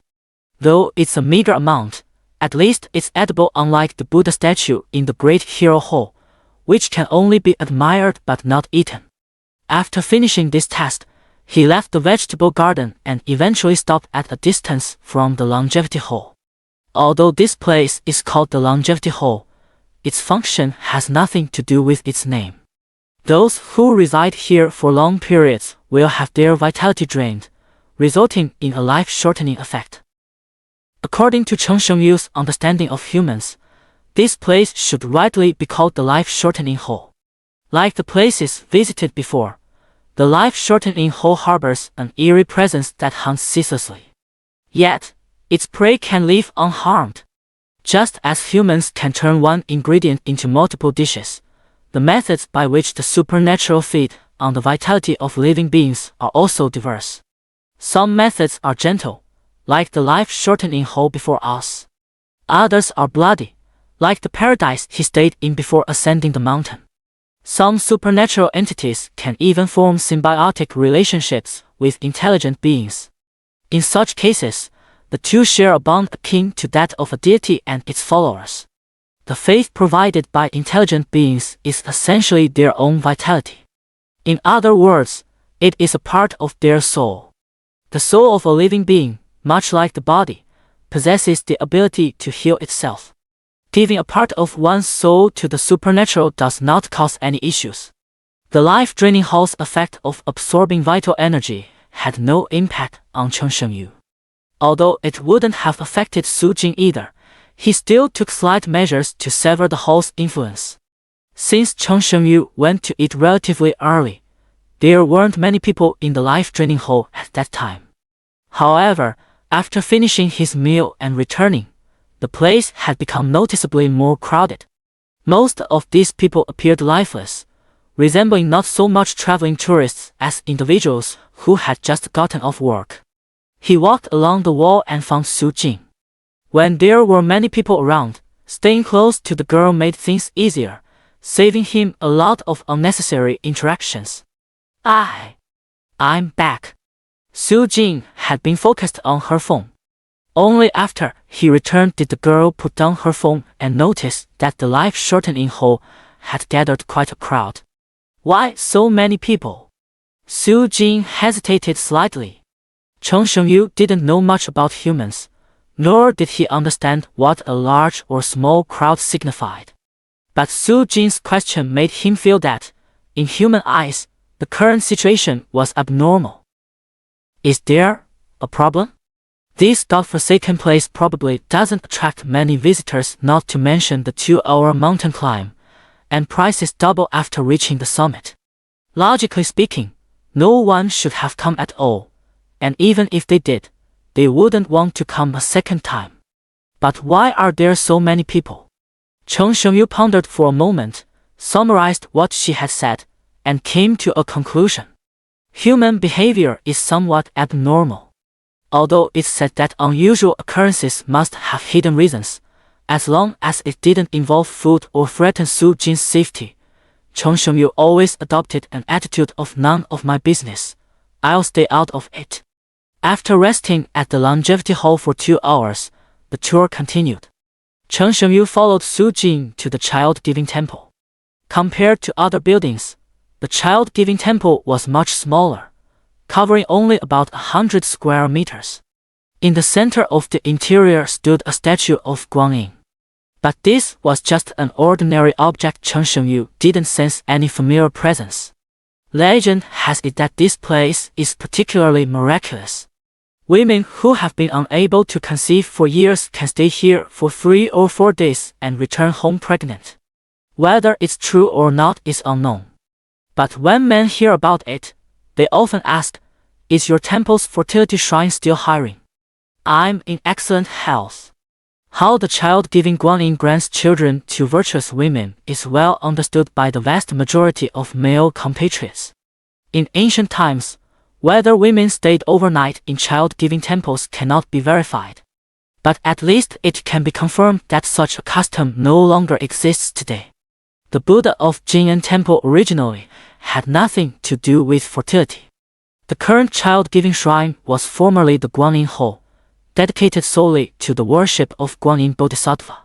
But when visitors come with prayers for fertility, the Buddha is compelled to go into business, taking on matters related to childbirth. The Guanyin Hall was also renamed as the Child-Giving Shrine.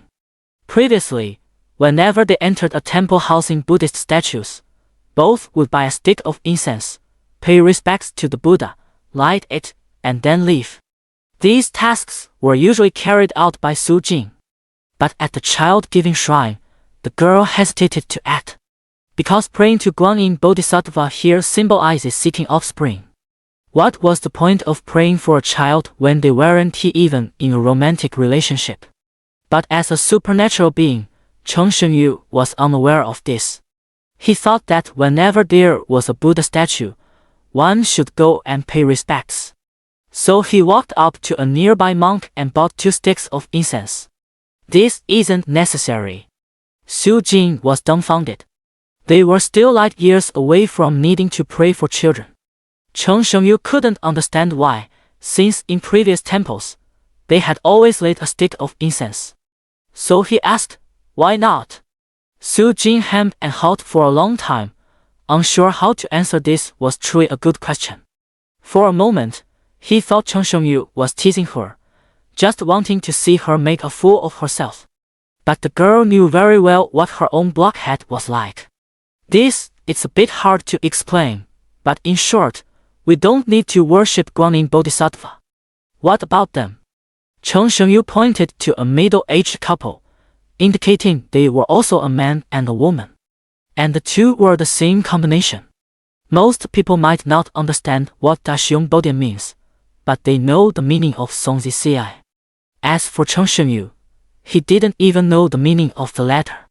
As a result, it led to a joke between him and Su Jing. Oh! Su Jing shook her head. Since it couldn't be explained, she simply decided not to explain anymore. You can also pay respects if you want. As a teenager raised under the red flag, she didn't believe in superstitions at all. After praying to Guanyin Bodhisattva, could she really get pregnant? When bending down, Su Jing wasn't praying for a child, but for the wish she had made under the wishing tree. For herself and her family to be safe and sound. After that, the place Cheng Shengyu and Su Jing went to was the latter's most anticipated attraction. The Bridge of Fate. This is a stone bridge, not built over water, so its scale isn't particularly large. It's roughly wide enough for just one car to pass through. Once, this was a wasteland overgrown with weeds. Later, when the Buddha was compelled to oversee marital fates, after some simple clearing of trees and undergrowth, a bridge emerged here. Beneath the bridge and on both sides, trees block much of the sunlight. But since it's midday, the area isn't particularly dim. The Bridge of Fate was built 100 years ago, solving the singlehood problems of thousands over the past century. At the bridge's entrance, a monk vividly recounts its history. But these histories are all fabricated. 100 years ago, whether the various construction materials used on the bridge could even be produced was questionable. Cheng Shengyu wasn't interested in the history of the Fate Bridge. His attention was fixed on a monk standing at the center of the bridge. It was a middle-aged monk who seemed to be an integral part of the bridge itself. The entire structure exuded an eerie presence. Su Jing listened intently to the history of the Fate Bridge before deciding to step onto it. Gulp! After stepping onto the bridge, Cheng Shengyu swallowed hard. The food was right beneath his feet, yet out of reach. When the two reached the middle of the bridge, Cheng Shengyu grabbed the girl's arm. Are you two looking to purchase a marriage cord? The old monk had a kindly expression. Yes. Cheng Shengyu nodded. Finally, there was a chance to feed the child. Previously, in other places, they could only look but not eat. Here, although the portions were small, at least they were given something to eat. The red cord bracelet bought here was the same style as the one Gu Qinshang had given them. However, for some unknown reason, the place selling the red cords had moved from the foot of the mountain to the top. Yuasheng, we've both got them on. Su Jing extended her arm, placing it alongside Cheng Shengyu's, both adorned with red string bracelets. He thought for a moment. Their red string bracelets were gifts from Gu Qingsheng, so he could also give them to someone else later. So he said, "I'll give them to someone else." Su Jing genuinely couldn't think of anyone he could give them to if he bought them. "Oh, I see." The old monk hesitated slightly. If he gave these bracelets away, it would be like the fish taking a while to bite the hook. The old monk handed him a bracelet and cautioned, "Benefactor, you must give this to someone else as soon as possible, or the romantic fate it brings will not come true." In reality, the bracelet is a means for the ghost bridge to hunt. It doesn't he want to cast its net only to wait endlessly for prey. I have quite a few friends. Cheng Shengyu wanted to buy more snacks. Su Jing and the monk selling the red string were both stunned. The people he knew the girl was all too aware. You could count them on one hand. The old monk was worried whether the net cast out could quickly catch its prey. He knew very well that something major would happen at Jing'an Temple in the coming days. After pondering for a moment, the old monk finally gave Cheng Shengyu another red string bracelet. But the latter was still unsatisfied, staring at him intently. It's good that the benefactor is willing to pass on the bond of marriage, but... The old monk beat around the bush, explaining at length. But in summary, it boiled down to one sentence: "Not for sale, you may leave." After Su Jing paid, both bracelets were pocketed by Cheng Shengyu. On the bridge, others had also bought bracelets. These two passers-by, who had previously been full of complaints about Jing'an Temple, underwent subtle, almost imperceptible changes after putting on the bracelets. "I think we were wrong before. Jing'an Temple is actually quite fun," the woman said. "I'll definitely come back if I have the chance," the man said. A faint, eerie energy was subtly altering those who came to Jing'an Temple. Those linked by the wishing tree or wearing red string bracelets would become addicted to the idea of visiting Jing'an Temple. This was also the reason why the temple had so many repeat visitors. The old monk also noticed the changes in the passing couple. His face darkened as he muttered under his breath, "A few months ago, there might have been a chance for them to return, but no." Afterwards, the old monk amiably promoted the bracelets again. When they reached the other end of the bridge, Su Jing wanted to ask why he had bought so many bracelets, but in the end, she didn't voice the question. What if the answer she got was, "I bought them for other girls"? That kind of blow would be too much for Su Jing to bear. It's just as well the girl didn't ask. Otherwise, the answer to it would probably have left her even more bewildered. Inside Jing'an Temple, the two had already visited most places, but there were still areas they hadn't been to. Shortly after the two left, a peculiar couple appeared on the Fate Bridge. They were the uncle and girl duo. Due to their rather unique jobs, their identities were fluid. Similarly, their relationship was equally variable. They could be colleagues or father and daughter. For now, they are a couple. After a round of investigation, the anomaly detectors in their hands either didn't alarm or gave uncertain alerts. The entire morning yielded no results. Radar can detect aircraft in the sky, but planes can use stealth materials to evade radar scans. The same principle applies to anomaly detectors. When anomalies deliberately conceal themselves, the detectors may not necessarily detect them. The field of the occult was established only after multiple bizarre incidents occurred. It has been in existence for just over a year, so the equipment is relatively outdated. Due to the scarcity of occult specialists, informants like Wang Qi must be absolutely certain of supernatural occurrences before they can report the situation to higher authorities. Their acting skills weren't particularly outstanding, but they were more than enough to deceive the monk on the ghost bridge. Of course, it's also possible that the old monk on the bridge had already seen through them, but he didn't care whether they were a couple or not. His goal was to hunt, and whether they were lovers didn't matter. After leaving the Fate Bridge, the uncle-girl duo arrived at a deserted area. Detecting whether ordinary objects contained ghostly energy was something they had long mastered. This process could be completed through muscle memory alone. The two of them had been expressionless at first, as none of the items they had tested along the way showed any signs of supernatural energy. But when the alarm sounded, they froze momentarily before their expressions turned grave. The informant's job was done. All that remained was to report it to the Bureau, after which agents or specialists would naturally handle the matter. "Hurry! Send the message back to the Bureau," urged Uncle John. "The message it won't go through." As the supernatural energy detector alarm went off, Wang Qi swiftly drafted a message. But the first attempt to send it failed. Before Uncle John could remind her, she had tried most of the methods she could think of, but none of them worked. Uncle John let out a long sigh, recalling the informant who had gone missing near Jing'an Temple earlier. His tone was grave. "If there's real danger, I'll buy you time. Run if you can, and make sure the message gets out. Let me try again." "Maybe it's just a bad signal," Wang Qi said, frowning.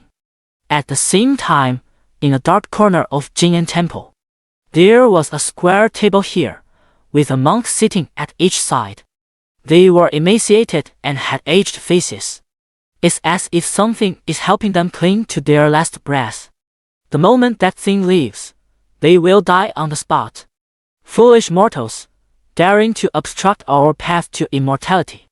Foolish mortals, daring to obstruct our path to immortality. Just a few rats. No matter how many come, they are nothing more than sacrificial offerings." Another old monk waved his hand dismissively. "Of course I know they are rats, but these rats will drive the offerings down the mountain, indirectly affecting our grand plan for immortality. Once the presence of the supernatural is confirmed, the first thing the Supernatural Management Bureau must do is evacuate. This minimizes casualties as much as possible." "Ahem." An old monk who had remained silent until now coughed a few times before speaking. "Leave this matter to me." After speaking, he closed his eyes, as if communicating with something. "Compared to these rats, the greatest threat lies within us." The remaining three old monks remained silent, but the same word appeared in their minds simultaneously. The stupa. In their view, no one could possibly disrupt the sacrifice. Even the Supernatural Management Bureau could only indirectly interrupt the ritual by evacuating the crowd. But the four old monks all knew that there was a threat near the relic pagoda. "No matter, we need only wait quietly until tomorrow. The mighty deity will descend in true form. Sacrifice the small self to preserve the greater whole." The elder monk in the main seat clasped his hands together. "Sacrifice the lesser self." The other three repeated. "Excellent." After the eerie descent, although the authorities did their utmost to suppress the news, some observant individuals eventually noticed the changes in the world. Take these old monks from Jing'an Temple, for example. After witnessing creatures from the dark void, they chose to forsake their humanity. One of the four old monks employed certain methods against Wang Qi and his companion. Then, they began brainwashing themselves, chanting slogans, and deploying tactics commonly used in pyramid schemes. Soon after, they started discussing the greatest variable in their sacrificial ritual. That is, the stupa. But what they didn't know was that beyond the stupa, there was an even greater upheaval Chengshengyu. And at this moment, this greater upheaval was standing dazed beside a girl. "Let me think. Where should I go next?" Su Jing muttered to herself. The two had decided to come to Jing'an Temple half a month ago. Su Jing had ample time to prepare, and she had planned the itinerary before arriving. A small portion of the afternoon had already passed, and most areas of Jing'an Temple had been visited. After a moment of thought, Su Jing said to Chengshengyu, "Yuoxing, let's go to the pagoda of Buddhist relics." "All right," the latter replied, as indifferent as before. It didn't matter where they went.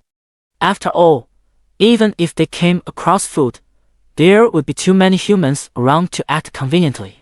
Thus, the two left the Bridge of Fate and headed toward the pagoda of Buddhist relics. Along the way, the crowd grew increasingly sparse, forming a stark contrast to other areas around Jinyan Temple. About 300 or 400 meters away from the relic pagoda, a massive signboard could be seen, bearing 4 large characters. No entry for visitors. Where Cheng Shengyu was, one could still proceed a bit further, but the path ahead was blocked. Of course, although the path was blocked, one could still reach the vicinity of the stupa by walking through the woods on either side. Strange, it was clearly open to visitors half a month ago. How could it? Su Jing was full of confusion as she stared at the large characters reading no entry for visitors. Upon arriving at the stupa, Cheng Shengyu shed his previously careless demeanor and became solemn. This place was not normal. Apart from the issue of few people, the stupa also has something unusual. However, since he was standing 300 to 400 meters away, he couldn't really see anything. Should we go somewhere else? Su Jing blinked her eyes. In any other place, Cheng Shengyu would have followed the girl and left. But with the stupa, he wanted to take a closer look. He was just about to communicate with Su Jing to delve a little deeper. But not far away, he caught the scent of food. The place where Cheng Shengyu was now located wasn't far from Fate Bridge. After failing to send a message to the bureau, Wang Qi needed to find a quiet place to debug the equipment. The pagoda of relics happened to meet this requirement. This placed Cheng Shengyu at a very close linear distance to the uncle-girl duo. The old monk's method of dealing with the rat had already arrived nearby. But the mantis stalks the cicada, unaware of the aureole behind it had already caught Cheng Shengyu's attention. Due to some coincidences, the 3 parties briefly gathered near the pagoda. Cheng Shengyu revealed a sinister smile and swallowed hard. The snack was running into the no-man's land on its own. He couldn't be blamed for this. He abandoned Su Jing and suddenly dashed toward a certain spot. Su Jing didn't understand why her blockhead had suddenly run off. After standing dazed for a moment, she called out, "Yuoxing, come back. Don't run around." To eat, one naturally shouldn't have anyone around. Not even Su Jing. That was why he had run off alone. As for exploring the stupa, there's no rush. After all, that tower isn't going to disappear into thin air. But eating has a time window. If you don't hurry and let the snacks return to crowded areas, you'll miss out. Switching perspectives to Wang Qi's side. After methods like disconnecting the internet and turning the device on and off all proved ineffective, she decided to try some special measures. The Supernatural Management Bureau had long anticipated the issue of information being unable to be transmitted. Through their research on anomalies, they even developed a mystical method of communication. However, such methods were not accessible to informants like them. Firstly, it was dangerous, as it involved anomalies, and secondly, it was too precious a resource to be used lightly. At the moment, Wang Qi was attempting to use satellite communication and primitive radio methods to send out the message about the anomaly at Jinyan Temple. If all wireless methods failed, the two would choose to descend the mountain. If wireless communication is possible, they can continue their investigation later. But if they choose to descend the mountain, the two of them will have to stop their investigation here. Moreover, the timing of the network outage is too coincidental. Wang Qi feels that even if they choose to descend the mountain, there's no guarantee they'll have the opportunity to leave Jinyan Temple. When all else fails, the two still have a final means of communication. All informants of the Supernatural Management Bureau are required to send a message to the Bureau every 2 hours during investigations to confirm they are still alive. Now, the message to report safety clearly can't be sent out. Still not working. Uncle Zhang approached and asked, "There's one last method. If this still doesn't work, then the means of cutting off wireless communication is probably related to the occult." Both of them looked anxious. Wang Qi fiddled with the device in his hands while standing in place, while Uncle Zhang patrolled around him. Unlike the anxiety of the two, Chen Shengyu looked excited. Having been at Jinyan Temple for so long, all the food was only visible but inedible. Now, he had finally encountered an anomaly beyond human sight. The methods he and the old monk employed together rushed toward the middle-aged man and young girl duo. After running through the woods for a while, he clearly saw the pastry he had smelled earlier. It was a small Buddha statue, currently flying close to the ground, enveloped in black mist. To an ordinary person, it would only appear as scraps of paper and fallen leaves moving unnaturally on the ground. But in Chen Shengyu's eyes, its form was clearly visible. Chen Shengyu stood on the path the Buddha statue had to take, pressing it firmly to the ground. Unexpectedly, however, the statue broke free and swiftly distanced itself from him. This surprised Chen Shengyu somewhat. He had encountered two small Buddha statues before, and he was well aware of their capabilities. The Buddha statue hovered in the air, neither leaving nor attacking Chen Shengyu, as if it too was contemplating something. After a moment, it chose to deal with the middle-aged man and young girl duo first. Then it would address the person who had inadvertently discovered it. Watching it leave, Chen Shengyu remained completely calm. He extended his left hand toward it, but just as his fingers were about to transform into tentacles, he lowered his hand again. Wang Qi and the other person were not far away, and using his tentacles might expose him.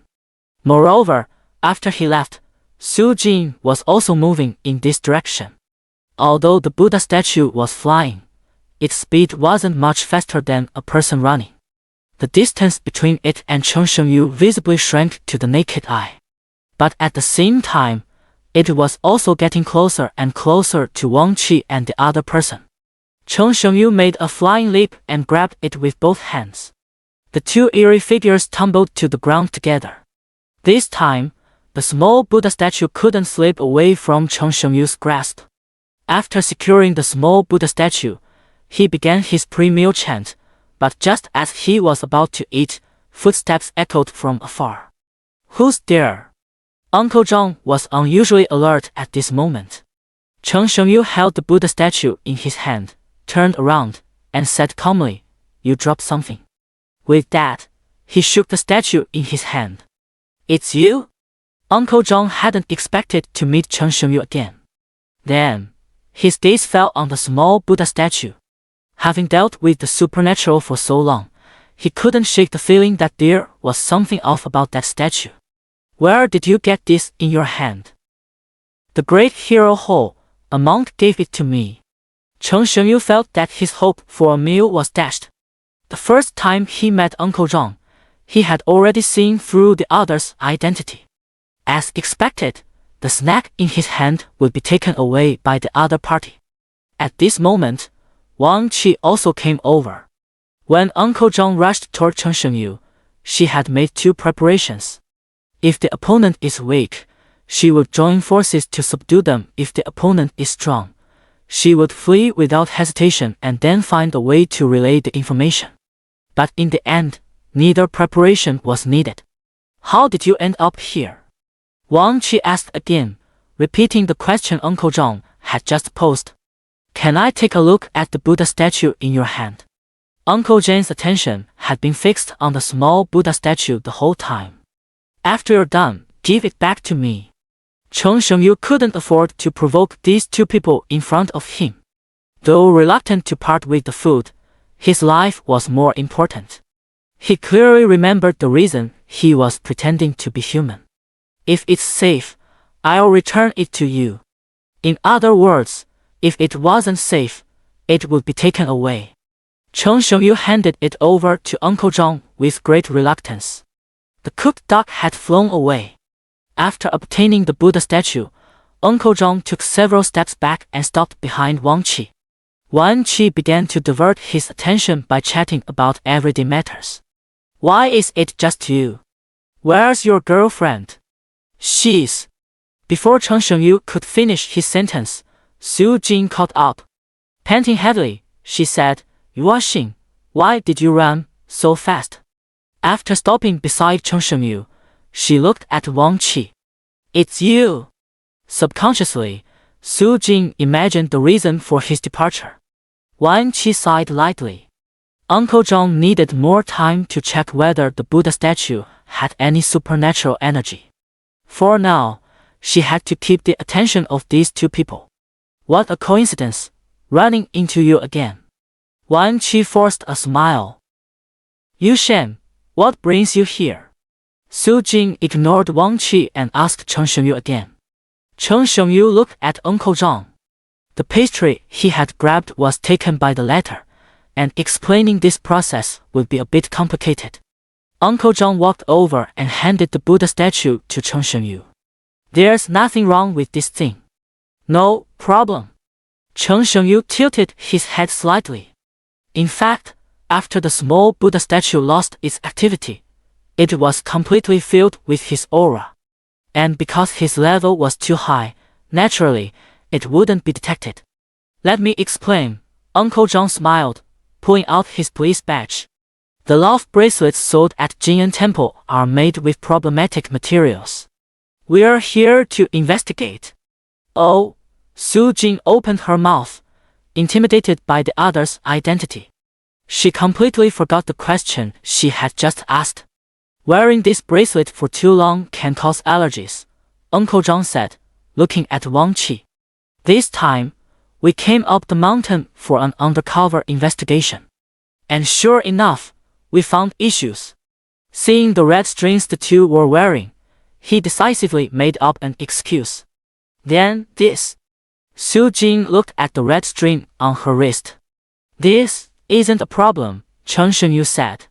It had been a problem before, but he had dealt with it later, so Su Jing's bracelet truly wasn't an issue now.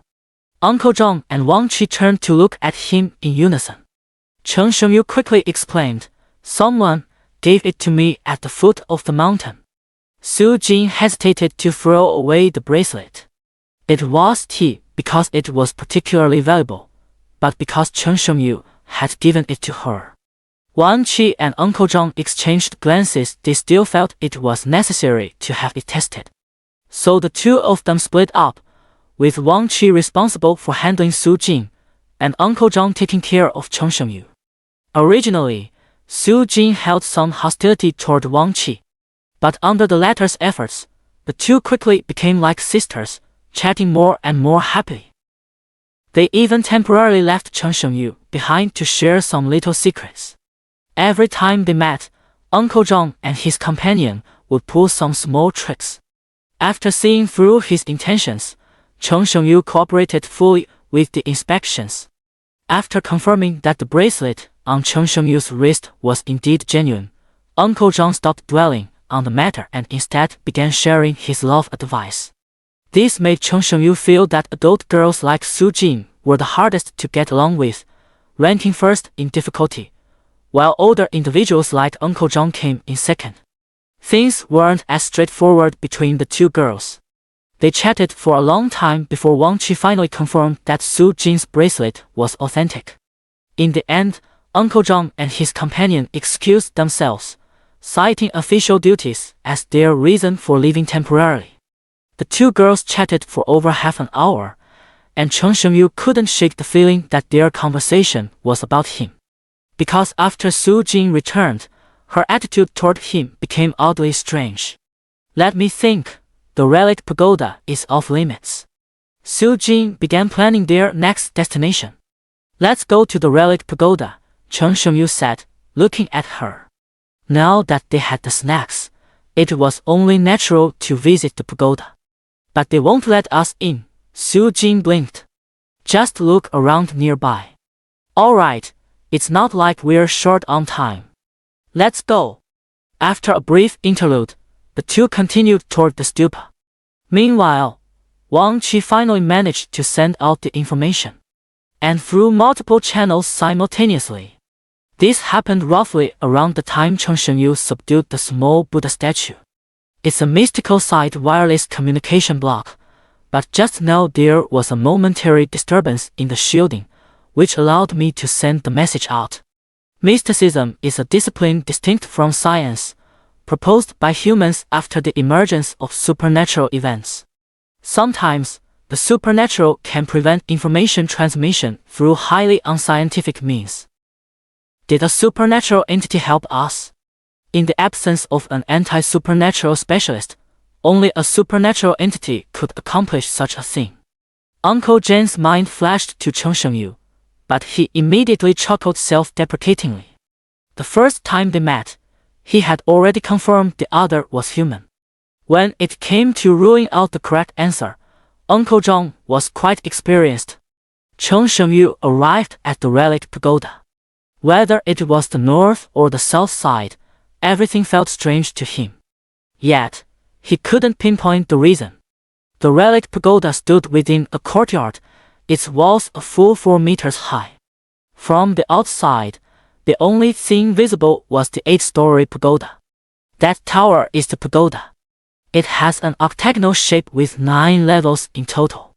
Viewed from the outside, it appears extremely magnificent. Here, there is a layer of curtain that can, to some extent, block Chen Shengyu's eerie perspective, which is one of the things that makes him feel strange. After arriving near the pagoda, he became very active. One moment he would run close to take a look, and the next he would run far away to observe. After circling the pagoda's courtyard 2.5 times, Chen Shengyu gave up. Perhaps only by entering inside could he understand its internal state. No one comes here during the day, let alone at night. He plans to wait until Su Jing falls asleep at night before coming to investigate further. Chen Shengyu was completely absorbed in gazing at the stupa, while Su Jing was equally absorbed in watching him. During this trip, the girl felt he had changed quite a bit. In the past, the number of times he left the residential complex could be counted on one hand, not to mention traveling out of the province for leisure.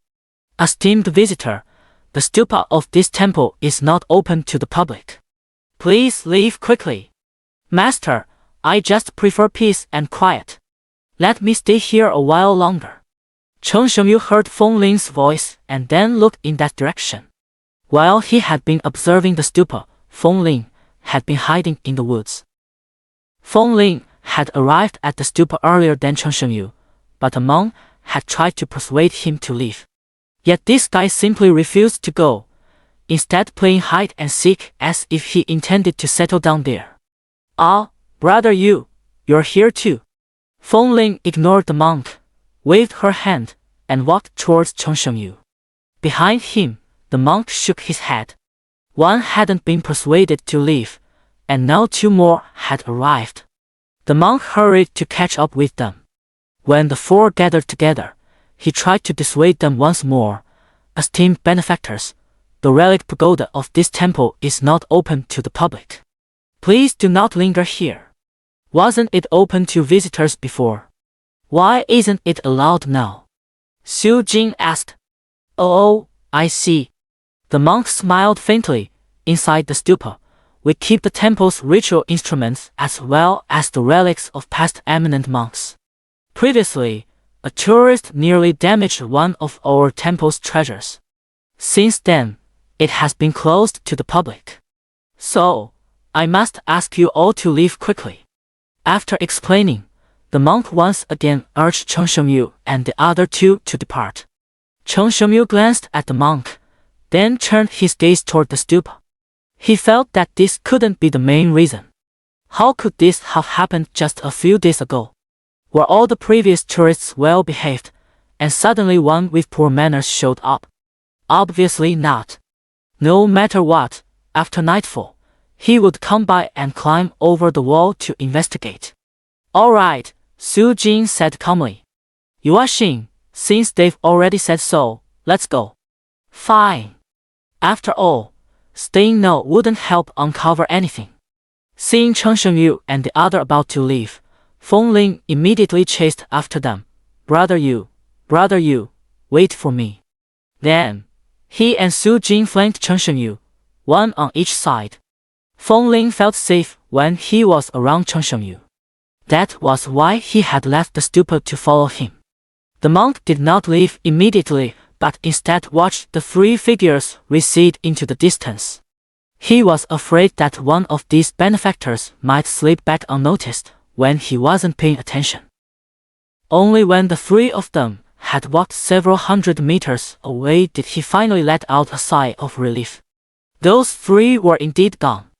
As they walked, Chen Shengyu suddenly stopped and looked at Feng Ling. He remembered the latter mentioning that his intuition was quite accurate.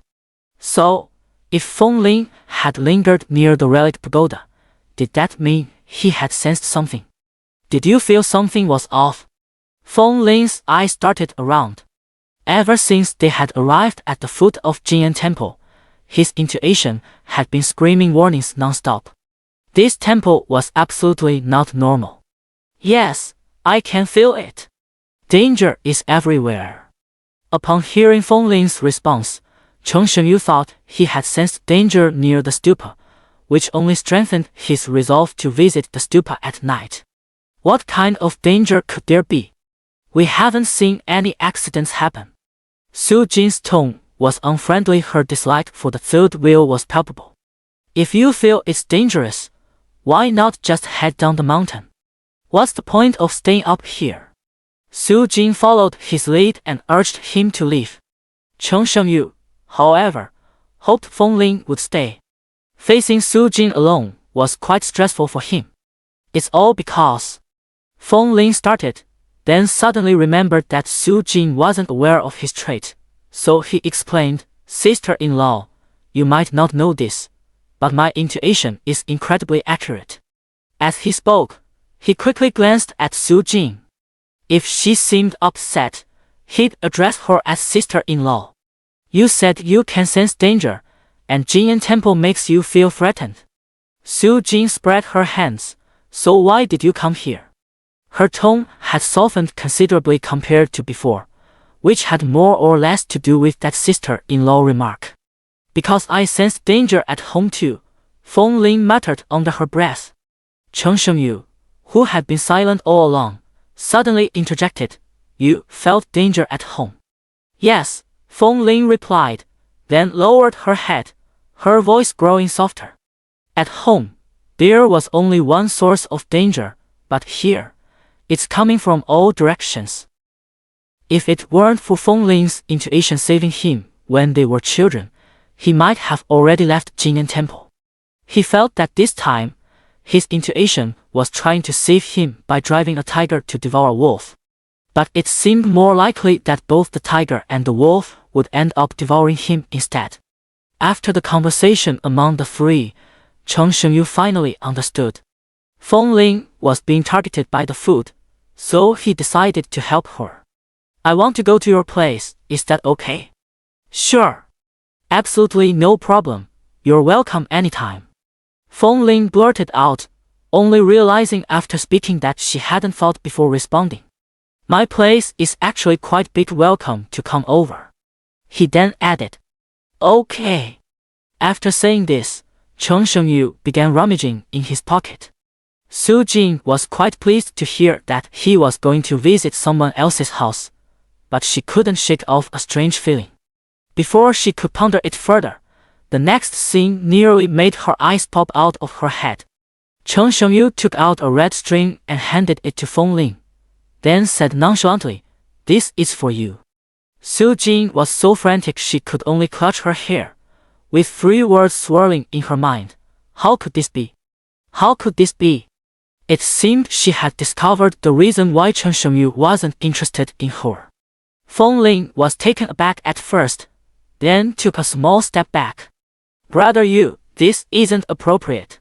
Chen Shengyu was somewhat confused. He had merely given out a locator. Why were the two reacting so strongly? When he had given the locator to Su Jing earlier, the girl hadn't shown such an intense reaction. Although Feng Ling verbally refused, Her hand was honest somehow. The red thread of fate had already found its way into her grasp. It's worth mentioning that the bracelet he received was also imbued with Chen Shengyu's eerie energy, which could intimidate lower-level supernatural entities. In short, it's the same as Su Jin's. Am I really this kind of person? Feng Ling blinked as she looked at the red string in her hand. Previously, Feng Ling had always believed she was male and attracted to women. But when her hand took the red string without her brain's command, this belief began to waver. He stiffly turned his neck to look at Chen Shengyu. Then he silently thought to himself, is this the legendary appealing to both men and women? No! Su Jin grew angrier the more she thought about it and resolved to take back the red string. Officer Zhang said this red string is problematic, it can cause allergies. The one I gave won't have any issues, Chen Shengyu replied nonchalantly. Never mind what the red string of fate was used for in the past now, it serves only one purpose, tracking. As a bonus, it passively intimidates low-level supernatural beings. I'd better return it. Gender, male, preference, female, that's completely correct. After wrestling with the thought for a long time, Feng Ling finally made up his mind. Rather you, maybe. Somehow, even though she had started speaking, Feng Ling hesitated at the critical moment. Those 7 words, you should take it back, just wouldn't come out. What's wrong? Chen Shengyu tilted his head. Nothing. Feng Ling felt like crying but had no tears. Why couldn't she just refuse? Su Jin racked her brains trying to stop it, but in the end, she failed. So she made peace with herself. Look on the bright side, at least he didn't help her put it on. Su Jin took several deep breaths to calm herself down. But the moment this thought crossed her mind, she couldn't help but imagine Chen Shengyu personally tying the red string around Feng Ling's wrist. The emotions she had just suppressed surged back like a raging storm. What if that blockhead doesn't even know what the red string symbolizes? Maybe he just gave it as a gift to a friend, nothing more. Su Jin took several more deep breaths, struggling to suppress the tempest in her heart. But even as she said it, she didn't believe it herself. The facts proved that Su Jin was also quite skilled at eliminating the correct answer. Chen Shengyu thought back and felt he hadn't done anything wrong.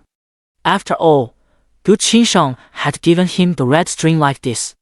But why were these 2 people in front of him reacting so strongly? After some time, both of their expressions calmed down. But what he didn't know was that Su Jin and Feng Ling's heart had undergone earth-shattering changes. One tried her best to hypnotize herself into believing that Chen Shengyu didn't understand the meaning of the red string. The other had already accepted the fact that he was from Nantong.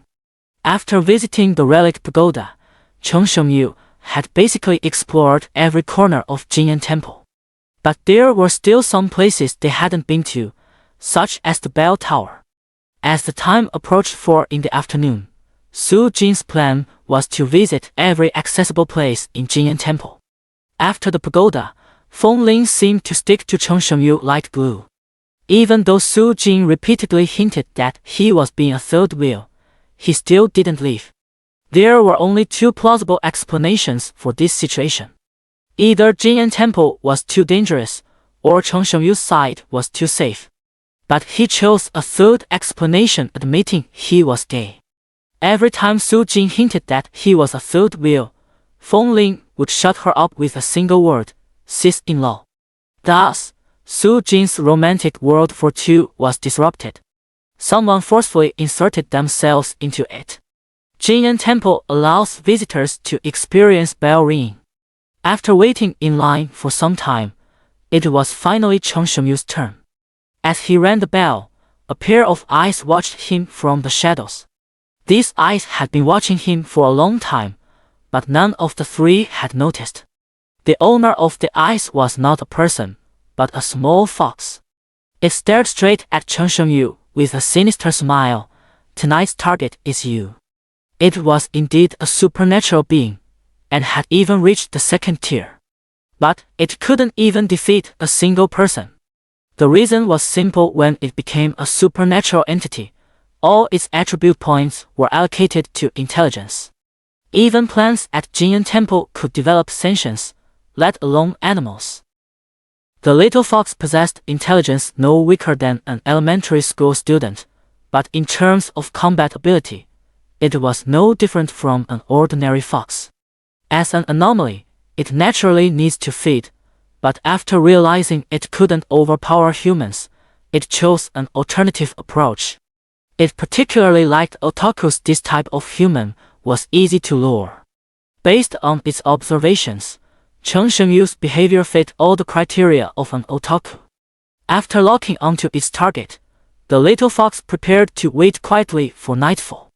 Though the sun hadn't set yet, it wasn't far from the horizon. Under Su Jin's guidance, Chen Shengyu explored every corner of Jinyan Temple. He had already investigated clearly that there were several ghosts in Jinyan Temple and their respective locations. As long as night fell and humans were asleep, he could feast to his heart's content. Of course, some places still required further investigation. Specifically, the Relic Pagoda. Let's go stay somewhere else, in the commercial district, Su Jin said to Chen Shengyu. Right, we can't let these monks take advantage of us, Feng Ling said indignantly. I heard the rooms inside the temple are twice as expensive as those outside. Under normal circumstances, Chen Shengyu wouldn't have cared. But this time, he had a different idea. Leaving Jinyan Temple and sneaking back in. It seemed like the staff inside might notice. He still remembered when they were checking tickets, someone tried to run away but was caught by the monks. Later, that person attempted to climb over the wall, but the monks anticipated it and alerted the other staff in the temple beforehand. He just wanted to eat in peace without disturbing anyone. Getting caught while sneaking in at night would be bad. Moreover, if we're going to eat, staying inside the temple would definitely make it easier to take action. Chen Shengyu hesitated for a moment, unsure how to bring it up. Throughout the journey, all the expenses had been covered by Su Jin. Do you want to stay inside the temple? Su Jin asked softly. After a brief hesitation, Chen Shengyu nodded. Great decision. Feng Ling nodded repeatedly. Since we're out traveling, why should we settle for anything less? Su Jin rolled her eyes. Shut up. Staying at the monastery is fine too. I'll follow your lead, the girl said with a smile. Her dream was to become a wealthy woman. Becoming wealthy was just a means to an end. The ultimate goal behind it was to keep a young, handsome lover. If Chen Shengyu had asked Su Jin for it on May 20th, she would definitely have bought it for him. After all, becoming a wealthy woman is just a means, not the end goal. By this time, most tourists had already left. Some went to the guest rooms in the temple, while others headed to the commercial area. Very few, like Chen Shengyu and his group, remained standing in place. Seeing that the group hadn't left, a monk from a distance hurried over to promote the temple's guest rooms. He had already observed clearly before this that Chen Shengyu and Su Jin were a couple.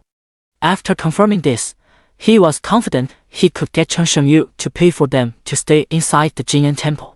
Free benefactors, are you hesitating about where to stay? This humble monk suggests staying within the temple. I can offer you a 10% discount. Then the monk looked at Chen Shengyu. If you love the lady by your side, spend the money to let her stay in the temple. If you don't spend, how can you prove you love her?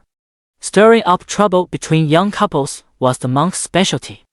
Next, he might not even need to say anything. The woman would naturally take his side. But this young couple didn't follow the usual script. Great advice, master. We'll stay in the temple. Book us a double suite. Giant Trust or Quick Pay is fine. Su Jin had initially hesitated at the cost, but after hearing the monk's words, she decisively chose to stay at Jinyan Temple. The monk blinked, encountering such a situation for the first time. Master, I'd like to stay in the temple too. A room next to theirs will do. Feng Ling had already decided to stick with Chen Shengyu for the time being. The monk was somewhat baffled. The relationship between these three seemed quite complicated. But that had nothing to do with him. He was here to do business. All right, follow me, all three of you. The monk gestured for them to follow. The check-in process took about 10 minutes, during which Chen Shengyu had been slacking off the whole time. From overhearing the conversation between the monk and Su Jing, he vaguely learned that the guest rooms inside the temple were 300 yuan more expensive than those outside. Because of this, Su Jing even argued with the monk for a while. The monk responded with the following remark. It's not expensive at all. The price has been the same for so many years. Don't talk nonsense. After that, Chen Shengyu went to the guest room inside the temple. Their room had 2 separate bedrooms. Chen Shengyu was quite satisfied with this arrangement, as it allowed him to better protect Su Jing even while sharing the same space. The sun had just set, and there were still a few hours left before bedtime. So Su Jing pulled Chen Shengyu to sit together and chat. This time the girl brought up many topics. She particularly emphasized that between boys, it's not allowed. And Chen Shengyu learned another piece of knowledge about pretending to be human. Apparently, boys can also reproduce with each other. But he probably won't need it. Although his appearance is no different from a human's, and his body is very close to that of a human, he is ultimately a supernatural being. The knowledge of human reproduction is completely useless to him. At this moment, Chen Shengyu really wanted to call Feng Ling over. Dealing with a human girl alone was still too difficult for a supernatural being. After that, the sky gradually darkened.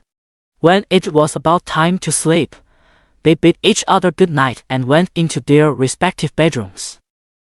Chen Shengyu wanted to visit the relic pagoda, but he had to wait until Su Jing fell asleep. So, as usual, he pretended to be asleep. The little fox that had its eye on Chen Shengyu during the day finally made its move. It had been following Chen Shengyu and, after confirming that he had fallen asleep, entered his room through the window. It gazed at Chen Shengyu as if looking at a delicious snack. However, the moment the little fox entered the room, Chen Shengyu noticed it. But Chen Shengyu wasn't sure how humans typically react when encountering a small animal while asleep, so he chose to do nothing. The little fox's hunting methods, like those of the life-shortening hole, are relatively gentle. Those it preys upon will at most feel weak for a while. With a shake, it transforms into a pink-haired, beast-eared beauty. A pair of fox ears adorn its head, while 2 large pink tails float behind it. Of course, this is how the little fox appears in the eyes of ordinary people. In Chen Shengyu's eyes, it still looks the same as before. The little fox extends its long leg clad in black stockings, carefully choosing the angle before rubbing against his leg. Chen Shengyu awakens with a faint sigh. Humans wake up when their sleep is disturbed. The spot the little fox chose was such that Chen Shengyu only needed to reach out to grab its foot. At the same time, with a slight adjustment of his head, he could catch a glimpse of the scenery between its legs. Disgusting otaku. The little fox glanced at Chen Shengyu with a look of disdain, then slowly raised its head and closed its eyes. So gross. An ordinary person would have fallen for it by now, indulging in fantasies within its illusionary techniques before having a portion of their vital energy drained. But Chen Shengyu remained completely unfazed, quietly watching the little fox strike poses. Meanwhile, he silently thought to himself, "It seems I'll have to postpone my visit to the pagoda for now." The little fox before him piqued his interest slightly. It seemed to be impersonating a human, but there were just too many flaws in its act. For instance, humans don't have tails or ears. Sigh. The little fox opened its eyes and glanced at Chen Shengyu. Don't like this style. Then I'll change to another one. It jumped to the ground and then transformed into a cat-eared little girl. The human form created by the little fox was worlds apart from Chen Shengyu's. The former was merely an illusion crafted using eerie energy, while the latter had truly reshaped his own body into a human form. So Chen Shengyu could tell at a glance that it wasn't human. At this moment, he would normally choose to eat. After all, the snack had come to him on its own, why wouldn't he take the opportunity? But upon seeing the little fox create a humanoid illusion, he thought the two supernatural beings could exchange some tips on impersonating humans. It's just that the other was too amateurish, so much so that he saw through it at a glance. The size of the cat-eared lolly's chest was completely disproportionate to her petite frame. I'm so tired. The little fox drooped its ears and dragged its hands at the base of the mountain.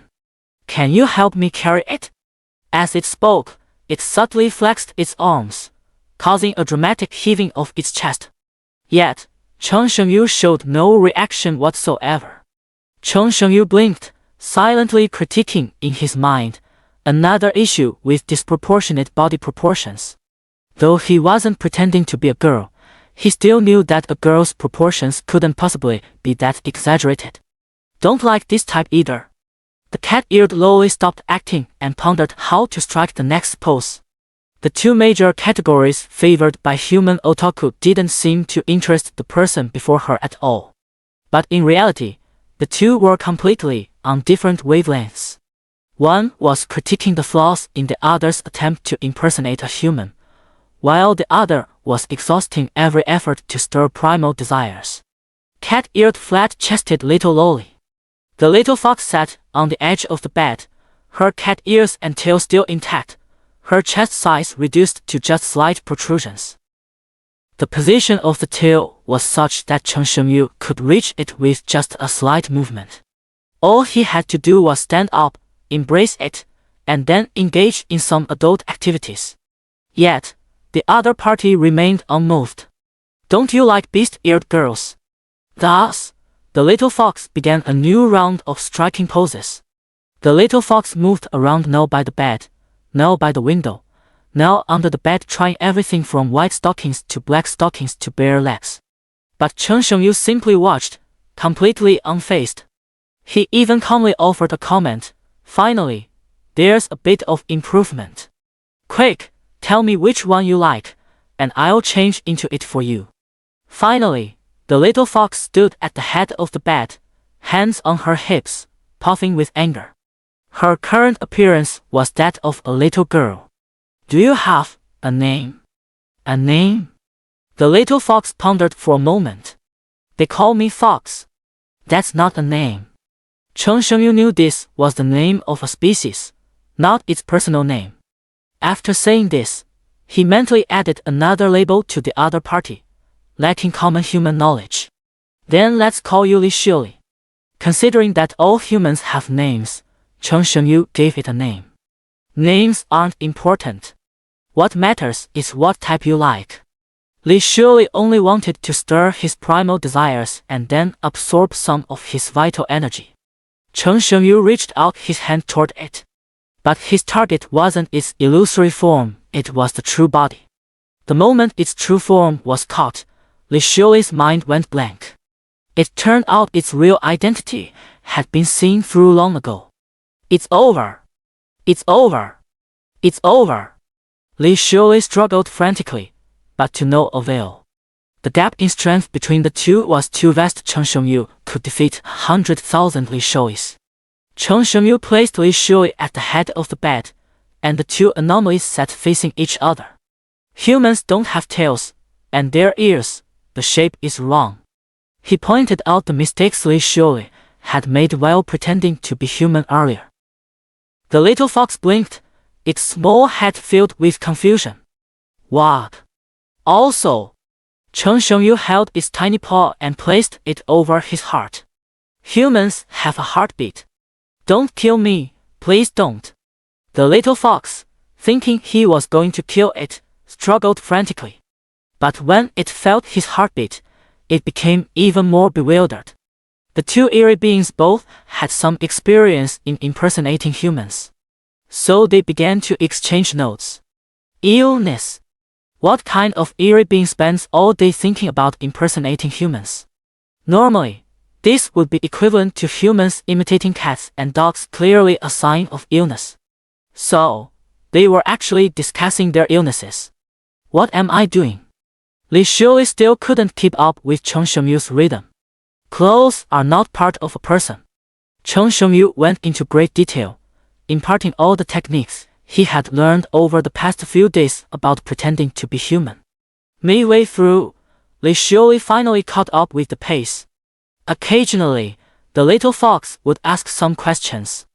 After careful consideration, Cheng Shengyu would answer them very seriously. After about half an hour, he finished describing his condition intermittently. Then, he looked at the little fox with burning eyes. Your turn. Me? Li Shuli pointed at herself. What's my turn for? Before Cheng Shengyu could remind her, she figured it out. This was about sharing her experience. But what experience did she have? She was only after absorbing human essence and never paid attention to details. Let me think about it. All right. Cheng Shengyu sat up straight. This was the first time he'd met a fellow patient, so he was determined to have a good exchange. I can't beat him anyway. The little fox glanced at him. Might as well go along with it. When allocating points, putting everything into intelligence is still quite useful. Humans are creatures, some of them really love cat girls. Li Shuli pondered for a while before deciding to analyze the preferences of a certain group. She had no experience pretending to be human. Luring in otaku was one thing, but this grown man before her probably wouldn't fall for it. Cheng Shengyu nodded, almost as if he wanted to take out a little notebook to jot it down. Next, Li Shuli recalled all her memories related to humans, processed them, and then spoke them out. Right or wrong didn't matter as long as she kept talking. At least she wouldn't be killed. Clearly, after this round of illness exchange, both sides would end up even more sick. Especially Li Shuli, who, under Cheng Shengyu's intimidating pressure, would have to pretend even harder to be human. That's all there is, nothing more. Li Shuli lowered her head and timidly glanced at Cheng Shengyu. She swore that if she could live alive tonight, she would thoroughly study human knowledge. All right. The room fell into silence as Cheng Shengyu digested what Li Shuli had said. But this terrified the latter, who anxiously awaited her fate. So, sir, can I go now? Finally, Li Shuli couldn't hold back any longer and asked, whether you're going to kill me or not, just give me a straight answer. Sure. Cheng Shengyu said calmly, pretend to be human, live well, and don't get discovered. He thought of the various bizarre encounters 5 years later and gave the little fox a piece of advice. Pretend to be human. Li Shuli felt this was a good idea. Although these creatures were fragile, their world seemed quite interesting. Well, I'll leave you to it then. The little fox looked at the window, eager to try. Okay, let's talk next time. This exchange about their conditions had been quite fruitful for Cheng Shengyu.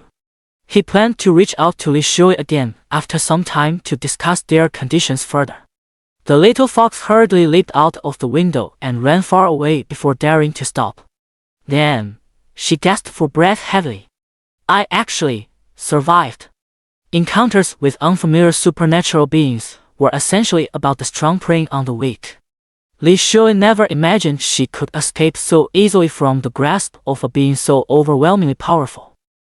First, find a quiet place to calm down before talking. The pagoda seems like a good spot. Then, she set off for the pagoda, silently resolving to thoroughly understand various human behaviors. Clearly, after the exchange about her condition, her symptoms had worsened. Cheng Shengyu suddenly realized that he hadn't left any contact information for the little fox. As long as the anomalies aren't killed, they are practically immortal. If they were in the dark space, Once separated, given enough time, the two anomalies would inevitably meet again. But this is the human world. Where would they find such an abundance of time to coincidentally reunite? Entering Su Jin's room, he confirmed the girl was asleep and safe before leaving a safeguard in place and slipping out through the window. It was time to visit the relic pagoda, the only place that had ever struck him as peculiar. Under the cover of night, he sought out the shadows and made his way near the stupa. From the outside, it looked just as it did during the day, utterly bizarre. It made no sense. Everywhere else was either guarded by eerie presences or filled with an ominous aura. But this place didn't even have a trace of the uncanny. Or, to put it another way, the stupa was the only normal spot. The absence of the eerie was what made it normal. In fact, if the stupa had been dangerous, Feng Ling wouldn't have lingered there during the day. The reason he played hide and seek with the monks nearby was precisely because this place was relatively safe.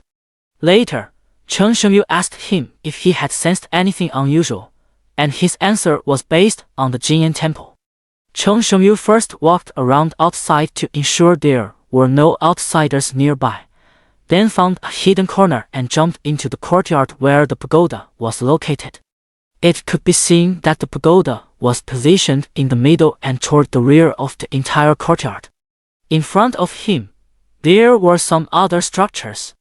If Buddha statues were placed here, it could become a small temple. Stepping inside, the place remained just as peculiar. He had initially thought the walls were obstructing his view, preventing him from seeing the true state of the interior.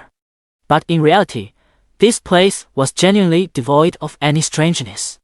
He walked further in, determined to investigate. Suddenly, a door on his left opened, and a monk emerged. "This humble monk hasn't seen an outsider in quite some time," he said. Chen Shengyu observed the monk, who was clad in a kasaya and held a staff. Though he didn't know how monks were ranked, the one before him was certainly no mere novice chanting scriptures. Moreover, this person's soul is quite unique. For the supernatural, it's a delicacy. Of course, the prerequisite is being able to defeat him. This monk has some skills. This humble monk's dharma name is Cixin. May I ask how this benefactor should be addressed? What brings you to this stupa? Cixin asked, pressing his palms together in greeting. After stating his name, Chen Shengyu answered Cixin's second question, "Just here for a look around." "Patron Chen, are you a tourist?" Recently, very few visitors have come to the relic pagoda. Chen Shengyu recalled the 4 large characters at the entrance that read "No visitors allowed." It seemed the other party was unaware that the place was closed. Considering that Xixiang might not know the situation outside, Chen Shengyu decided to remind him. But as soon as he uttered a single word, the other person hurriedly rushed off somewhere. Li Xueli had originally thought of coming to the relic pagoda to calm down. Little did she expect that she had just escaped the tiger's den only to fall into the wolf's lair. Her current appearance is that of a flat-chested human loli. She wears a white dress, white stockings on her legs, and has 2 pigtails tied up on her head. Her beast ears and tail, however, were tucked away. Because Xixiang, holding a staff, rushed toward her in a flurry, she accidentally fell to the ground. Looking pitiful yet somewhat alluring. "Bold demon, I saw through your disguise at first glance." The kindly gaze was sharp as a knife, fixed on Li Xueli lying on the ground. "Clan!" He forcefully planted his staff on the ground, leaving a small dent. "How could I allow you to take human form and bring calamity to the world?" With that, Cixin pushed forward with one hand, dispersing Li Xueli's illusory body. Chen Shengyu looked at the kindly figure with some surprise. Although the little fox was impersonating a human without his level of experience, being able to see through the phantom body ability indicated that this person had extraordinary qualities. Moreover, He felt the other party was mistaken. What the little fox had done was the true human transformation. His own form was the real deal.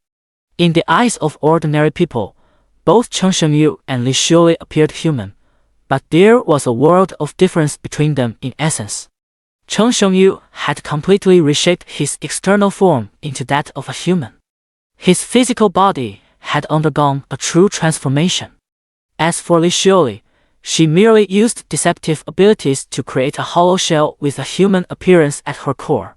She remained a fox. However, these tricks were more than enough to fool ordinary people's senses. In other words, those who had engaged in intimate acts with Li Xiuli were essentially making love with an AR simulation. This was also why Zixing failed to recognize that Chen Shengyu was an anomaly, because the latter's appearance was entirely humanoid. Oh, and now even his internal structure is gradually becoming more human. After Li Xiuli's illusionary form was shattered, she collapsed to the ground, trembling uncontrollably. Anyone who saw her would feel compelled to pat her head and offer her some treats. But Compassionate Heart thought otherwise. He intended to send Li Xiuli to the Western Paradise with a single strike of his staff. The little fox covered her eyes, watching the staff come closer and closer, then closed her eyes and gave up struggling. But after 5 seconds passed, she found herself still lying unharmed in the same spot. She opened her eyes and saw a figure standing between the man and the fox. That person happened to be Chen Shengyu, the one who had previously discussed her condition with her. The humble monk has poor eyesight and failed to recognize earlier that benefactor Chen is a martial artist. After Chen Shengyu intervened to stop Zixing, he began searching for an excuse. With the skills of an ordinary person, it would have been impossible to hold the latter. Before he could come up with a suitable explanation, the other party spoke first, sparing him the need to fabricate an excuse. It was just that Monk Zixing spoke in a peculiar manner, somewhat different from those Chen had encountered before. But since it didn't hinder communication, Chen Shengyu paid it no mind. Patron Chen, why are you stopping this humble monk from vanquishing demons? CIXIN asked. In fact, before the relic pagoda was closed to the public, it was quite popular. Mainly because CIXIN's demeanor was on point, exuding the aura of a Shaolin martial monk. The little fox definitely had to be saved. She was the only fellow patient discovered so far couldn't let CIXIN finish her off. Demons also have good and evil. I've never killed anyone, Li Xiuli defended herself. Li Xiuli had indeed never killed anyone, not because she was too kind-hearted, but because she couldn't win in a fight. There was no helping it when allocating skill points. She had dumped them all into intelligence. This would normally be a disgrace, but under the current circumstances, it just happened to save her life. Silence! You wretched creature, you have no right to speak here, Ci Xiang said harshly. She's right. Chen Shengyu's mind wasn't quick enough to come up with an explanation yet, so after Li Xiuli spoke, he chose to back her up. The kindly monk withdrew his staff. Though he wished to slay demons and vanquish evil, he felt he was no match for Chen Shengyu. Thus, he chose to persuade the other party instead. But the fox demon before him was too cunning, even resorting to sophistry. Do you have proof? Even if you haven't killed anyone, have you never harbored malicious thoughts toward humans? This. Li Xiuli was momentarily at a loss for words. It was true she had never killed anyone, but how could she prove that? Should she find someone to fight with just to prove she couldn't win? Moreover, she indeed harbored malicious intentions. While she had helped many otakus accomplish things they couldn't in real life, it was all to drain their vitality and spirit. You promise not to harm anyone from now on, Chen Shengyu said sideways to Li Xiuli. Li Xiuli, swear. The little fox mimicked the way humans make vows, raising her right hand with 3 fingers extended. If I ever have evil thoughts toward humans, may I? She listed every conceivable term she could think of, even repeating struck by 5 thunderbolts 3 or 4 times while Cixin wasn't paying attention. The entire oath took 1 minute, spoken at an extremely fast pace. From this, it's clear that her will to survive is very strong. Chen Shengyu shook his head. What the hell was the use of this? At best, breaking such an oath would just mean he had lied today. Today, out of respect for Benefactor Chen, I will spare your life for now. But if I ever find you wreaking havoc among humans. Kindness swung his staff, producing a whoosh sound. Thank you, Master. Thank you, Master. The little fox prostrated on the ground, heaving a sigh of relief. Its life was spared, at least for now. Chen Shengyu tilted his head, thinking, this actually works. Unbeknownst to him, compassion, influenced by Buddhist teachings, genuinely believed the earlier oath would serve as a binding constraint. Of course, the main reason was that Cixin couldn't defeat him and chose to follow her heart. This is a sacred Buddhist site, you demon. Leave at once. I'll be on my way immediately. As Li Shui stood up, she noticed Chen Shengyu looking at her. Chen Shengyu hoped she would wait a moment, as he had some matters to discuss, hence the glance. But whether she understood his intention was another matter entirely. In fact, his rescue of Li Shui was not only because the 2 ghosts were fellow patients, but also due to other considerations. Most ghosts only know how to kill. Those like Chen Shengyu, who possess intelligence, are rare. He was preserving seeds for the dark space. Ghosts are inherently bloodthirsty, and their numbers in the dark space have been steadily decreasing. Following this trend, it wouldn't be long before ghosts went extinct due to mutual slaughter. However, the reality is clearly not the case. Every time the dark space approaches the material world, it creates anomalies in the material world. The powerful ones are no exception. They join the ranks of the anomalies. When the anomalies finish hunting and prepare to return to the dark space, they selectively bring back some rations. Some of the weaker anomalies from the material world are taken back as rations. Of course, once back in the dark space, it's hard to say who becomes the ration. History has recorded instances where rations turned the tables and became the dominant ones. After the little fox left, Chen Shengyu exchanged a few more pleasantries with Cixin. After this, Compassionate Heart shared some Buddhist teachings, allowing Chen Shengyu to enjoy a special service that could only be experienced on the 2nd floor of the life-shortening hall. Moreover, he was a genuine master, far more professional than the one Feng Ling had encountered. Most importantly, it was completely free. However, like Feng Ling, Chen Shengyu had no interest in Buddhism. After finding an opportunity to bid farewell to Cixin, he slipped away in a corner where the latter couldn't see him. Sometime after Chen Shengyu left, Cixin arrived at the entrance of the stupa courtyard.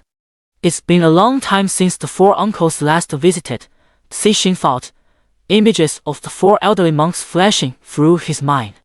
A trace of loneliness appeared on his face. Meanwhile, the 4 uncles he mentioned were plotting something utterly inhumane. Their bloody methods were so extreme that even 100 Li Shui couldn't compare. These 4 old monks had been staying in a hidden room within Jinyan Temple all along. One of them had previously dispatched a small Buddha statue in an attempt to silence the uncle-girl duel. Unexpectedly, the small Buddha statue was intercepted by Chen Shengyu. Moreover, after this incident, Wang Qi successfully sent a message to the bureau. Thus, at that time, the 4 of them held another discussion. Launching another attack to kill the uncle-girl duel would have been meaningless. So after Chen Shengyu intercepted the small Buddha statue, Wang Qi and the other person were temporarily safe. However, everyone else in the entire Jinyan Temple was now in danger. Everyone? How are you doing? Although the ceremony is a bit rushed due to being moved up, it's sufficient. The 4 old monks knew that once the Supernatural Management Bureau intervened, they would evacuate the tourists immediately. Without the offerings, their ritual would fail indirectly. Tonight at midnight, the feast begins. The sacrificial ceremony, originally scheduled 3 days later, was moved up to midnight tonight. Cheng Shengyu was supposed to leave after tomorrow, but now, it seems there's some entertainment to watch. After leaving the stupa, Cheng Shengyu hadn't walked far when he spotted the little fox. She still appeared as a white-stockinged little Lolita. Facing Cheng Shengyu, she adjusted her makeup several times, but he remained silent. However, after she presented this look, Cheng Shengyu finally spoke, so she maintained this appearance. "My lord," Li Xiuli said somewhat nervously. She was terrified that in the next moment, Cheng Shengyu might devour her. Cheng Shengyu responded to her and began rummaging through his pocket. After a moment, he pulled out a red string. "Here, this is for you." Li Xiuli recognized it at a glance. It was a love bracelet sold on the Bridge of Fate. Blushing, she said, "Sir, this isn't appropriate. The little fox hadn't even reached adulthood yet by fox standards. She was still a cub. Cheng Shengyu was a bit puzzled. It was just a tracker. Why was everyone acting so shy? Among humans, exchanging gifts was perfectly normal. Moreover, the one before me was a bizarre creature. "Take it," Cheng Shengyu said in a stiff tone. Finally meeting a fellow patient, how could I let her run away? I was careless before, not giving her a tracker, but this time I must make sure she wears it. Okay. Li Xiuli stretched out her hand, took the bracelet, and put it on. With her ability to transform illusions, she could do everything an ordinary person could. Then she imagined herself in the role of a child bride. Cheng Shengyu smiled faintly. "Now that's more like it. Can I go now?" Li Xiuli blinked her eyes. Cheng Shengyu thought for a moment and, seeing no other matters at hand, replied, "You may. Goodbye, sir." In the blink of an eye, Li Xiuli vanished without a trace. She had already made up her mind. If given the chance, she would definitely escape from Jing'an Temple. As for why she didn't leave immediately, it was mainly because there were many supernatural beings here, and as a weakling among them, she naturally had to work for the others. After investigating the situation of the stupa, he had originally planned to go back to sleep. But remembering that the purpose of coming to Jing'an Temple was to eat, he changed his mind. He headed towards the main gate of Jing'an Temple, intending to take a look at the Mahavira Hall. After leaving the stupa and walking about 500 or 600 meters, he encountered quite a few people. It didn't seem particularly strange during the day. There were usually this many people around. But upon realizing that people need to sleep, he dismissed his earlier observation. At this hour, most humans are asleep. Besides, human eyesight is poor at night. Why would anyone wander around in pitch darkness? He looked at the person beside him, who had his eyes closed and was walking unsteadily. Not far away, another person tripped over a stone on the ground, but after getting up, he continued walking as if nothing had happened. Wrong! Realizing this, he hurriedly checked Su Jin's condition. When he went to the pagoda, he had left a backup plan in case something happened to the girl. Manipulating the hand he left by her side, he saw the situation in the room. Su Jin was still in the bedroom, breathing steadily, with no missing parts on her body. Then, he manipulated his hand remotely, floating it out the window and into Feng Ling's room next door. The other person was also in the bedroom. Feng Ling had a food item there, so she was temporarily under Cheng Shengyu's protection. However, her priority was definitely not as high as Su Jin's. After confirming Su Jin's safety, his original plan remained unchanged. He still intended to check out the Great Hero Hall. Before long, Cheng Shengyu arrived at the entrance of the Great Hero Hall. He didn't enter but instead looked toward the main gate of Jinyan Temple. Between the main gate and the great hero hall lay a square, now completely filled with people. More were still streaming in through the entrance. All of them had their eyes closed. Some were covered in weeds and dust, yet they seemed oblivious to their condition. Those in the square were slowly moving further into the temple grounds. In fact, at the foot of Jinyan Temple's mountain, many more were still climbing up. They were no different from those inside the temple ice shut, as if sleepwalking. Chen Shengyu was stunned for a moment. He couldn't tell whether the current situation was due to some human habit or if it had been influenced by the supernatural. The behavior of these people seemed spontaneous, yet none of them were aware of it. Adhering to the principle of not overthinking what he couldn't understand, he entered the main hall. To his surprise, he discovered that the supernatural presence on the Buddha statue had vanished. The Buddha statue remained in its original position, still carrying the lingering scent of food, but the food itself was gone. He didn't believe that any of his kind could vanish right under his nose. Something's wrong.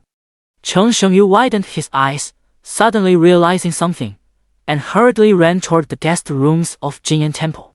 The parts of Su Jing that were visible appeared unharmed, but during the earlier inspection, a crucial detail had been overlooked. Upon reaching the guest room, he frantically flung open the door to Su Jing's bedroom. The noise was loud enough to wake her, yet the girl's breathing remained steady and calm.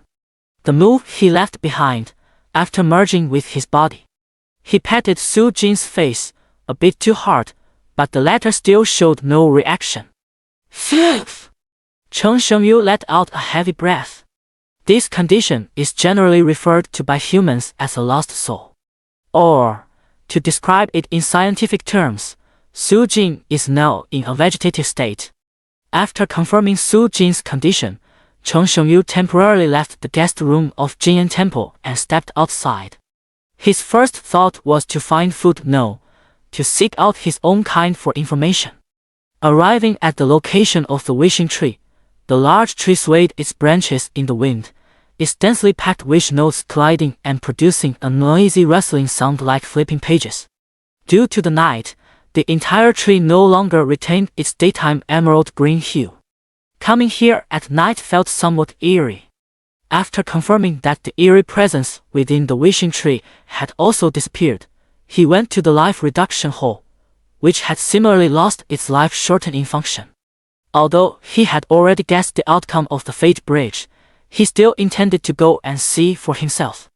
The Fate Bridge was even more bizarre. The entire bridge structure had vanished. If not for the lingering scent of food in the air, he might have thought his daytime experience had been an illusion. Not far from the Fate Bridge stands the stupa. After a brief moment of contemplation, he decided to visit the stupa once more. Cixin had been able to see through Li Xiuli's illusion. Perhaps he knew something. Following the same approach as before, he leaped directly into the courtyard. After taking a few steps toward the inner part of the yard, he once again caught sight of Cixin. Cixin sat cross-legged, his staff resting horizontally across his lap. His eyes were closed, and his hands were pressed together in prayer beneath the stupa. Cixin, Chen Shengyu called out, but there was no response from the other man. He quickly walked over, but the other person showed no reaction. Lifting the eyelids revealed that Cixin's gaze was unfocused. In short, another soul had been lost. Chen Shengyu thought again, recalling the two small Buddha statues. One was given to him by Feng Ling, and the other was one he had captured. He wanted to see if these two snacks had disappeared as well. Leaving the relic pagoda, he headed back to the guest quarters. On the way, he saw Feng Ling wandering aimlessly with his eyes closed. Other passers-by either headed for the Great Hero Hall or the Wishing Tree. In short, they all had a clear destination. But Feng Ling seemed to be truly sleepwalking, stumbling around blindly. Thus, Chen Shengyu immediately spotted him in the crowd.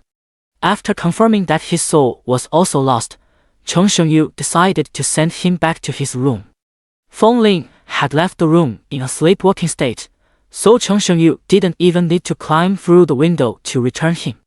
After locking the former in his own room, he returned to the room he shared with Su Jing.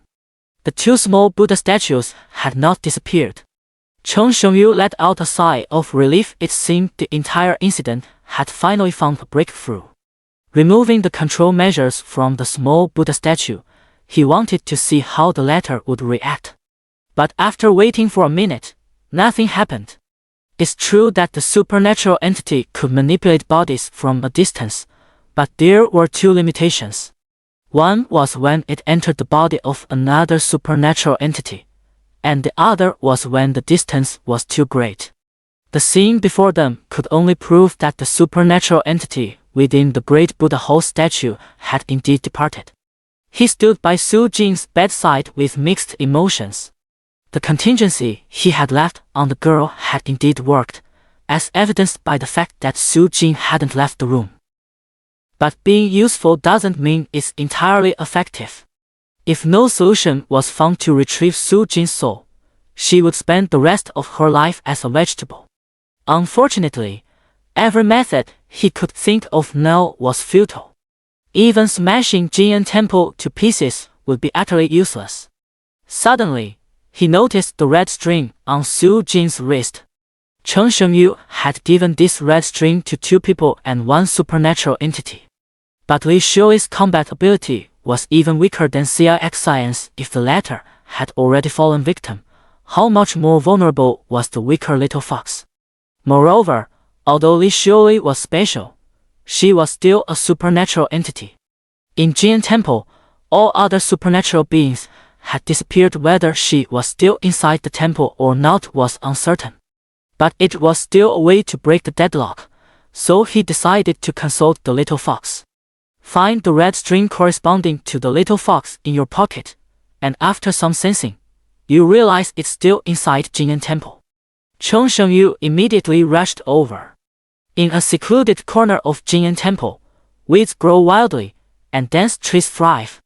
No one has visited this place for a long time, turning it into a scene resembling a primeval forest. Under a big tree, there was a nest made of branches. A fox stood nearby. She was entirely snow-white, her gaze vacant. Like a statue, she stood dumbly by the nest. At a certain moment, the usual spark returned to her eyes. Then she transformed into human form, a petite, flat-chested Lolita in white stockings. After regaining her senses, she looked at the red string on her wrist, pressed it against her cheek, and nuzzled it. "I love you so much. You actually let me avoid rent day." Li Shui originally didn't he need to absorb so much life essence from otaku, but alas, there were KPIs to meet. If she failed the mission, her little life would be forfeit. Originally, she was almost pulled into the dark space, but at the critical moment, she managed to return thanks to the bracelet Cheng Shengyu had given her. She knew this was the perfect opportunity to escape Jinyan Temple. Now that all the other anomalies had gone to the dark space, if she didn't leave now, when would she? The small nest before her was her only possession, but she no longer needed it. Just as she was about to dash out of Jinyan Temple, she spotted Cheng Shengyu's figure not far away. "My lord, is there something you need?" Li Shui lowered her head, like a child who had done something wrong. Although the eerie beings within the temple had all gone to the dark space, but the one before me didn't he seem to be from Jinyan Temple. What happened to them? Up until now, Cheng Shengyu still hadn't figured out why Su Jing and the others had lost their souls. "You mean those ordinary people?" Li Shui asked cautiously. "Yes," he nodded. "Taken to the dark space. Rent is due today," the little fox said, pausing to think before adding, "Today's rent payment feels different, like something else is about to happen." Dark space. Cheng Shengyu was familiar with it. That's where he came from. This explained why the group of anomalies at Jinyan Temple had vanished right before his eyes. Entering the dark space could indeed make one disappear on the spot. He did have a way to enter, but the dark space had varying depths, and searching layer by layer was like looking for a needle in a haystack. He needed an anchor point to fix himself to Su Jin's location. It didn't he need to be too precise, some deviation was acceptable. It was like jumping into the water the moment a sword fell in, it would surely be near where it dropped. He looked at Li Xioli, his eyes gleaming. The other party looked pitifully delicate, resembling a young girl. Now, with the darkness and the woods, it was hard not to let one's thoughts wander. Have you ever been inside there? Chen Shengyu asked urgently. You mean, the place where we pay rent? Li Xioli countered, I've been there before. Chen Shengyu smiled faintly. Since she had been there before, she could serve as a guide to lead him inside. If the eerie presence within overheard their conversation at this moment, it would surely ask Li Xioli, so it was you who brought the little intruder in. Chen Shengyu raised his right hand, and a black sphere appeared above his palm. It was a part of his body. The little fox stared at this scene, utterly bewildered. The black sphere in Chen Shengyu's hand was an anchor point. As long as this anchor reached a designated location, his true form could arrive at the corresponding position in the shadow space. Here! Chen Shengyu handed the pastry to Li Xioli. Eat it, and then. His tone was eerily calm as he spoke. But the little fox looked terrified. Li Xioli crouched on the ground, clutching her head. Just give me a quick death instead. When hunting humans, the eerie beings also enjoy toying with them, much like how a cat plays with a mouse. Li Xioli felt that Chen Shengyu had been teasing her ever since their first encounter. The small black sphere before her was enough to take her life. Moreover, every time she had met Chen Shengyu before, she had narrowly escaped death, which further convinced her of this conclusion. If a drop of ink is added to a glass of water and allowed to fully disperse until the color is no longer visible, it can still be called a glass of water. But in a cup of water, if you add a drop of deadly poison, even if it still appears to be water on the surface, in reality, it has already turned into toxic water. The current situation is like this. The little fox is a cup of water, and the anchor point Chen Shengyu provided is a drop of deadly poison. If the former dares to consume it, under normal circumstances, she would undoubtedly perish. I didn't mean to kill you, Chen Shengyu hurriedly explained. He knew well that encountering a fellow patient was not easy. Clearly, this is not a normal circumstance. But in Li Xioli's mind, these words automatically underwent a Chinese to Chinese translation, becoming, I haven't had enough fun teasing you yet, so you can live a little longer. At this moment, the little fox just wanted to stay far away from him. Doing anything would be fine, as long as they never met again. Chen Shengyu's speech impediment wasn't a new issue, it had been around for quite some time. When others didn't know his true identity, they naturally wouldn't think much of it. But once they found out, conversations with him would end up like this. Really, won't kill. To appear friendly, Chen Shengyu struggled to force a kind smile. Li Xioli sensed his kindness, took a deep breath, and said, Okay, I understand. The little fox resolutely set foot on the path to death. Swallowing the anchor he gave, she smiled helplessly. Seeing this, Chen Shengyu thought the other party had understood his meaning. However, in reality, it proved that he still had much room for improvement in interpreting human expressions. After swallowing the anchor, Li Xioli transformed into a statue again. It wasn't that she had truly died, but rather that her soul had entered the dark space. A moment later, Chen Shengyu sensed the location of the anchor. Then he closed his eyes. Dark space, activate. Chen Shengyu's landing method was different from the others.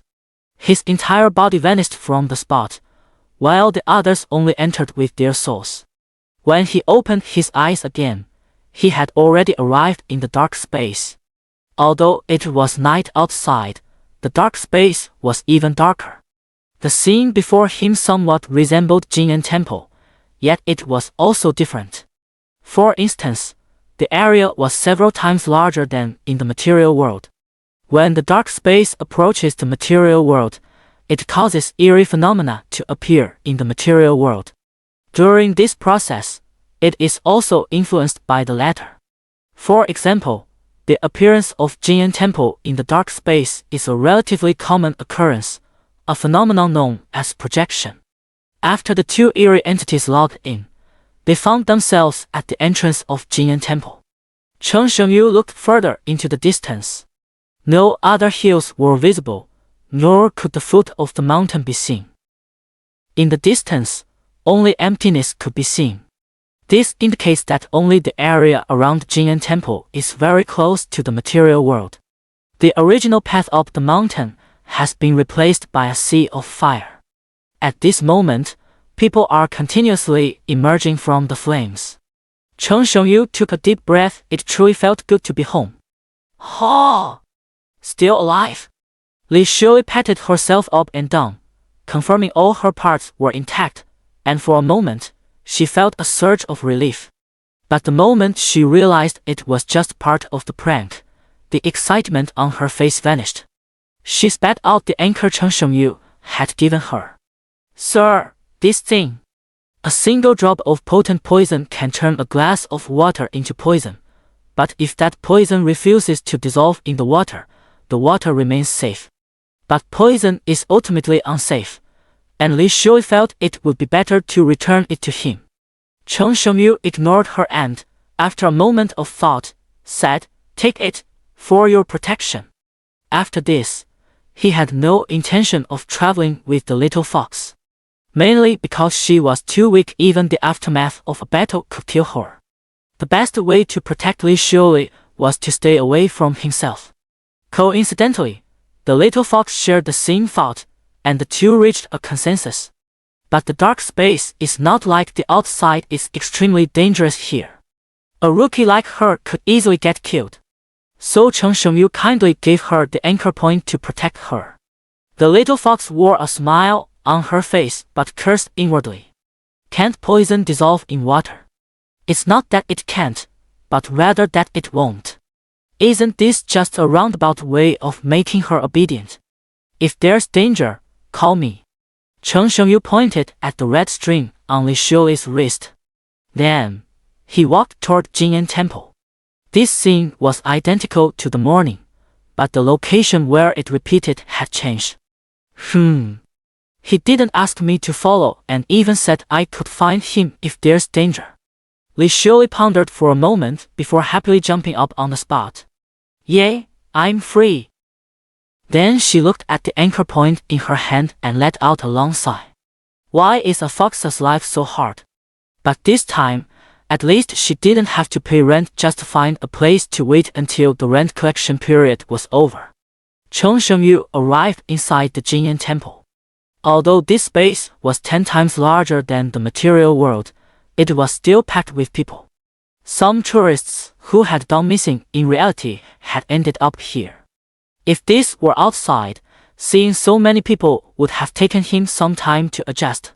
But now it wasn't necessary. Half of these people would never have a chance to leave, even if he exhausted all his efforts to save them. The remaining, most likely no more than 1%, will survive. As long as no one sees him pretending to be human, it's fine. Chen Shengyu stood in the square and observed for a while. Like those outside, most of these people had clear objectives, either heading to the Great Hero Hall or the Wishing Tree. Perhaps while in the material world, Jing'an's anomalies had already categorized their prey. So, for the short term, Su Jing is safe. All the eerie connections to the girl have been severed by him. He can even pretend to be targeted by the Fate Bridge because she once wore the marriage bracelet. The second trip to Jing'an Temple was made by Su Jing alone. The odd couple, the middle-aged man and the young girl, also logged into the dark space. Compared to Chen Shengyu's calm demeanor, they were utterly panicked. Although they were luckily saved by Chen Shengyu during the day, everything that happened had made them a thorn in Jing'an Temple's side. The moment they logged in, they were targeted from all directions. However, currently, Director Chen's administration employs the strategy of setting a wolf to catch a tiger in 80% of their methods to deal with supernatural threats. Therefore, the two of them can barely survive. It's still manageable. After dodging multiple lethal attacks, the two finally had a chance to catch their breath. Find a way to get the intel out. Whether we survive or not is no longer important, Uncle John said with determination. Wan Qi nodded and glanced at the small Buddha statues chasing them from behind before the two resumed their escape. Cheng Shengyu did not linger in the square for long. He chose to enter the Mahavira Hall to see if he could find Su Jing. At the entrance of the Mahavira Hall, many people were fighting each other. Each of them was missing limbs or had severe injuries. This was completely contrary to the principles of Buddhism. Beneath Cheng Shengyu's feet lay a severed finger. In the distance, two men were grappling with each other, and one of them tore off the other's arm before entering the Mahavira Hall. The one-armed man snarled as he approached another in the distance, a man who had lost both arms. The strong wield their blades against the weak, and the weak turned their blades upon the weaker still. Such is the prevailing theme here. In the physical world, these people would have long lost their ability to move. But they are in the dark space, existing as souls, and as long as they maintain at least 50% integrity, they can retain their mobility. According to Cheng Shengyu's speculation, including himself, the number of anomalies with their true forms in the dark space would not exceed 10. He walked into the Great Buddha Hall, which stood in stark contrast to its daytime appearance. No monks chanted Buddhist scriptures. Instead, the air was filled with chaotic screams. The great Buddha statue had lost its solemnity, revealing its true nature: bulging eyes, a ghastly face, and ferocious fangs. In front of him stood a massive donation box. During the day, Cheng Shengyu had also seen this box. Visitors could drop spare change into it if they wished. Of course, considering that cash payments are no longer mainstream, a payment QR code was pasted on top of the box. When it comes to helping visitors accumulate merit, the Buddha is quite proactive. A man dressed in black threw the stolen arm into the merit box, staring eagerly at the eerie Buddha statue. Amitabha, not enough merit. My Buddha does not save the poor. Then, a small Buddha statue rushed out and tossed him into the merit box. Others in the Great Hero Hall, upon witnessing this scene, felt no fear, nor did anyone flee. To them, all of this was entirely commonplace. The people engaged in the surrounding slaughter completely ignored Cheng Shengyu. For him, this was good news. After all, his primary goal now was to find Su Jing, not to deal with those who might attack him. He walked back and forth several times but still found no trace of Su Jing, so he decided to leave the Great Hero Hall. Before leaving, a ruthless figure dragged a pile of mangled limbs and stuffed them into the donation box. The box visibly grew larger by several degrees. Your merit is sufficient to— Nonsense! I've seen many people's wishes come true. As long as I get 10 more people to make wishes and gather enough wish power, my wish can be fulfilled too. Cheng Shengyu took a moment to glance at the passers-by before turning his gaze back to the wishing tree. Is hunting for the supernatural this complicated nowadays? Though tedious, the method of using prey to lure more prey seems quite efficient. However, these efficient methods are destined to be useless to him.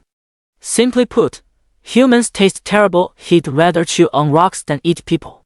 The dark space is close to the material world, and the two influence each other. The abandonment of traditional hunting methods by the anomalies is one such effect. Cheng Shengyu walked further away, but the passerby from earlier continued to follow him, incessantly urging him to make a wish. Finally, unable to tolerate it any longer, Cheng Shengyu made one last attempt to dissuade him. It's pointless. As for those whose wishes came true, they were probably just fronts pushed onto the stage. The current situation is like someone asking for a last cut on Pinto Audio. They go around seeking help, but the person they happen to find is the programmer who wrote the last cut feature. In the material world, maybe that last cut can indeed lead to a cash out. But in the hidden space, no matter how many people you rally to make wishes, it's useless. Chen Shengyu still has this much insight. Just like before, after circling the wishing tree 2 or 3 times and failing to find Su Jing, Chen Shengyu decided to move on to the next location. Find 10 more people, and you'll gather all the fragments of wish power. Then your wish can come true. In the distance, another passerby, after gathering 10 people, sets off again on the path to collect fragments of wish power. Upon hearing this, Chen Shengyu paused slightly. Couldn't you at least come up with a more convincing term? How is this supposed to fool humans? If nothing else, even exchanging 10 merits for 1 wish power would be better. That's great, I'll go right now. However, it turned out he was overthinking it.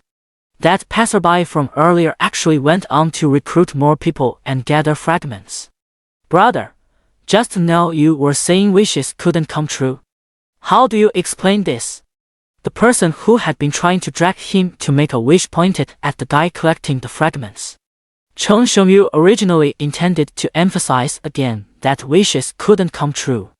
But considering the previous attempts had no effect, he gave up. Although, it seemed he hadn't really tried to persuade him much before, only uttering a few words. Chen Shengyu moved away from the wishing tree, but the person still followed him. However, after reaching a certain distance, he was ignored.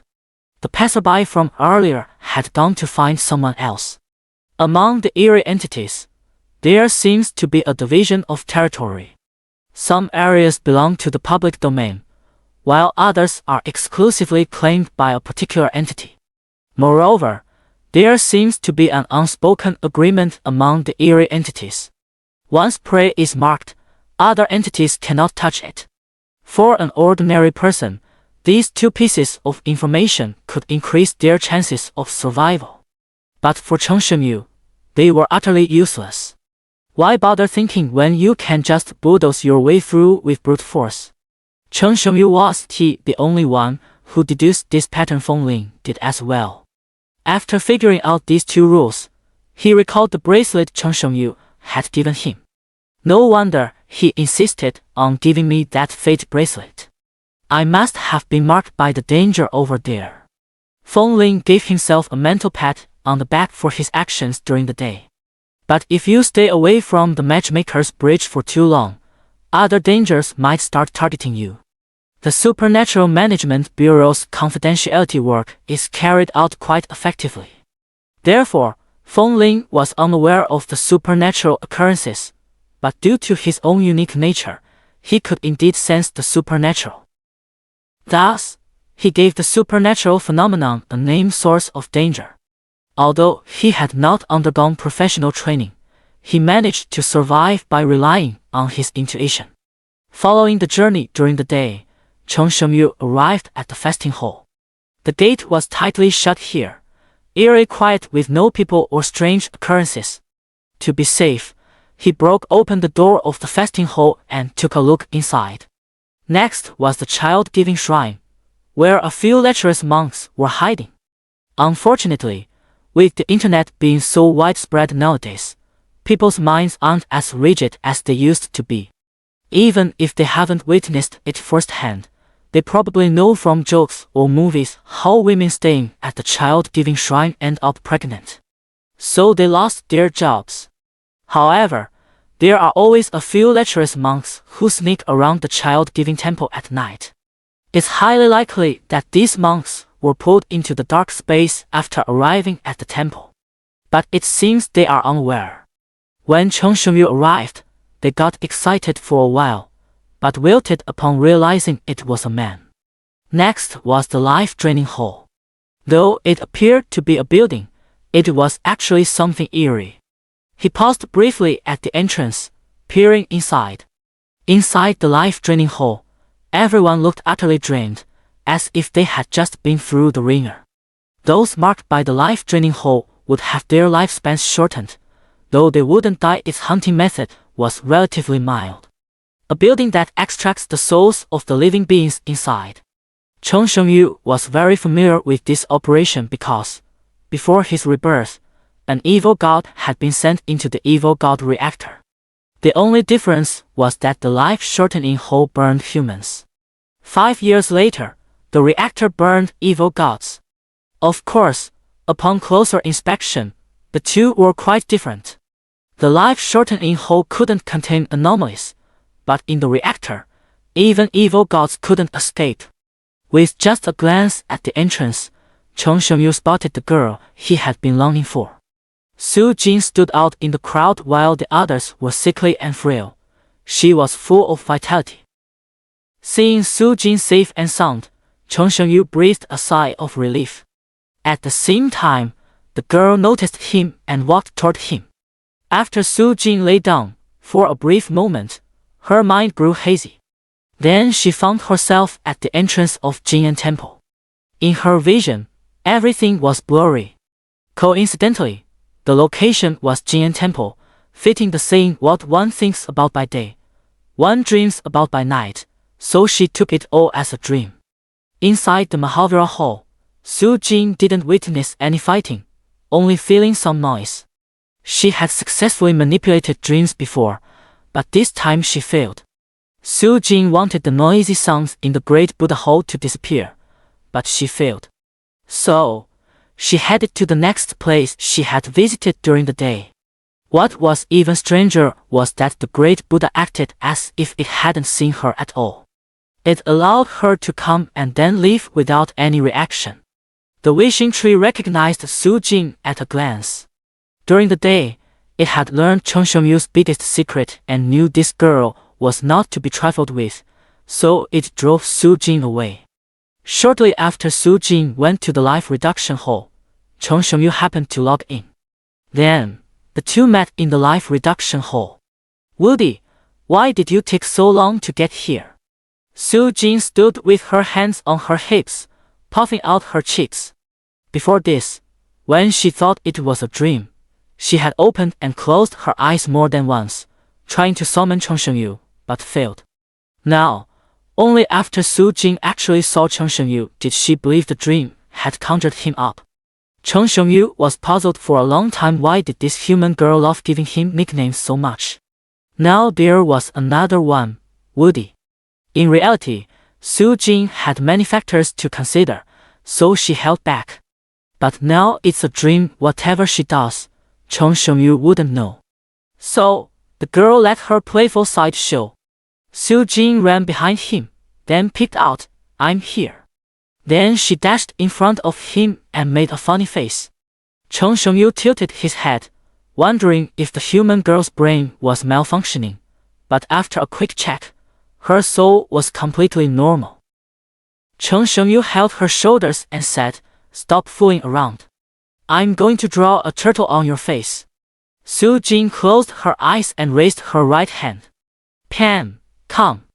In dreams, of course, you can have anything you want. But this wasn't a dream, so she naturally failed. Still, she had Chung Shengyu. Chung Shengyu transformed a part of his body into the shape of a marker pen and placed it in the girl's hand. "Ha! I knew I could make it appear." Su Jing laughed, then bit her lip as she scribbled all over his face. In no time, a turtle had appeared on his cheek. While the girl was drawing the turtle, he wasn't idle either. It would be simple to tamper with an ordinary person's soul. If he acted, this kind of soul-loss situation would never happen again. From the moment he saw Su Jing to the appearance of the turtle on his face, there was enough time for him to act 100 times over, but in the end, he gave up. Once he takes action, Su Jing will no longer be human. This is very dangerous for the girl. A drop of ink drips into a cup of water. After the ink disperses, it still appears to be just a cup of water on the surface. But this doesn't mean the ink has disappeared, and the volume of that cup of water will definitely increase by the amount of that single drop. After much deliberation, he ultimately abandoned the idea of tampering with Su Jing as soul. Next, I should head to the Fate Bridge, Su Jing muttered, tossing the marker on the ground. After all, it was created by willpower. If needed, he could just conjure another one. Suddenly, Chen Shengyu realized a serious problem. The person had been found, but how to send Su Jing back to the material world?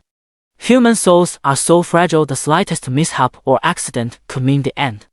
Therefore, Chen Shengyu dared not act recklessly. Then, he thought of Li Xiuli again. The latter seemed to have visited the dark space more than once and might know a way to leave. But considering she was once just a minor underling, Chen Shengyu didn't hold much hope. The safe method for a human soul to leave should be known only by the four anomalies. Afterwards, negotiations were inevitable. Of course, before negotiations, they had to get along first. Physically. And this process was quite dangerous. Even Li Xiuli would be affected by the aftermath, let alone Su Jing. Before negotiating with Jing'an Temple, he needed to send Su Jing to a safe place. As for where was safest, it was naturally the rather peculiar stupa. Coincidentally, the stupa wasn't far from the Fate Bridge. After crossing the bridge, he would leave Su Jing at the stupa. Then he'd go negotiate with the supernatural to find a way to safely get Su Jing out. Finally, of course, it was time for a big feast. Hey dummy, stop spacing out, it's time to go. Su Jing took the initiative to grab Chen Shengyu's hand. Because it was a dream, Su Jing was very bold. But her boldness stopped right there. Not long ago, she was actually dreaming and, upon seeing Chen Shengyu, immediately hugged him, and then she somehow ended up in the bedroom, and the dream's content turned into something rated 18.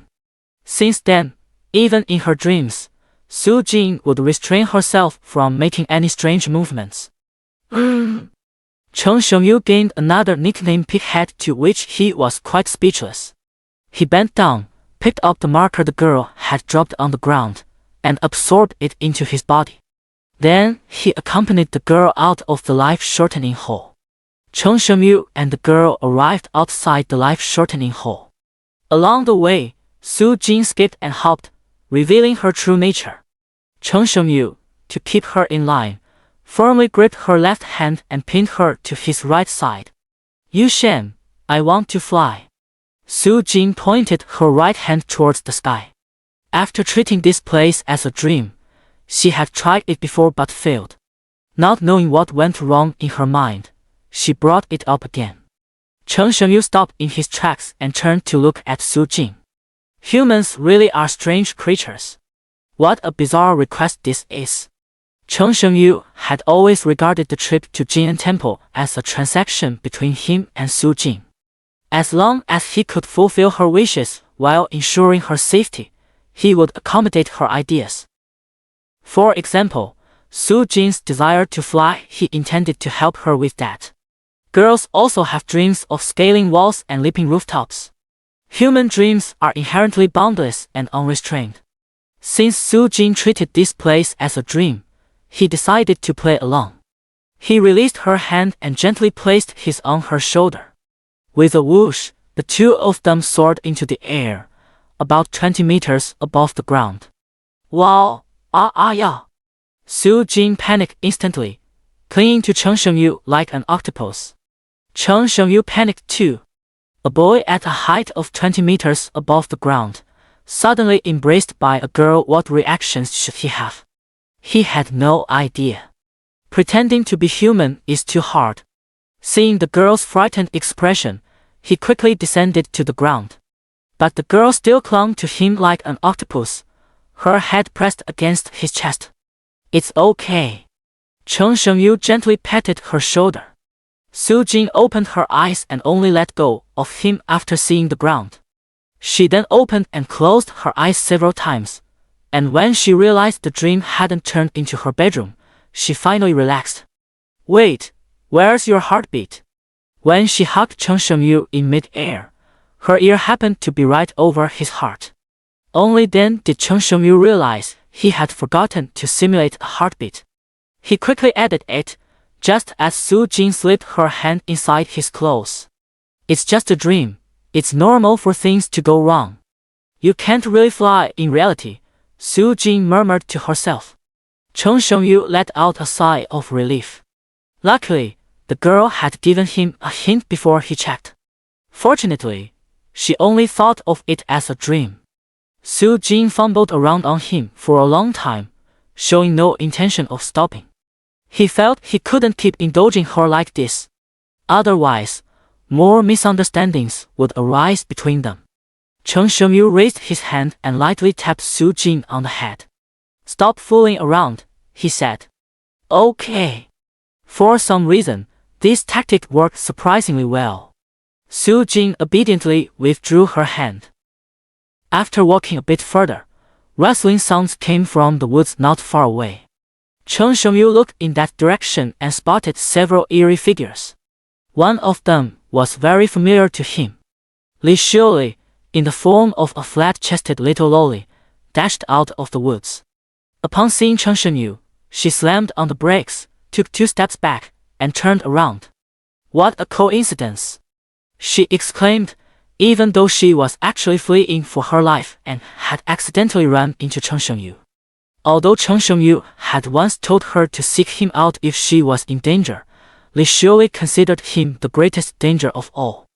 Unless it was a life-or-death situation, she would never go to Chen Shengyu for help. 2 eerie beings, what a coincidence to bump into each other. Ah! Li Xiuli let out a long sigh. Why is a fox's life so miserable? She had found a spot, hidden perfectly well, only for Feng Ling to come over. Coming over was bad enough, but then she called her a ghost. Clearly, the little fox was so adorable.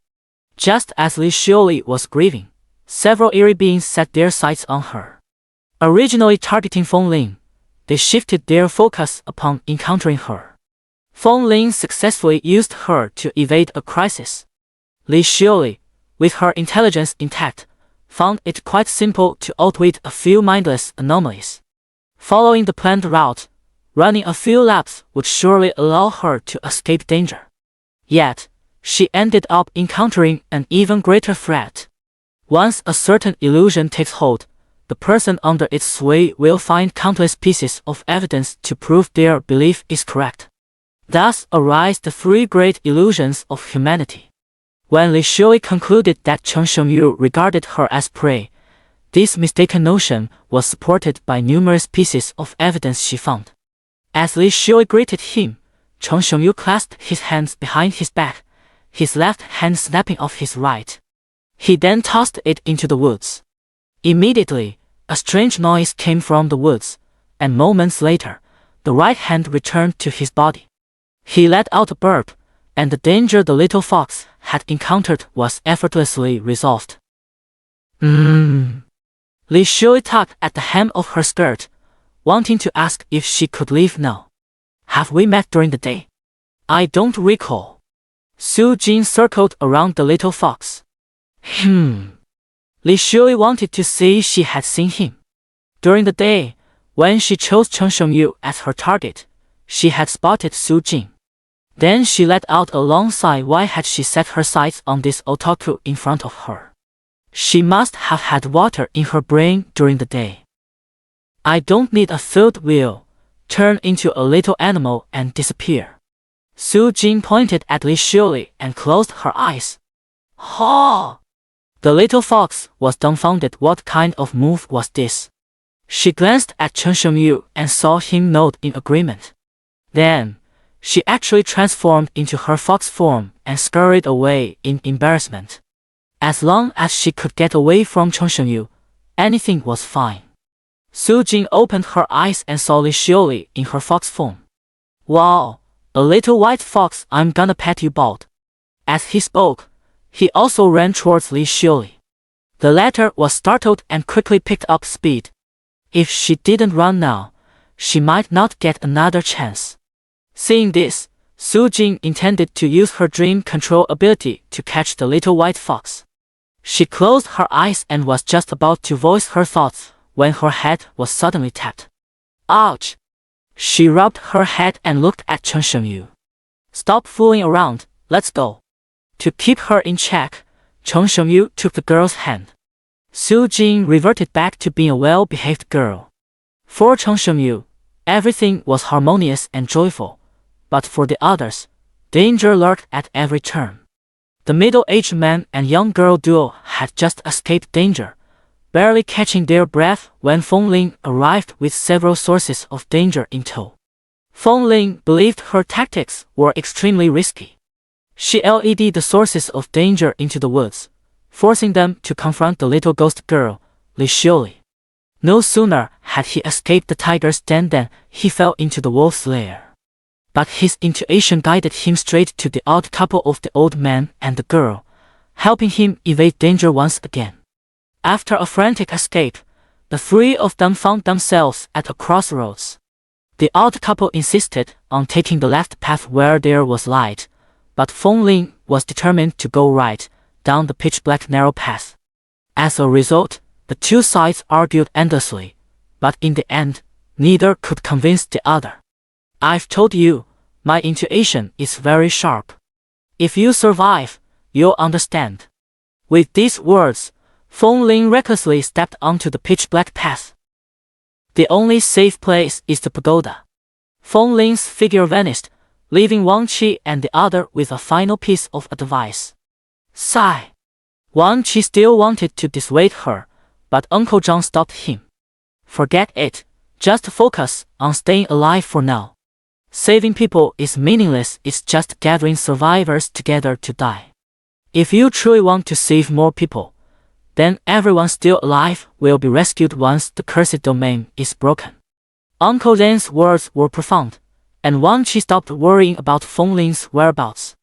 The odd couple of an uncle and a young girl were playing a horror escape game, but on Chen Shengyu's side, it was still a dating sim. Because Su Jing believed this was her dream, she was much more unrestrained than usual.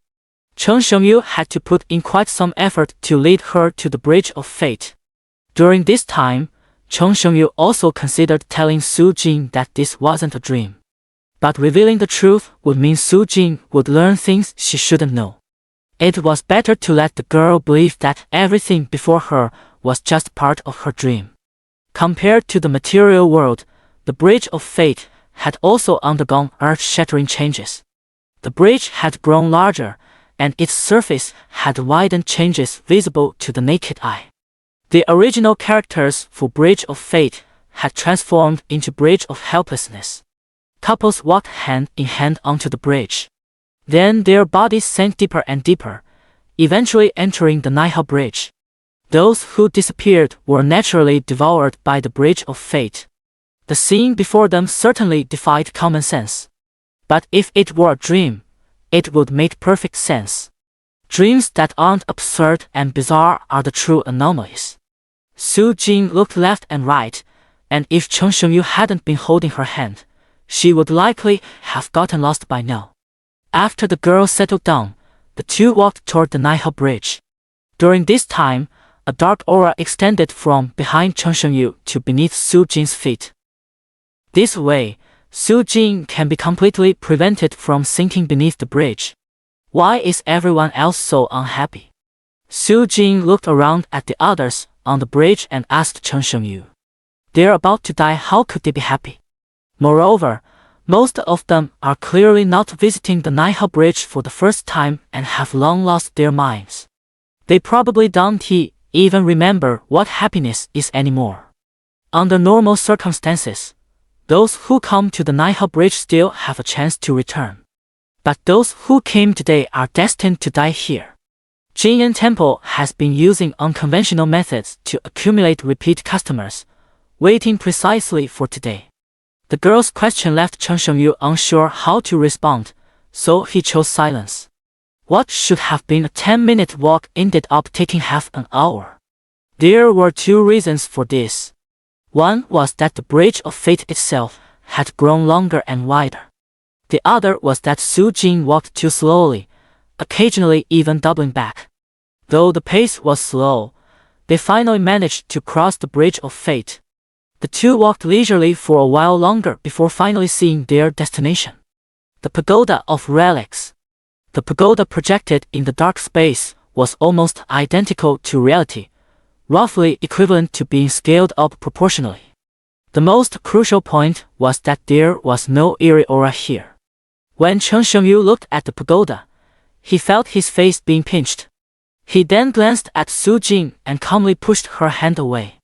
He had long grown accustomed to the girl's lively antics along the way. The only question was whether Cixin was inside the pagoda.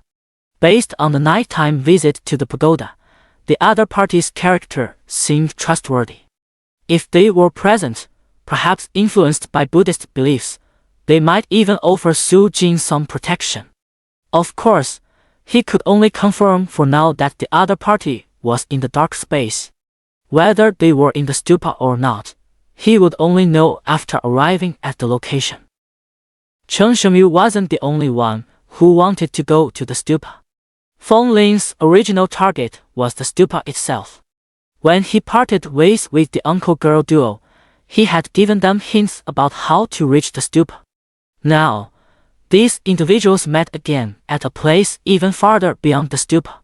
At first, Feng Ling kept track of how many dangers he had avoided along the way. Later, he became numb, knowing only to run. Bent over, he gasped for breath.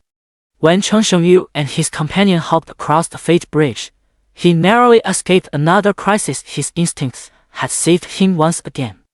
Before he could even catch his breath, footsteps approached from nearby. But he was too panicked. If there had been danger, he would have already fled on instinct. "It's you're still alive?" The newcomers were none other than the middle-aged man and young girl duo. Earlier, when they had parted ways, Feng Ling had already declared, unilaterally, that they were as good as dead. But he never expected that the other party was still alive. Before the three could even catch up, Feng Ling looked behind Wang Qi, where there was a small figure. The girl was dressed in a white dress, petite and adorable, looking pitiful. But Feng Ling wasn't fooled by her appearance and immediately pointed at her. "Ghost girl. Why is it you again?" Li Shuyi also didn't expect to encounter Feng Ling for the second time. The last time, she had been hiding perfectly, only for the latter to bring a bunch of supernatural beings chasing after her, a memory still fresh in her mind. A human and a supernatural being spoke almost simultaneously, their tones identical. "Do you know each other?" Wang Qi asked. "Listen to me. This person is a female ghost who almost killed me. I'll explain the details when we reach the relic pagoda," Feng Ling said with a terrified expression.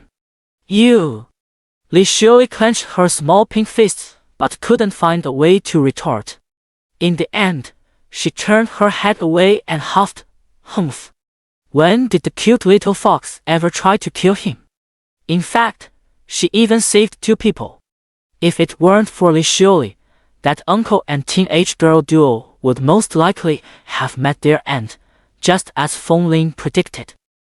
After Li Shuyi encountered them, the two parties, one in the light and one in the shadows, worked together seamlessly to make it this far. According to how it plays out in movies, if she really were a ghost, you shouldn't have revealed the truth. Once exposed, she'd fly into a rage out of humiliation and kill all three of us, Wang Qi remarked calmly. As she spoke, she even ruffled Li Shuyi's head, not showing the slightest hint of fear. Li Shuyi's expression softened. She really enjoyed being petted by Wang Qi, of course, as long as it didn't make her go bald. "Then why aren't you staying away from her? Are you waiting to be killed by her?" Feng Ling said urgently. "Isn't the truth quite obvious?" Uncle Zhang spread his hands. Feng Ling froze for a moment before realizing. It turned out these two hadn't taken his warning seriously at all. But upon reflection, he thought Wang Qi was right. If a ghost was pretending to be human, it was best to act unaware. Revealing the truth in front of them would get you silenced. Feng Ling promised himself he'd be more careful next time. The pagoda. Li Xiuli suddenly picked out a keyword from the trio's conversation and urgently asked, "We need to go to the pagoda." She had nearly died at that pagoda. The last person she wanted to see was Cheng Shengyu, and the second last was Cixin. Right. Wang Qi's hand was still on Li Xiuli's head, rubbing and kneading. The little girl felt incredibly soft to the touch, just like petting a fox. Li Xiuli swatted her hand away, her face full of terror, then bolted away at top speed. Elsewhere, she might have a slim chance of survival, but at the stupa, it's almost certain death. Oh! Wang Qi watched Li Xiuli's retreating figure, wanting to stop her, but ultimately didn't take a step forward. See, her true nature is revealed. She's a ghost, she's afraid of the stupa, Feng Ling quickly said. Remember what I said. Gathering the survivors is completely pointless. The key to saving them lies in breaking the deadlock, Uncle Zhang muttered quietly to Wang Qi. The informants who entered the dark space weren't just the old man and young girl duo. Most of the others were busy rescuing people, but Uncle Zhang knew that without breaking the deadlock, rescuing would only mean gathering everyone together to die. Although he couldn't find a way to break the deadlock, he was the most likely person to do so. After Li Xiuli left, the three of them sized each other up. Feng Ling felt that the uncle-girl duo seemed to know something. Their identities weren't quite ordinary, and though she initially wanted to ask, she ultimately chose to follow her instincts. He knew that some things were better left unknown. Curiosity could indeed be deadly. After parting ways, Wang Qi and her companion encountered increasing dangers. Previously, when they were with Feng Ling, the paths she pointed out seemed relatively safer. This made Wang Qi and her companion recognize in him certain traits typically seen only in bureau agents. If Feng Ling truly could sense danger, then having him in the team during supernatural incidents would likely reduce casualties significantly. Each side had their own little thoughts, but both were tactful enough not to voice them. Afterward, the trio teamed up and set off on the path toward the pagoda. Moreover, their cooperation became even more seamless, as they each realized the other was no ordinary individual. While Feng Ling's group was caught up in their mutual tug of war, Cheng Shengyu arrived outside the courtyard of the pagoda. Just like in the material world, the gate remained locked. Cheng Shengyu had 100 ways to get inside, but all of them were unconventional and unusable in front of humans. Let's go, let's go. We didn't get in during the day, so there's no material for dreams, Su Jin said after a glance, preparing to leave. But Cheng Shengyu remained rooted to the spot. Fly in, just like before. Since she thought it was a dream, Cheng Shengyu had plenty of room to maneuver. Before Su Jin could even prepare, the two of them were already in the air. Just as she was about to scream, they landed in the courtyard of the pagoda. How? I clearly haven't been here during the day, so how can I dream about it?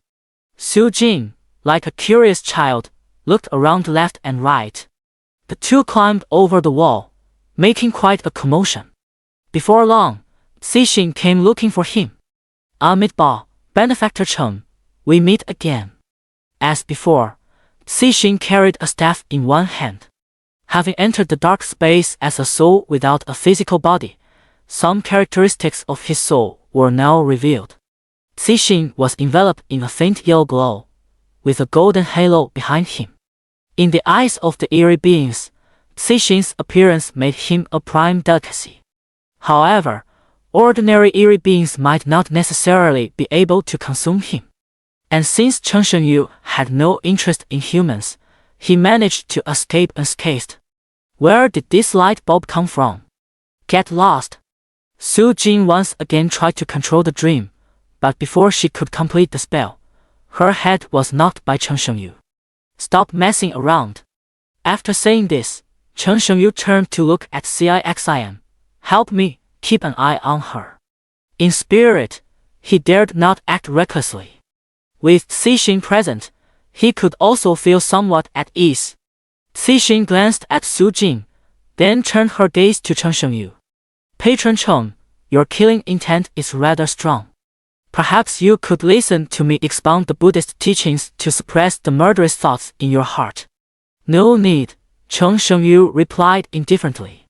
Of course his killing intent was strong. He was about to devour the entire Jinyan temple. The supernatural beings wouldn't let him feast peacefully before he could eat. He would surely have to slaughter his way through Jinyan temple. It would be strange if his killing intent weren't heavy. Patron Chen, do not let momentary anger lead you astray into demonic obsession. Chen Shengyu had intended to leave, but upon hearing these words, he halted and turned to look at Cixin. The latter seemed unaware of the events that had transpired at Jinyan Temple.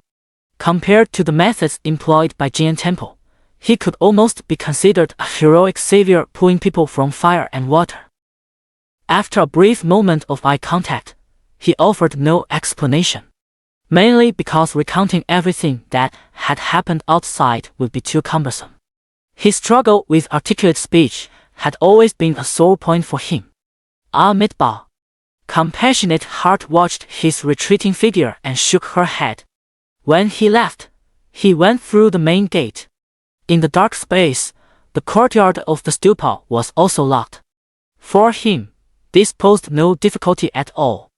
After stepping outside, he paused for a moment. Cixin was a proper monk, just short of catching a few demons to aid his cultivation, so he was quite reliable. However, Chen Shengyu still couldn't rest easy, as he had no way of knowing Su Jin's condition in real time. Then he thought of Li Xiuli. Since monks do not lie, and Cixin had already said that as long as the little fox stopped harming people, she wouldn't be killed, bringing Li Xiuli to the pagoda shouldn't be a problem. Moreover, as a weakling in combat, Li Xiuli could even receive some protection from Cixin.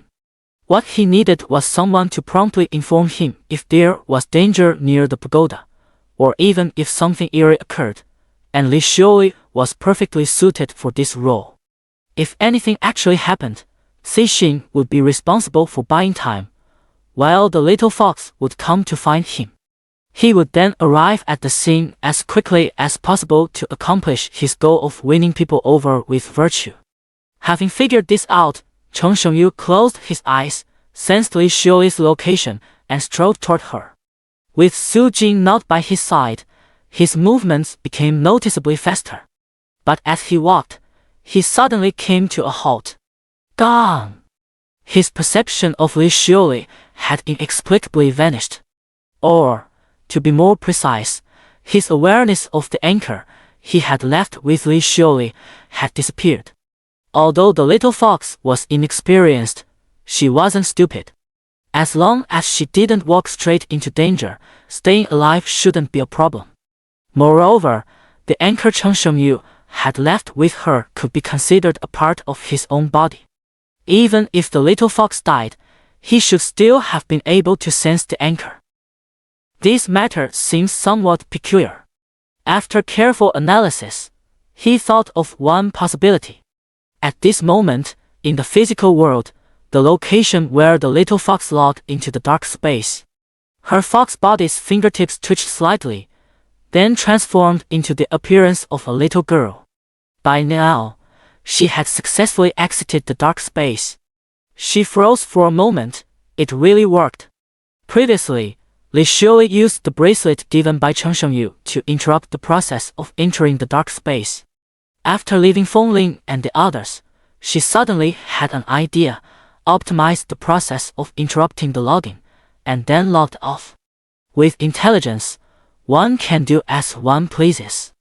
Given enough time, she might truly become a demon. After confirming he had truly left the dark space, she began her second attempt to escape. With no belongings to take, it was convenient. She took the first step joyfully, but her foot froze mid-air, and the smile on her face vanished completely. How did you get out? Chen Shengyu's voice came from beside her. After the anchor point disappeared, Chen Shengyu changed his method of perception. He finally found Li Xiuli in the material world. Since she could get out, Could she take Su Jin away too? Only without worries could he fully focus on eating.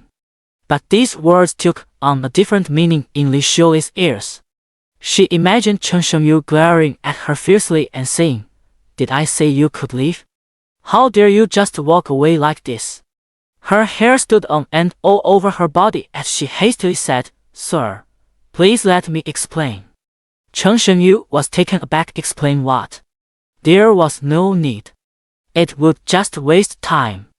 If he could bring Su Jin's soul back to the material world, that would be perfect. No need to explain. Come to the relic pagoda. Li Xiuli wore an expression of utter despair. He won't even give me a chance to explain. Well, even if he did, it would just mean a few more words before death. The main issue was the timing. It was too coincidental. The moment Li Xiuli took her first step, Chen Shengyu called out to her. It was like a cat releasing a mouse, only to bite it to death the moment it tried to run. Chen Shengyu had been waiting for Li Xiuli after informing her to come to the pagoda. She didn't keep him waiting long. Within moments, a little Lolita in a white dress approached. After some mental deliberation, Li Xiuli promised that next time, she would definitely withstand the test of leaving Jing'an Temple. But in her analysis, there wouldn't be a next time. Seeing her walk very slowly, Chen Shengyu took the initiative to meet her halfway. To show his goodwill, he even forced out a faint smile. Of course, his imitation of human expression still had much room for improvement. "Sir." Li Xiuli tugged at the hem of her clothes, goosebumps rising all over her body. To her, Chen Shengyu's smile looked eerily sinister. "You just left," Chen Shengyu said after a moment's thought. This is usually how humans begin when asking for help. For example, if someone wants to borrow a pen, they might first ask, "Do you have an extra pen?" before actually borrowing one.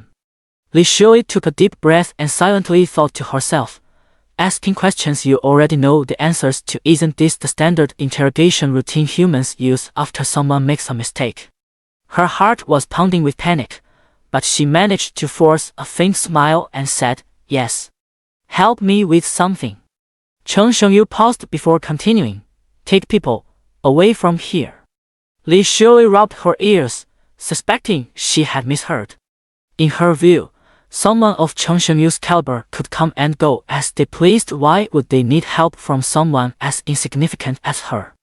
As for herself, she had only barely managed to escape the dark space thanks to the bracelet and anchor point Chen Shengyu had given her. Chen Shengyu could indeed leave the dark space, but with Su Jin in tow, he couldn't guarantee the girl's safety. Imagine the barrier to the material world as a towering mountain. Chen Shengyu could cross it because a single punch from him could blast through the mountain's core. He himself had no fear of the mountain collapsing, but Su Jin couldn't ignore the danger. As for Li Xiuli, she wasn't much stronger than an ordinary human. Her method of crossing the mountain relied on skill. Her way of leaving the dark space could ensure Su Jin's safety. In short, using a technique to leave would ensure Su Jin's safety. But Chen Shengyu didn't possess such a skill and could only turn to Li Xiuli for help. "She's inside." Chen Shengyu turned around and looked at the pagoda. "Oh," Li Xiuli responded thoughtfully, following behind him. The two eerie figures entered the courtyard of the pagoda. Although the latter feared the pagoda, they feared Chen Shengyu even more. "Yuosheng, where did you run off to? I tried several times to summon you, but it didn't work."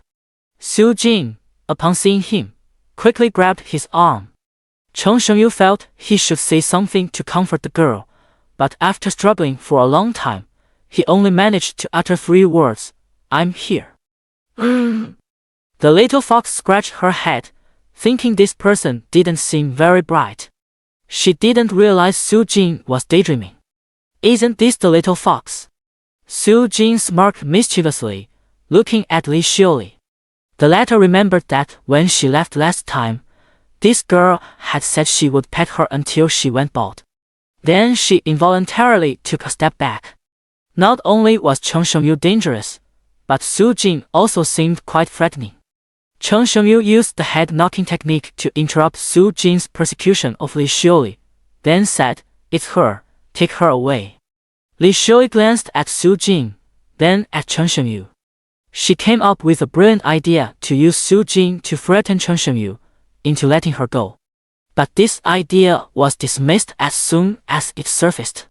Using a human to threaten a supernatural entity is utterly laughable. Humans are nothing more than food for such beings. How could they possibly be used as leverage against them? If Li Xiuli really went through with this, Chen Shengyu might compromise in the short term, but over time, the outcome would be far from certain. She grabbed Su Jing's hand while her other hand swiftly formed a series of mystical gestures, causing the red string bracelet to glow. At first, Su Jing had intended to ruffle the little fox's fur until it went bald. But sensing something amiss, she quickly turned to Chen Shengyu, who responded with a faint smile and a casual wave. Chen Shengyu felt that since he was asking Li Xiuli for help, he should give her something as a token of gratitude. Just as he was about to speak, he saw the two girls vanish on the spot. He left Li Xiuli with an expression of wanting to say something but hesitating. Inside the pagoda, Compassion. After Chen Shengyu left, Compassion entered the pagoda to meticulously study Buddhist teachings. Although the former had asked him to look after Su Jing before departing, he believed Su Jing would face no danger and thus proceeded to enter the pagoda on his own. To avoid being disturbed by Su Jing, Compassion even deliberately locked the pagoda's door. Inside the stupa are enshrined the relics of eminent monks from past dynasties, Buddhist scriptures, and various ritual objects. His Zen staff is one of them. At a certain moment, Cixin put down the Buddhist scripture in his hand, sensing the presence of a demon. Thus, carrying his Zen staff, he opened the door of the stupa and stepped into the courtyard. Coincidentally, he saw two humans and a demon discussing something, and then one human and the demon disappeared. Mitbao. With a Buddhist chant, Cixin strode forward to attack Chen Shengyu. In his eyes, this scene was interpreted as Chen Shengyu colluding with fox demons to kill ordinary people. And he, in turn, was determined to seek justice for the slain innocents. This poor monk was blind. You actually conspired with evil spirits to harm the innocent. Chen Shengyu and he had crossed paths once before. He had intended to greet him, but the first thing he saw was the monk's staff. Raising his hand, he effortlessly deflected Cixin's attack. Cixin took a step back, then swung his staff toward his chest. This strike was delivered with full force. He no longer held back his strength. However, Chen Shengyu simply raised his hand, and the Zen staff was blocked once again. He even found himself wondering why Cixin was trying to tickle him. After a moment of thought, he concluded that this must be an attack. Though it felt no different from tickling, to humans, this was clearly an act of aggression. Patron Chen, lay down your butcher's knife and turn back to the shore of redemption. Cease your collusion with demons and harming the innocent. Cixin withdrew his Zen staff, took 2 steps back, and pressed his palms together in prayer. Ha! Chen Shengyu tilted his head in confusion. He had never killed anyone before. Moreover, when it comes to killing, the methods of Jinyan Temple are far more ruthless than his. Doesn't this monk know that? CIXIN originally intended to win people over with virtue, but found himself no match for Chen Shengyu. So he switched to another way of winning people over with virtue. Of course, the former was martial virtue, while the latter was verbal virtue. I didn't kill anyone. Chen Shengyu recalled his actions since disguising himself as a human. Though he had harbored murderous intentions toward people, he had never acted on them, so he spoke thus. How could what this humble monk witnessed with his own eyes be false? CIXIN's mind flashed back to the scene of Li Xiuli disappearing with Su Jing, and he declared confidently, harming innocent civilians is bad enough, but to do so in a sacred Buddhist site is simply… Chen Shengyu grew even more puzzled. Hundreds of ordinary people had died at Jinyan Temple, yet Cixin seemed fixated on him alone. Whether it was feigned ignorance or genuine unawareness, Chen Shengyu already had the answer in his heart. Previously, Cixin had been locked inside the relic pagoda, isolated from Jinyan Temple. You might as well go out and take a look, Chen Shengyu said. Cixin chose to follow his heart. Taking Chen Shengyu's advice, he found a step to descend. It has indeed been a long time since I last went out. Very well. After Cixin left, Chen Shengyu contacted the little fox through the anchor point he had set for her. With her help, he observed the situation in the material world. Li Shui stood in Su Jin's bedroom, watching the sleeping Su Jin. After confirming that Su Jin's soul had safely left the dark space, he breathed a sigh of relief. Next, he could feast to his heart's content. With his hands clasped behind his back, he gazed at the gate of the small courtyard with the pagoda. Should he eat his way from inside the temple to outside, or should he go out first and then eat his way from outside the temple back in? This question, in truth, didn't require any deliberation at all. When Chen Shengyu took his first step, the gate of the stupa courtyard suddenly opened, and a person rushed in. The newcomer acted furtively, and after ensuring no danger was following him, he hastily closed the door. Feng Ling leaned his back against the door, and when he looked into the courtyard, he saw Chen Shengyu. Brother Yu. He walked toward Chen Shengyu with a smile, then continued, Great minds think alike. You also feel this place is safe, right? Chen Shengyu had already decided to eat his way from inside the temple to outside, but at this moment, Feng Ling disrupted his plan. Originally, Feng Ling only felt that the area near the stupa was relatively safer. But after seeing Chen Shengyu, all sense of danger completely vanished. Where's sister-in-law? Isn't she with you? Feng Ling looked around but didn't see Su Jin's figure, so he asked. She's gone. Oh, this damn place is way too dangerous. In the past, you might not even sense danger once in 10 days or half a month. But in this godforsaken place, you can feel it 8 or 10 times in just an hour. Perhaps it was the excitement of escaping danger, or perhaps he needed someone to vent his frustrations to. Feng Ling chattered on and on without pause. Chen Shengyu wore a blank expression, wondering when this human would leave so he could go eat. The kid had been at Jinyan Temple for so long and only had a tomato seedling to eat. By the way, brother Yu, do you know what this place?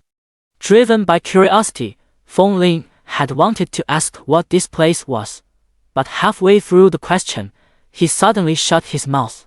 He felt this was a question he shouldn't have asked aloud. Do you want to leave? Chen Shengyu stared at Feng Ling. Considering Feng Ling had a pastry reservation there, he felt it necessary to protect this human. Get out of this damn place, he added. Earlier, Feng Ling had referred to the dark space as a damn place. Yes, Feng Ling blurted out. Brother Yu, do you have a way? Chen Shengyu nodded. Just as he was about to call for Little Fox's help, she arrived on her own. Li Shui sat by Su Jin's bedside for a while. She couldn't shake the feeling that Chen Shengyu had wanted to say something to her before she logged off, but there hadn't been enough time. So they took the initiative to come and ask, but unexpectedly ran right into Feng Ling. This was already the third encounter between this person and the supernatural being. When they met again, both were so agitated that they ended up questioning each other with the exact same words. Why is it you again? Then, both of them froze for a moment before speaking the same sentence once more. Don't copy me. Fortunately, this didn't last long. After speaking in unison twice, Feng Ling pulled Chen Shengyu back with a small step. Feng Ling covered her mouth with her hand and whispered, Brother Yu, let me tell you, this person is a female ghost. Pa! Pa! Pa! Li Shui pointed at him. You're the female ghost. Your whole family are female ghosts. The little fox was furious at the thought that she had been hiding so well, only for Feng Ling to bring a bunch of ghosts and expose her. What made her even angrier was that this guy had the nerve to play the victim first. Chen Shengyu wasn't particularly interested in the conflict between the human and the ghost. But if he wanted the little fox to lead Feng Ling out of the dark space, he clearly had to resolve their dispute. I ran into the woods and found her. Feng Ling pointed at Li Xiuli. She looked all pitiful and said she was scared, begging me to help her. What kind of little girl would just wait in the woods for someone to help her? It was obviously a trap. But clever me didn't fall for it at all. Feng Ling said with a proud expression. Ah, hee hee. Li Xiuli laughed awkwardly. Occupational hazard. Just an occupational habit acting up. Their first encounter was when Feng Ling, accompanied by several supernatural beings, met Li Xiuli in the woods. The latter, succumbing to her occupational habits, attempted to seduce Feng Ling while also planning to absorb some of his vital energy. Unexpectedly, Feng Ling screamed, "A ghost!" and immediately turned to flee. The supernatural beings that had been chasing Feng Ling then shifted their target and began pursuing Li Xiuli instead. This is the sacred pagoda. You, female ghost, leave quickly if you wish to survive. Li Xiuli sneered in disdain. Even if the second most feared CIXIM were present, she wouldn't be afraid. After all, Chen Shengyu, the one she feared most, would save her. Hey, how dare you act so arrogant with me? Didn't you just run away when you heard we were going to the pagoda? Wait, weren't there 3 of you? Why are you alone? Li Xiuli recalled that before she left, the middle-aged man and teenage girl duo had been with Feng Ling. Li Xiuli still cared about Wang Qi somewhat. That human had once tried to save her, though she hadn't actually needed Wang Qi's help at the time. It was precisely because of this human action that Li Xiuli ended up traveling with the uncle-girl duo. However, upon learning that their destination was the stupa, she was the first to slip away. Who are you to care? Feng Ling rolled her eyes. You! The little fox was left speechless. Chen Shengyu shook his head. If this continued, the two might argue all night, so he decided to intervene. He looked at Li Xiuli and said, "Take him away." Brother you! Feng Ling shrank back, trembling as she spoke. How could you team up with a female ghost to harm me? Chen Shengyu pulled her in front of him, pointed at Li Xiuli, and said calmly, "She isn't dangerous." Feng Ling was taken aback and initially wanted to argue her past experiences had already proven that this little Lolita was very dangerous.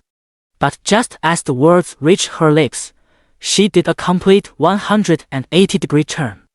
All right, I believe you, brother you. The female ghost isn't dangerous. Chen Shengyu nodded. It seemed the conflict between the two had been resolved by him. I'm not a female ghost. Li Xiuli gritted her teeth. Feng Ling recalled the scene in the grove where she had seduced him and said, "Then you're a fox spirit." I'm not. Li Xiuli initially wanted to retort, but then it occurred to her that she actually was a fox spirit. So her words trailed off mid-sentence. Once you leave, you'll be safe, Chen Shengyu cautioned Feng Ling. Stay alive. He saved Feng Ling for the pastries in the latter's hands. So he was quite considerate in hoping that the latter would stay alive. The situation among the 3 was somewhat delicate. Li Xiuli feared Chen Shengyu, while Feng Ling feared Li Xiuli. The reason for this phenomenon was that they were unaware of each other's identities. And Chen Shengyu was indeed quite afraid of Feng Ling. Firstly, the other party was human, making it inconvenient to display his true strength, and secondly, if the other party died, he would lose that piece of pastry. After Li Xiuli performed the same operation, Feng Ling also went offline. After Li Xiuli took Feng Ling offline, Chen Shengyu arrived at a secluded spot, hands clasped behind his back, gazing at the wall of the stupa courtyard.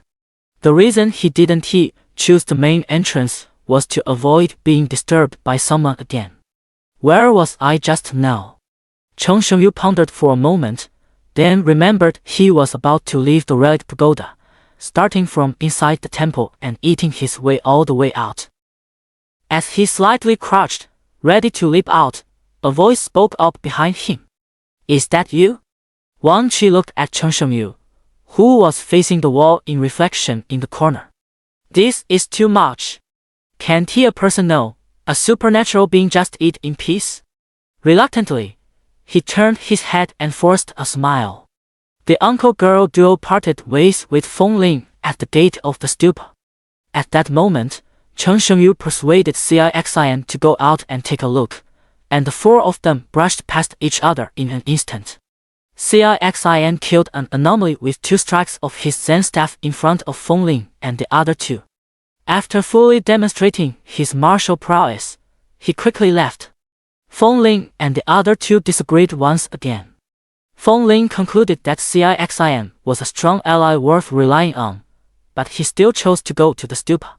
The uncle-girl duo, seeing CIXIN's formidable martial prowess, decided to investigate further. The strength CIXIN had previously displayed was no weaker than that of an anomaly specialist. Not to mention being recruited into the Supernatural Management Bureau, even just inquiring about some eerie information could make a significant contribution to the field of mysticism. Thus, the middle-aged man, the young girl, and Feng Ling parted ways for the second time. After discovering the anomalies within Jinyan Temple, Cixin resolved to seek answers from his 4 uncle's senior monks. Though he noticed someone following him, he paid no attention. As expected, Cixin encountered an unexpected situation at this moment.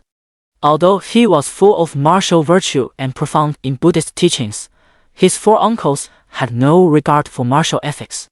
After losing track of Cixin, the uncle-girl duo arrived at the stupa and saw Cheng Shengyu.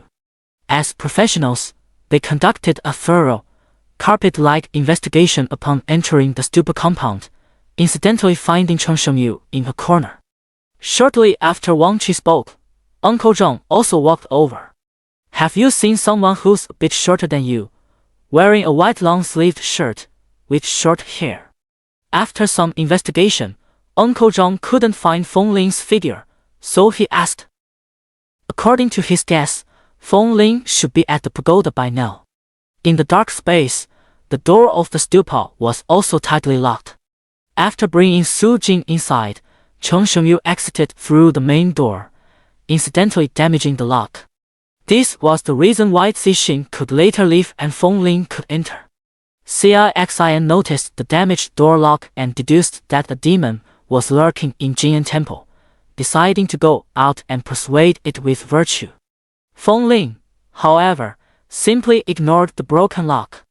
But the middle-aged man and young girl duo were different. He immediately noticed the abnormality with the door lock. Thus, they proceeded with caution along the way. He's gone. Cheng Shengyu answered Uncle Zhang about Feng Ling's whereabouts. Gone. Didn't he say this was the safest place? Wang Qi looked at Uncle Zhang. Uncle Zhang looked towards the gate of the stupa and said earnestly, "It's relatively safer here. It's very dangerous here. If you can avoid going out, don't. If there's any danger later, follow us." After giving these instructions, Wang Qi continued to explore other areas of the courtyard with Uncle Zhang. After they left, Cheng Shengyu reluctantly spat out 2 words, "No." Where's the danger? Clearly, you 2 are the dangerous ones. If possible, Cheng Shengyu would have preferred if they could just drop dead right here. But he would never take action himself. It was this very group who, 5 years later in the dark space, dug out an evil god and stuffed it into an anomalous energy reactor. He remembered how arrogant that evil god was, slaughtering an entire branch of the Supernatural Management Bureau to intimidate humanity. But it couldn't withstand humanity's fury and was dead within a week. And during the Bureau's battles against the anomalies, many lives were lost.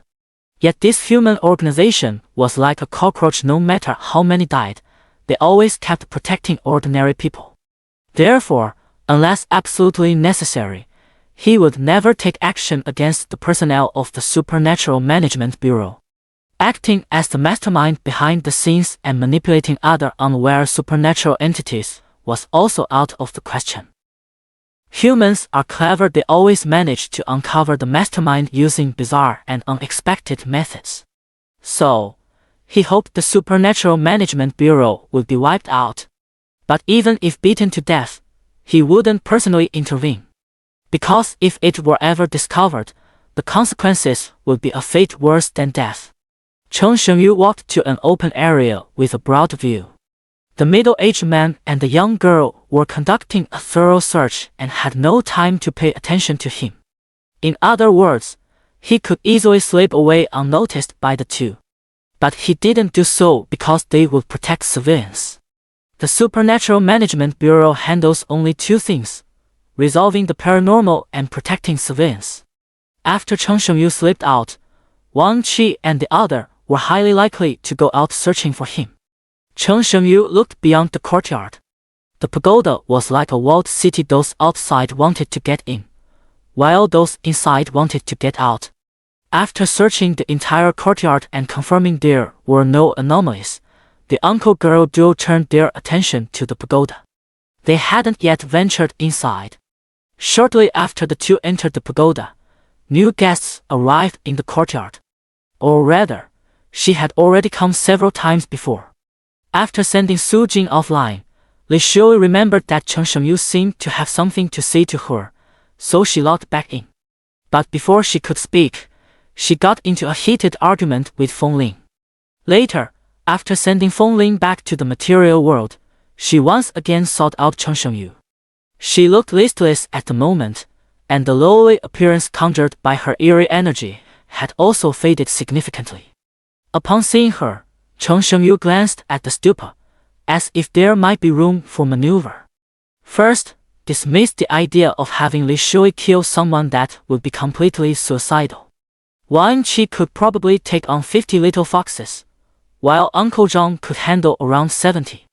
Fighting them head-on is impossible, but they can be sent away from the dark space. As long as it doesn't interfere with his meal, it's fine. Li Shui had wanted to ask if Cheng Shengyu had anything to say to her, but he spoke first. There are two people. Cheng Shengyu pointed at the stupa. Send them away. Oh! Li Shui let out a long sigh, her ears drooping. The constant shuttling between the dark space and the material world had taken a heavy toll on her. Did she not want to punch her way through a passage? It wasn't that she didn't want to, but that she couldn't. Even if her fists could create a passage, her frail body might not be able to make it through. If a passage punched open could allow fragile humans to leave the dark space alive, Cheng Shengyu wouldn't have sought her help in the first place. What's wrong?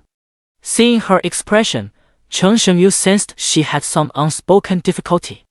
Just like before, Li Shui was doing Chinese to Chinese translation, imagining some terrifying scenarios, and quickly shook her head. Nothing, absolutely no problem. Uncle Zhang and the other person were still inside the stupa at this time, unaware of Li Shui in the courtyard. In a moment, come back again.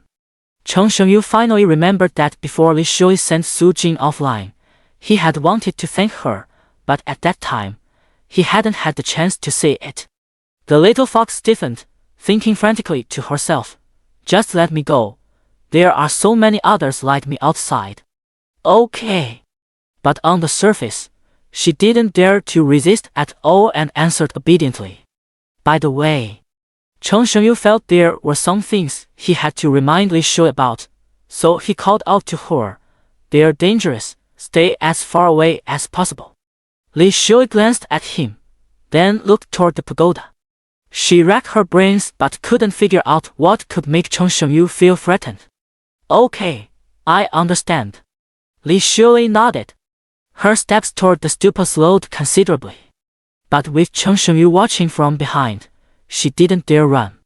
Li Shui entered the stupa and froze upon seeing the middle-aged man and young girl duo. Danger? Where was the danger? Just two ordinary humans. What's more, these two humans had even saved her before. After her hiding spot was discovered by Feng Ling, Li Shui was forced to flee. Along the way, she bumped into the middle-aged man and young girl duo. During that time, Wang Qi had saved her once. The real danger smiles on the surface but harbors darkness and terror within. Pretending to be human, it employs every means to toy with the little fox. The false danger protects the little fox in moments of peril. When fleeing, it thoughtfully carries her along. Given the choice, Li Shui would rather stay with the danger in the relic pagoda than follow Cheng Shengyu. Consider this repayment for saving my life, Li Shui said, glancing at the middle-aged man and young girl duo. After completing the preparations, she placed her hands on both of them. Wang Qi was the first to react. Turning around and seeing her, he exclaimed in surprise, "It's you?" Wang Qi remembered that when Li Shui learned they were going to the pagoda, she had run off faster than a rabbit. Yet now, she had come to the pagoda on her own. But Li Shui didn't get a chance to answer her question. The next moment, the three of them left the dark space and returned to the material world, with their souls re-entering their respective bodies. Wang Qi got up from the ground. It was already past 1 in the morning. By the dim moonlight, she could make out her surroundings clearly. People, densely packed everywhere, all just people. Some had collapsed on the ground, while others wandered around as if sleepwalking. She fumbled for the anomaly detector on her body, and the moment she turned it on, the alarm blared incessantly. Or rather, the situation before them was so obvious that a detector wasn't even needed. The problem was visible to the naked eye. Report this to headquarters immediately. The situation has already exceeded our expectations. Uncle Zhang woke up a little later than Wang Qi, and upon seeing the scene before them, he urgently reminded her. Although I don't know how we left the Eerie domain, there are more important things to attend to now. After completing the delivery task, Li Shui lingered in Su Jin's bedroom for a short while before reluctantly entering the dark space. This time, Cheng Shengyu learned his lesson. He directly exited the relic pagoda to prevent any more conscious humans from coming to Sheliduan to interrupt his meal. After waiting a short while, Li Shui also emerged. "Let's go," Cheng Shengyu said indifferently. Seeing Su Jin off from the dark space naturally called for some gratitude. But Li Shui hesitated, wanting to refuse but unable to come up with an excuse. To her, Cheng Shengyu was like a bomb, one that could go off at any moment. Cannibalism among the Eerie was all too common. "Let me take you out to eat." For the Eerie, the most important thing was food, or rather, the limbs of their own kind. Ha! Li Shui was full of question marks. Was this really happening? Was she not going to be eaten after all? In fact, after witnessing her ability to mimic human behavior, Cheng Shengyu had already dismissed the idea of eating her. After all, finding a fellow patient wasn't easy. How else could they discuss their condition if she was gone? He led the little fox all the way to the vicinity of the wishing tree. From there, they could see that the chaos and bloodshed at the Great Hero Hall had intensified. Outside, scattered limbs of human souls were strewn about. Li Shui swallowed hard at the sight. This was a delicacy she had never encountered before. In the past, she could only absorb a bit of spiritual energy after fulfilling the fantasies of otakus. But now, I can't even eat human souls. Cheng Shengyu pressed his hand on her head. Humans taste bad. This sent a shiver down Li Shui's spine. She thought the teasing was over and she was about to be eaten. But the latter simply turned her head gently, making her look the other way. "Eat this." When Li Shui looked at the wishing tree, Cheng Shengyu said calmly. Among the 4 eerie phenomena of Jing'an Temple, the wishing tree is relatively less formidable. Cheng Shengyu planned to borrow some of its branches to thank Li Shui. It's not that he didn't want to share the small Buddha statue, but if he gave it to Li Shui, who would end up consuming whom was still uncertain. According to Cheng Shengyu's estimation, the small Buddha statue could probably take on about 200 little foxes. Once upon a time, Li Shui would tremble at the mere distant sight of the four eerie phenomena of Jinyan Temple. But now, everything has turned around. Cheng Shengyu placed one hand on the little fox's head while the other transformed into a tentacle, entwining around the branches of the wishing tree. In an instant, he managed to borrow some branches. Li Shui shuddered all over again. One of his hands was still on her head. This was a blatant threat. If she dared disobey, that hand on her head could turn into a tentacle and tear her apart. Of course, this was just Li Shui's imagination running wild. Cheng Shengyu had simply failed to move his hand away from her head in time.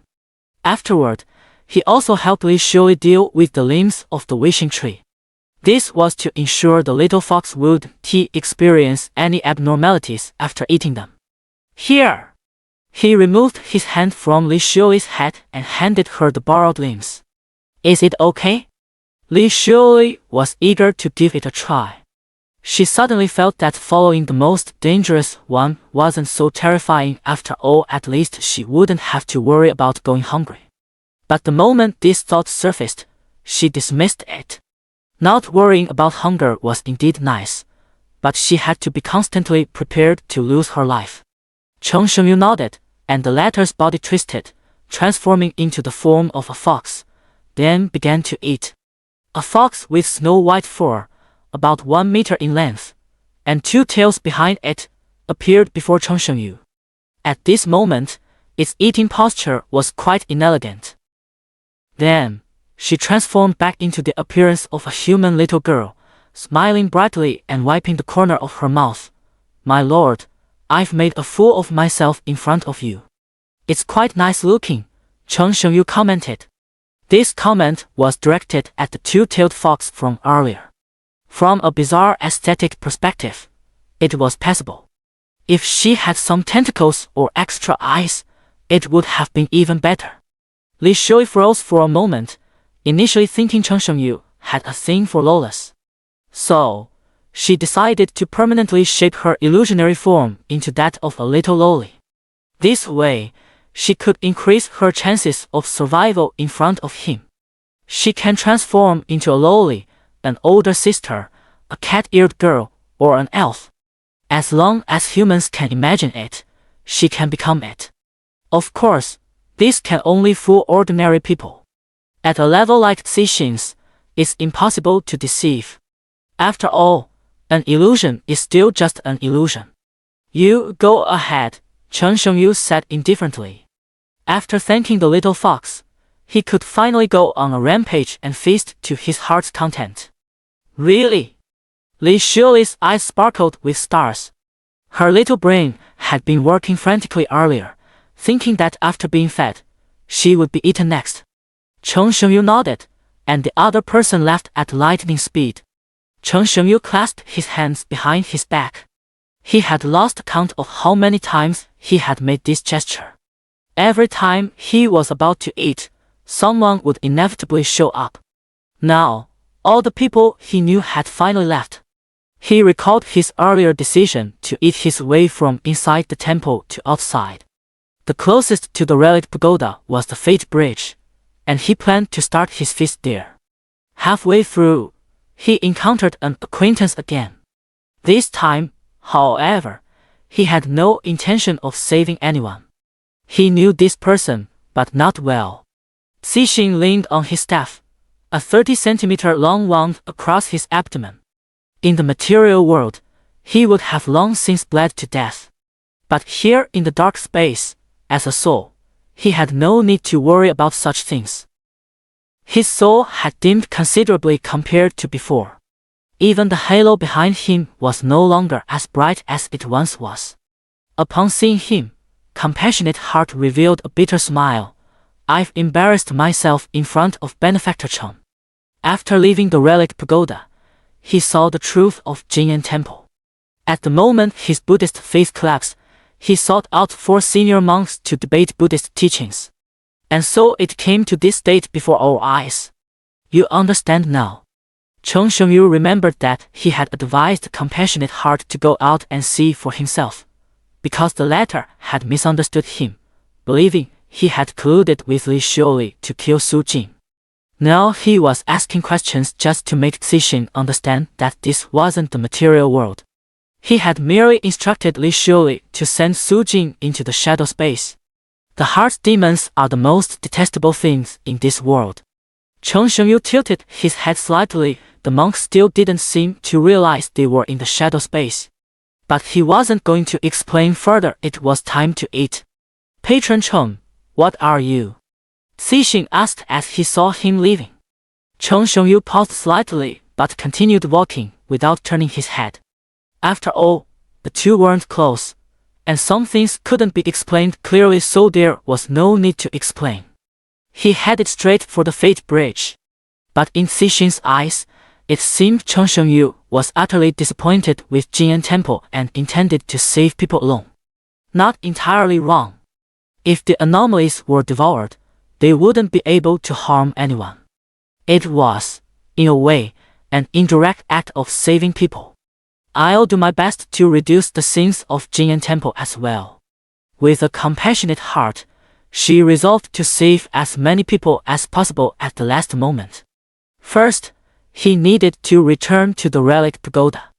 Just as Cheng Shengyu reached the vicinity of Fate Bridge and was about to take action, an unexpected change occurred. The entire Fate Bridge began to tremble and then soared into the sky.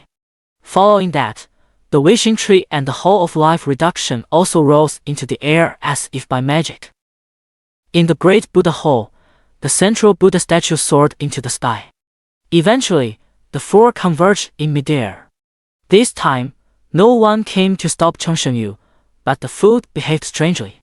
However, with his exceptional skills and boldness, he calmly observed the scene.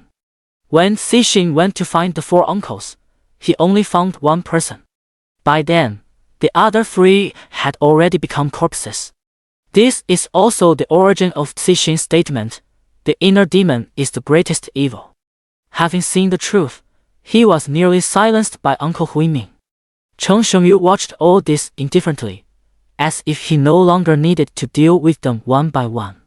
To him, the 4 bosses of Jinyan Temple were all at a level he could knock out with a single punch. Even if they banded together, it would be futile. The 4 anomalies clashed fiercely in the sky. But anyone with eyes could see that the Buddha statue from the Great Hero Hall was single-handedly driving the other 3 into retreat. 4 eerie beings, each corresponding to one of Cixin's 4 uncles. The Buddha statue corresponds precisely to Huiming. It can be said that without Huiming, there would be no Jinyan Temple as it is today.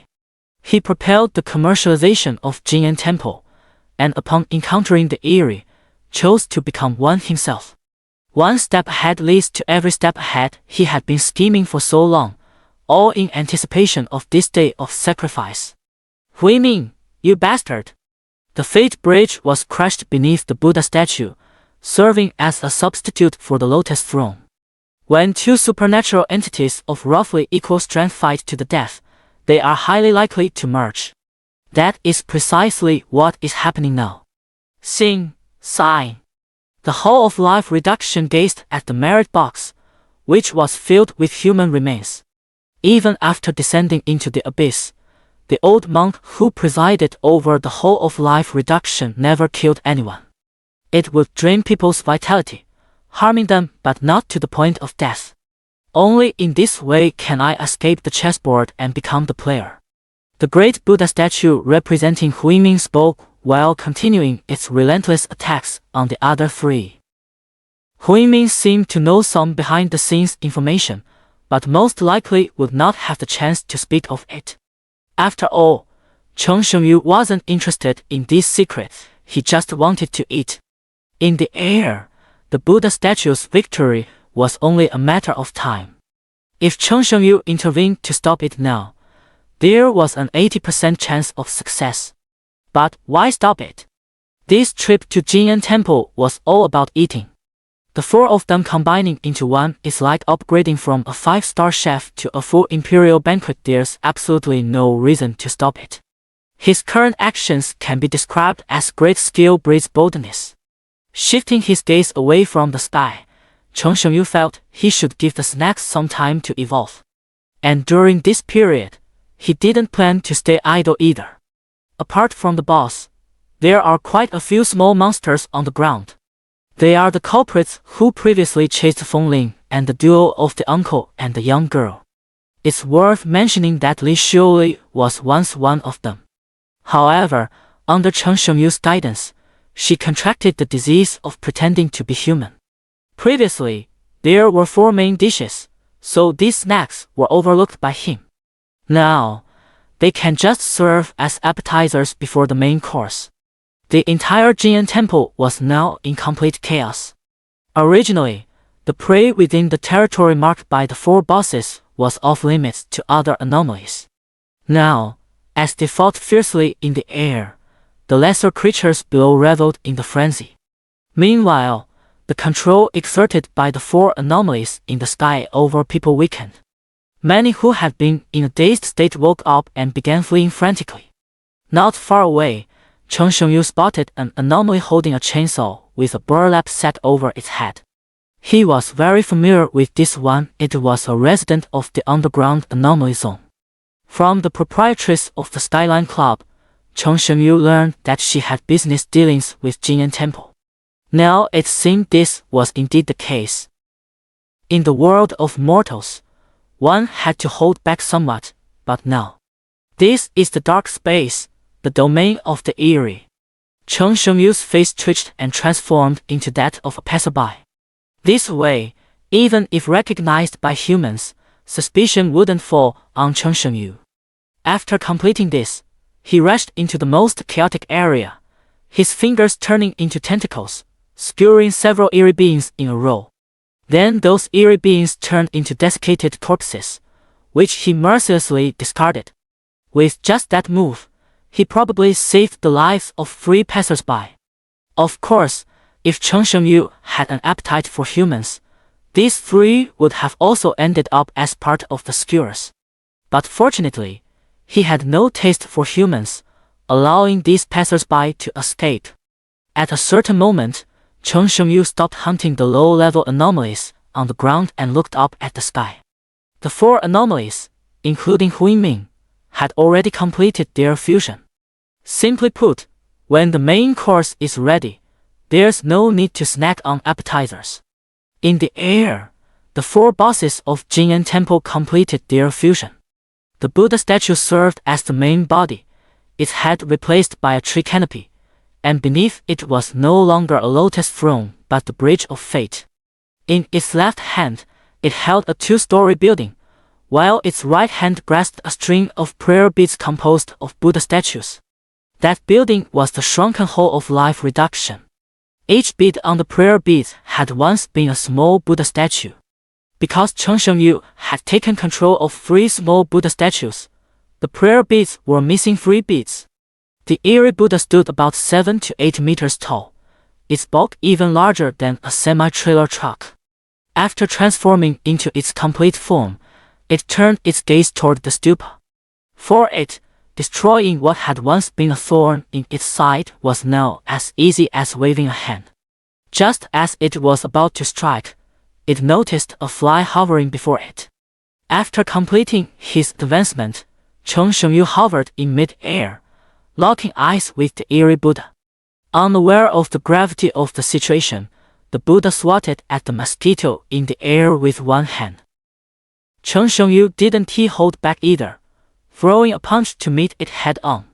Their fists collided in mid-air, neither gaining the upper hand. The eerie Buddha shuddered slightly, swaying in the air, while Cheng Shengyu was knocked to the ground, creating a small crater. The eerie Buddha looked down, searching for Cheng Shengyu's figure. This outcome was completely beyond its expectations. On the ground, Cheng Shengyu remained expressionless. Watching the massive hand descending from the sky, he simply sidestepped a couple of steps and dodged it effortlessly. The scattered prayer beads chased after him. Though struck multiple times, he remained completely unharmed. When gods fight, mortals suffer. Several eyeless anomalies nearby were caught in the aftermath and obliterated. Here, eyeless is meant literally those anomalies truly had no eyes. Anyone or anything in the dark space who understood the situation had long since fled far away. The battle escalated once more, as the tree canopy atop the Eerie Buddhas had launched a synchronized assault toward Cheng Shengyu. Attacks from both ground and air came at him in waves. Yet his expression remained as cold and indifferent as ever. In fact, no matter how many tricks they use, it's useless. The gap between the two ghosts is simply too vast. Though Cheng Shengyu appeared to be beaten into a sorry state, he wasn't actually using his full strength. The human form he took was the main constraint on his abilities. It's like playing with a cat using just one hand on the surface. It might seem evenly matched, but in reality, the person is only using one hand. Limited by his human appearance, he couldn't unleash his full power. After fighting for a minute, the Eerie Buddha suddenly withdrew. At this moment, the ground was pitted with holes, and many of the nearby buildings had collapsed. The middle-aged man and young girl duo in the material world could feel a slight tremor beneath their feet. In the Jinyan Temple area, the dark space was very close to the material world. Thus, some of the residual effects of the battle spilled over into the material world. This situation was roughly equivalent to someone singing loudly upstairs, while those downstairs could faintly hear the sound. You have some skills. How about we join forces to save the people from their suffering? In the air, the Eerie Buddha spoke calmly. Even if it sacrifices its own kind, it believes its actions are saving lives. By sacrificing a small number of the dead, it saves more people. Cheng Shengyu tilted his head in confusion. The scene before him was baffling. A dish wanted to join forces with him to save humanity. It was like a pig one day telling a butcher, "You're quite skilled, let's team up and achieve something great together." If Cheng Shengyu paid it any mind, that would truly be strange. He took a step forward with his left foot, leaned his upper body slightly forward, and lowered his entire stance.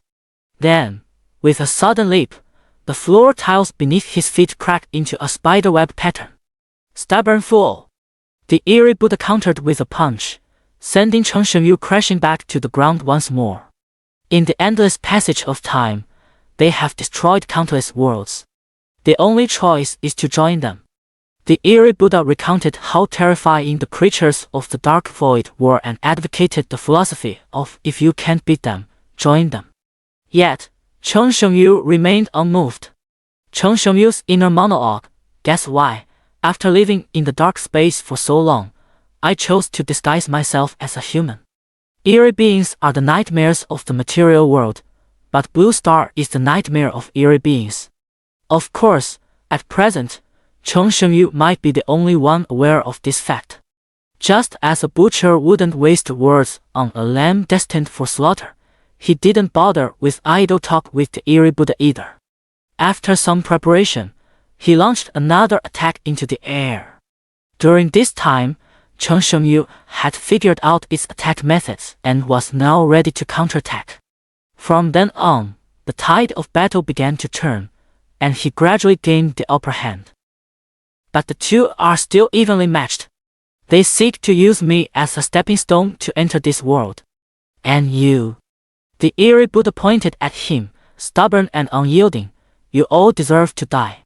The Eerie Buddha inadvertently revealed some useful information. In the dark space, something sinister is being plotted, and Jinyan Temple serves as their stepping stone. However, Huimin realized this when the other party targeted Jinyan Temple and played the strategy of the mantis stalking the cicada, unaware of the oriole behind. This information is of utmost importance to the Supernatural Management Bureau. But to Cheng Shengyu, it's utterly worthless. interrogation and the like would only delay meal time. When they descend upon the world on a large scale, it will be the end of the world. After uttering these words, the Eerie Buddha's attacks became much more ferocious than before. Chen Shengyu shook his head. He used to think the same way, but 5 years later, everything took a turn. The food kept urging him, but he had no intention of persuading the food. The other party was once human but willingly turned into an anomaly. There was no saving them now. At this thought, Chen Shengyu suddenly realized there was another way to pretend to be human, obtaining a human body while retaining his eerie form, thus possessing two bodies simultaneously. At the very least, it was far superior to Li Shui's method of using eerie energy to create an illusionary body to superficially deceive human senses. He noted down this idea, thinking it might come in handy when discussing conditions with other eerie beings later. Then, he effortlessly dodged the attack from the Eerie Buddha. The battleground was near the Great Hero Hall. In the dark space, the hall had completely turned to ruins, and in the material world, it was also on the verge of collapse. The entire ground was pitted and uneven, without a single flat spot. Chen Shengyu took a deep breath. He couldn't go on like this, he needed to eat. In the current situation, as long as he revealed his true form, his combat power would skyrocket in a short time, and he could kill the Eerie Buddha in less than 2.5 minutes. But there was one problem. His true form carried inherent mental contamination. Once revealed, almost everyone in the dark space would be corrupted. In other words, the hundreds of people who have survived so far are basically doomed to die. Die! The Eerie Buddha exhausted all its means, launching attacks at Chen Shengyu from all directions. Behind him, multiple prayer beads blocked Chen Shengyu's retreat, while in front stood a tree trunk as thick as a thigh. The Eerie Buddha's hands struck at him from both sides, and above loomed the shrunken hole of life reduction. Chen Shengyu had no way to evade, but that didn't matter, he never intended to dodge in the first place. All of the Eerie Buddha's attacks landed on Chen Shengyu simultaneously. Yet, in the next moment, its hands were forced apart, and the prayer beads made of small Buddha statues were sent flying. After turning into an anomaly, Huinming had forgotten what fear was. But at this moment, Chen Shengyu helped it remember. Behind Chen Shengyu, a phantom emerged. It resembled a sea urchin in shape, irregularly covered with eyes and tentacles. The anomalous Buddha, like a startled rabbit, retreated far back before regarding him with wary eyes. Revealing his true form might cost 100 lives, but Chen Shengyu felt no psychological burden after all. Humans were merely food for anomalies. Expecting hunters to protect their prey is nothing short of a fantasy. After disguising himself as a human, although he wouldn't kill indiscriminately, he certainly wouldn't be overly compassionate and actively save others. All the surviving people on the ground exist in the form of souls within the dark space. Even if Chen Shengyu wanted to save them, it wasn't guaranteed he could succeed. Fragile souls find it difficult to safely enter and exit the dark space. Coincidentally, he also doesn't know how to ensure these fragile souls remain unharmed during the process. Moreover, Jinyan Temple has already offered them as sacrifices, so there's a 99% chance they'll remain here forever. The only difference lies in the timing and manner of their deaths. In the air, Chen Shengyu and the Eerie Buddha locked eyes, neither making a move. The Eerie Buddha was still contemplating its next step, while Chen Shengyu had noticed something unusual about the stupa. Suddenly, a golden curtain appeared, centered around the stupa. This curtain spread evenly across the ground, effectively shielding Chen Shengyu from the mental contamination. Originally, the 100 or so people who were about to die because he revealed his true form could now survive. Chen Shengyu paid no mind to this. He refocused his attention on the Eerie Buddha, which immediately broke out in goosebumps. Before revealing his true form's shadow, the fight had already lasted long enough. So Chen Shengyu decided to finish the Eerie Buddha with a single strike and then happily enjoy his meal. The phantom shadow behind him, with tentacles on the right intertwining, formed a massive arm that then swung a fist forward. The Eerie Buddha also reacted, moving the tree crown from its head to its right hand, with the prayer beads and the life reduction hole flying out first to meet Chen Shengyu's attack. At this moment, both sides ceased holding back and launched fierce assaults at each other. No, only Chen Shengyu was not holding back. The Eerie Buddha had been using its full strength all along. The small Buddha statue and the life reduction hole turned to dust upon contact with his fist. Immediately after, their fists collided. Boom! The shock wave from the collision between the two sides sent tremors through the ground. Then, the outcome was decided. The Eerie Buddha's right arm completely vanished, leaving a gaping hole in its chest. Then it shattered with a thunderous crash, fragments scattering in all directions. Black tentacles sprouted around Chen Shengyu's body, accurately catching the fragments before retracting back into him. In the blink of an eye, all the fragments became his meal. When only one fragment remained, he landed on the ground and reverted to his human form. Burp! Then, he let out a satisfied belch. This meal had been too delicious. The fragment in his hand wasn't devoured. Instead, he tossed it onto the ground. The dark space's existence required the sustenance of eerie energy. If this last piece were eaten, he would immediately exit the dark space. This naturally had no effect on him, but there was one more thing he needed to do in the shadow space. This task would be difficult to carry out if he returned to the material world. At this moment, whether it was the anomalies other than the four bosses or human souls, they were all lying haphazardly on the ground, unconscious. When a person faints, their soul enters the shadow space, and then the soul also faints. Slightly abstract, isn't it?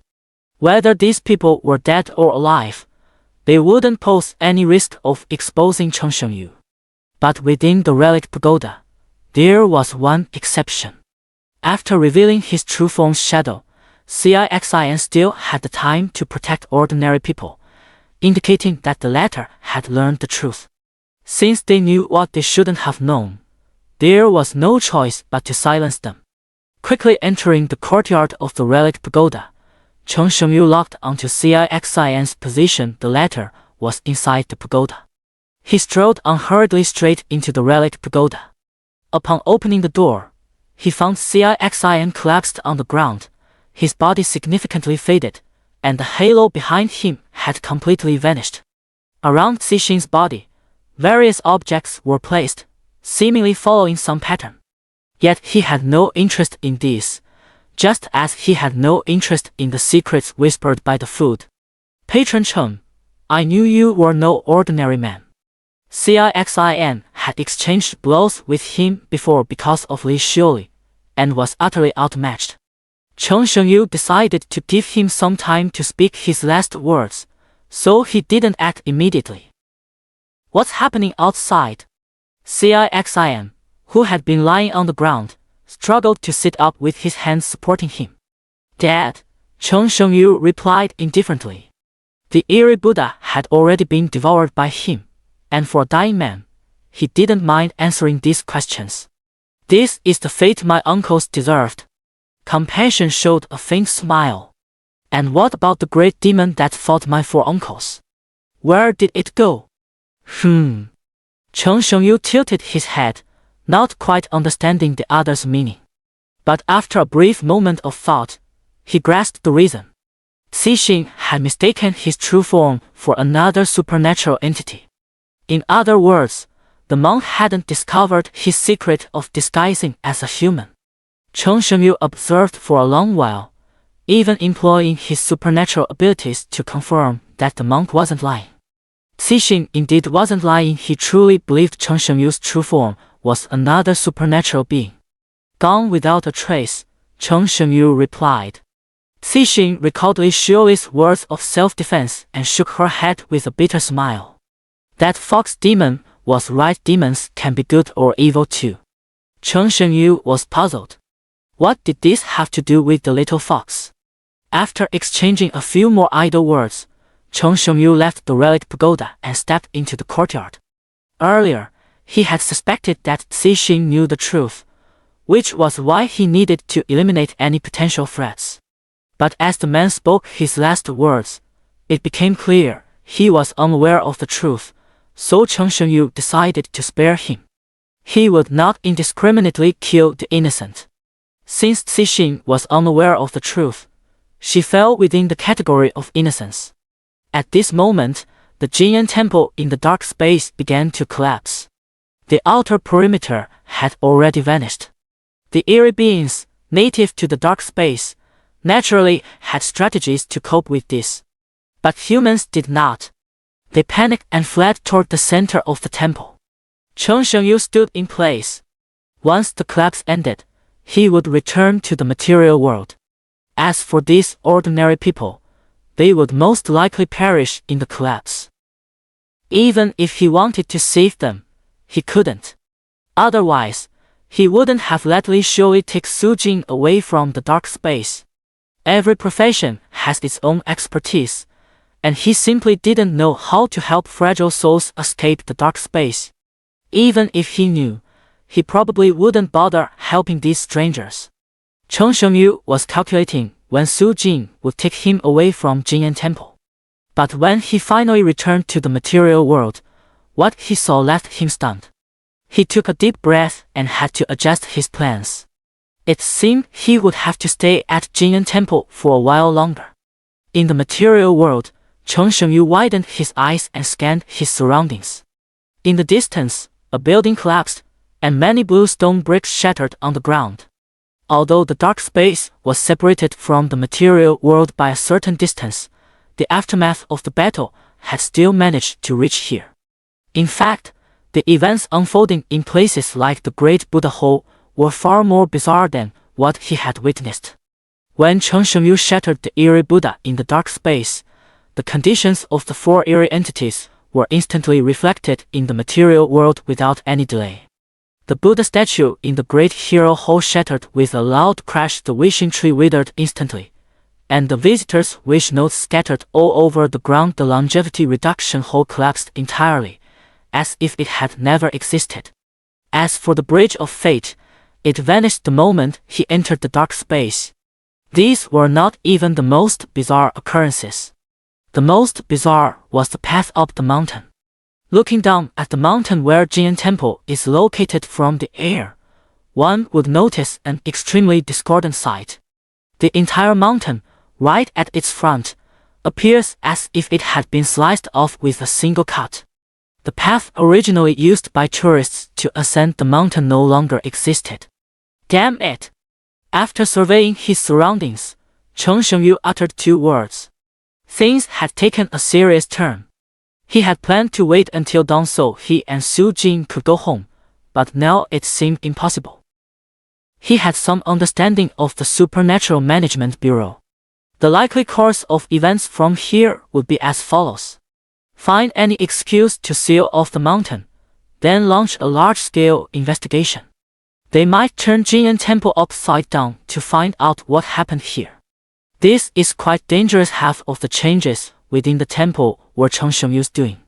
The Eerie Buddha is dead, leaving him as the only remaining culprit among the anomalies.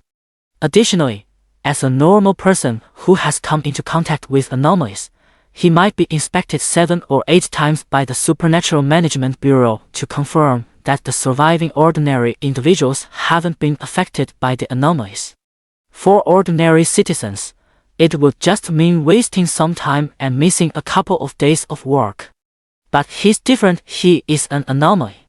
Previously, although he had deceived the uncle-girl duel multiple times, the current situation was slightly different. This time, the inspection equipment at the entrance was undoubtedly more advanced. It's like wearing a ghillie suit and lying in the grass. It might fool the naked eye, but not necessarily thermal imaging. Cheng Shengyu could avoid detection under the supernatural energy scanner, but facing more professional equipment, it was hard to say. Encountering the bizarre has never been a danger to him. After all, His strength speaks for itself no matter how powerful. It's just a snack. Before setting out, he thought the biggest issue would be finding the right time to eat. After all, he couldn't display behavior inconsistent with humans in front of them. And indeed, that was exactly the case. During the day, while following Su Jing around, all the food was only for looking, not eating. Finally entering the dark space, where I could feast to my heart's content, yet another problem arose. Before pretending to be human, he had been hunted for 2.5 years. He was quite familiar with how the Supernatural Management Bureau dealt with anomalies. Even applying for a low-level management position at the Bureau as an ordinary person was no problem for him at all. That's why Chen Shengyu panicked when he saw the scene outside. The problem he faced now was even more challenging than when battling the anomalous Buddha. Next, Chen Shengyu's task is to wholeheartedly play the role of a human, ensuring his true identity isn't discovered by the Supernatural Management Bureau. Originally, before coming to Jinyan Temple, he had spent 2 weeks diligently studying and practicing. Fooling ordinary people was more than sufficient, but when faced with professionals who deal with the supernatural, it was hard to say. Chen Shengyu lowered his head and pondered for a moment. What would an ordinary person's situation be like tonight? Most ordinary people arrive at the temple in a sleepwalking state, their souls then entering the dark space. After surviving a deadly battle royale, roughly 1 in 10 returns to the material world. He could find a crowded place, lie down, and pretend to be a corpse. But Su Jing was still in the guest room of Jinyan Temple. After some thought, he decided to carry Su Jing out and join the ranks of those unconscious from sleepwalking. He transformed into a shadowy mass, swiftly moving through Jinyan Temple. Since most of the survivors were in a state of unconsciousness, he didn't need to deliberately hide. At this moment, it was still dark, probably around 3 or 4 in the morning. Surely, Su Jing would still be fast asleep, yeah, right. Chen Shengyu had just climbed through the window into his bedroom when he heard a knock at the door. Yu Shen, wake up! There's an earthquake, we need to run. Su Jing's voice called from outside the bedroom. The guest room they were staying in had 2 bedrooms, each with its own lockable door. Earlier, when Chen Shengyu went to the pagoda, he had locked his bedroom door. He was afraid that Su Jing would wake up and check if he was still in bed. Now it seems, it was somewhat useful, at least ensuring the girl didn't notice he was gone. Chen Shengyu hurriedly lay back in bed, pulled the covers over himself, and pretended to have been woken up. This test of pretending to be human began with Su Jing. Rubbing his eyes, he opened the bedroom door and asked, "What's wrong?" Chen Shengyu thought to himself, this is how a person should act when woken up from sleep. But Su Jing seemed overly anxious, leaving him unsure how to respond next. The girl scanned him from head to toe, then grabbed his arms with both hands and said urgently, "Yuexing, there's an earthquake. Let's get out first." Chen Shengyu froze for a moment before realizing. The so-called earthquake was likely the aftershocks from his battle with the Eerie Buddha in the dark space, which had transmitted to the material world. This left him quite speechless. It was that one punch exchanged between the two that caused a minor earthquake in the material world. Forget the stuff. Never mind the stuff. People are what matter most. Su Jing pulled Chen Shengyu and ran outside. Chen Shengyu was speechless. Was there really a need for such a fuss? He still had some matters to attend to. In his hands, there were 2 small Buddha statues, one given by Feng Ling, and the other caught near the stupa. Both of these things were related to the Eerie and had to be disposed of, leaving not even a trace behind. But Su Jing was solely focused on running, giving him no chance at all. Fortunately, he could act separately. While being dragged away, he still managed to leave a backup plan in the bedroom. As the two passed by Feng Ling's room, the latter opened the door. "Brother Yu, When Cheng Shengyu decided to stay in the monastery's guest room, Feng Ling made the same choice. As he and Su Jing were about to leave the room, the latter woke up. Feng Ling had a red string bracelet gifted by Cheng Shengyu. Like Su Jing, although he had entered the dark space, he did not sleepwalk. "Earthquake, let's get out first," Cheng Shengyu reminded him. Just now, there was indeed a noticeable tremor on the ground, which was also when Feng Ling woke up. But he felt that there was no danger now, so going back to sleep wouldn't be a problem. All right. However, Feng Ling had already made up his mind to stick with Cheng Shengyu, so he followed them out to avoid the earthquake. After the three of them, Cheng Shengyu and the others, ran out of the guest room, they saw many people lying scattered on the ground. What happened? Feng Ling rubbed her eyes. Running out during an earthquake is always the right thing to do, but why did everyone who ran out end up falling asleep on the ground? It's completely unscientific. Cheng Shengyu turned his head and looked in a direction where no one was present. This had nothing to do with him, it was the work of the four anomalies from Jing'an Temple. The three of them stood there in a daze for a long time, unsure of what to do. Rewind to 20 minutes earlier, after Li Xioli had eaten the branches of the wishing tree in the dark space. She arrived in the material world, and after about 10 minutes or so, the idea of escaping Jing'an Temple resurfaced. But when she approached the path leading down the mountain, she hesitated. She pondered whether the living Cheng Shengyu had mentioned included Jing'an Temple in the material world. After hesitating for a long time, she decided to flee. It was a once-in-a-lifetime opportunity. The anchor point to the dark space had been withdrawn, and Cheng Shengyu was still inside, not yet emerged. After a moment's hesitation, she made up her mind to escape. But unfortunately, the moment she took a step forward, the downhill path vanished.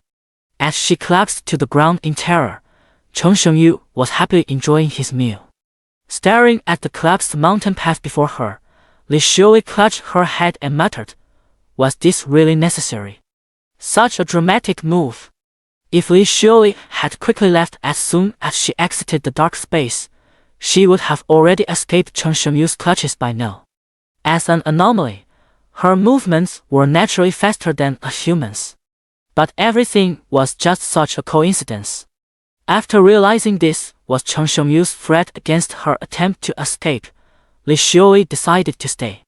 At this point, self-preservation became absolutely necessary. She decided to seek out the humans who had saved her in the dark space, because those two individuals Cheng Shengyu had even warned her were dangerous and to be avoided. Running into the temple grounds, Li Xioli first saw the dazed trio Cheng Shengyu and the other two, who had just stepped out of the guest room.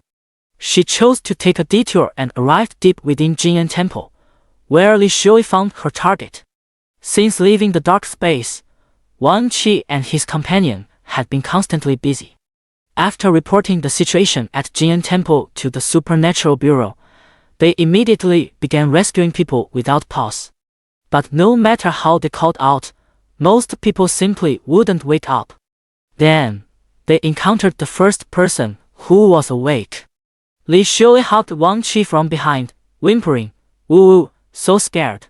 She does have some experience pretending to be human. However, her current situation might fool ordinary people, but it's far from enough to deceive professionals. As Li Xioli approached Wang Qi, the anomaly energy detector on Uncle Jen's waist sounded an alarm. Her plan to disguise herself as a human ended before it even began. Wang Qi, who was being held, stiffened in shock. This is truly bizarre. Not only was he approached closely, but he was also hugged from behind by the other party. As an informant, although she had never directly confronted the bizarre, she had seen plenty of the Bureau's bloody case files during training. Uncle Zhong also quickly reached for his waist, where a dagger was kept. If Li Xioli made any dangerous moves, he would rush forward immediately. The scene froze. Li Xioli made no dangerous moves, and Uncle Zhang didn't rush forward. The one who broke the stalemate first was Wang Qi. She turned around and placed her hand on Li Shui's head, giving it a gentle rub. The feel was just the same as before. What's wrong? Can you tell me about it? Wang Qi's heart was pounding, her voice trembling slightly as she spoke. This was her first time coming into such close contact with something so eerie. I'm scared. XX. Playing the role of a weak, pitiful little girl was something Li Shui was quite skilled at. You. Uncle Zhang was shocked. Then he saw Wang Qi pull her into his embrace, blocking her view. Wang Qi shook his head, signaling to Uncle Zhang that there was no danger.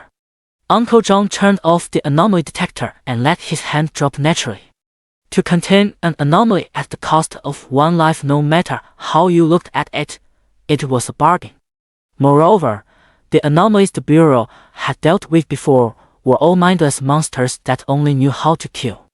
This one, which looked like a human lowly and could even communicate, seemed like excellent research material. After being sent to the Supernatural Management Bureau, the researchers will likely be very interested. Moreover, the two are just informants. The duty of informants is reconnaissance. Whether they can win a fight is another matter. Keeping Li Shui calm and waiting for professionals to handle the situation is also a good approach. Wang Qi and Uncle Zhang, one after the other, thought of these points. Where are your parents? Uncle Zhang asked, then immediately regretted it. After treating Li Shui like a little girl, he had instinctively blurted out the question. Acting requires full commitment, but in striving for perfection, I almost gave myself away. Li Shui's mind went blank. She knew they were asking about her human parents, but she didn't have any. Even the name Cheng Shengyu gave her was that of an undocumented person. Have you seen anyone else awake? Wang Qi tried to keep her tone gentle. Take us to them. We need more people's help. Li Shui encountered Cheng Shengyu on her way to meet the uncle-girl duo. Though reluctant to approach him, she had no choice but to guide Wang Qi and the other to avoid exposing the parents' situation. There are 3 people over there. Li Shui pointed in Cheng Shengyu's direction before walking ahead to lead the way. Behind her, Uncle Zhang whispered, Don't worry, professionals will arrive soon. Less than an hour had passed since the two left the dark space. However, the bizarre incident at Jinyan Temple was too significant, prompting the headquarters to dispatch anti-paranormal specialists immediately, who flew over overnight. Seeing that the two hadn't followed, Li Shui turned to look behind her. She was so innocent, pure, and adorable. But because she was eerie, Wang Qi and the other could only feel fear. After doing their best to hide their terrified expressions, the two followed her. Although the 3 arrived leisurely to join Cheng Shengyu and the others, these were all the survivors in Jinyan Temple so far. It's you. Uncle Zhang and Cheng Shengyu's group had all met before, so they recognized them at a glance. You. Feng Ling shrank behind Cheng Shengyu as if she had seen something eerie when she spotted Li Shui. Ahem. Uncle Zhang quickly coughed a few times. Earlier, when Feng Ling had exposed Li Shui's identity, the latter had simply run away. But he wasn't sure what the consequences would be if it happened again. We're police officers. There's been some unusual activity at Jinyan Temple, and we need your assistance. Cheng Shengyu breathed a sigh of relief. This was his only fellow patient, and he couldn't afford to lose him. Li Shui also relaxed, glad she hadn't exposed herself. Feng Ling wisely kept her mouth shut, sensing that it was best not to say anything more. Among the 4 present, 2 were supernatural beings, each one an actor in their own right. They all knew bits and pieces about each other but were equally afraid of revealing certain information to the others. That's not right either. Su Jing is completely in the dark. She even thinks last night's experience was just a dream. The 4 people present, plus 2 supernatural beings, all fell into silence. Except for Cheng Shengyu and Su Jing, everyone else's hearts were practically in their throats. Feng Ling and the middle-aged man with the teenage girl knew Li Xiuli was a supernatural being and very dangerous. But they didn't realize she was actually weak in combat. Any one of the 5 people present could easily defeat her. Li Xiuli was terrified. Her disguise as a human had been exposed, and she feared being captured. Having allocated all her points to intelligence, she was acutely aware of just how weak she was.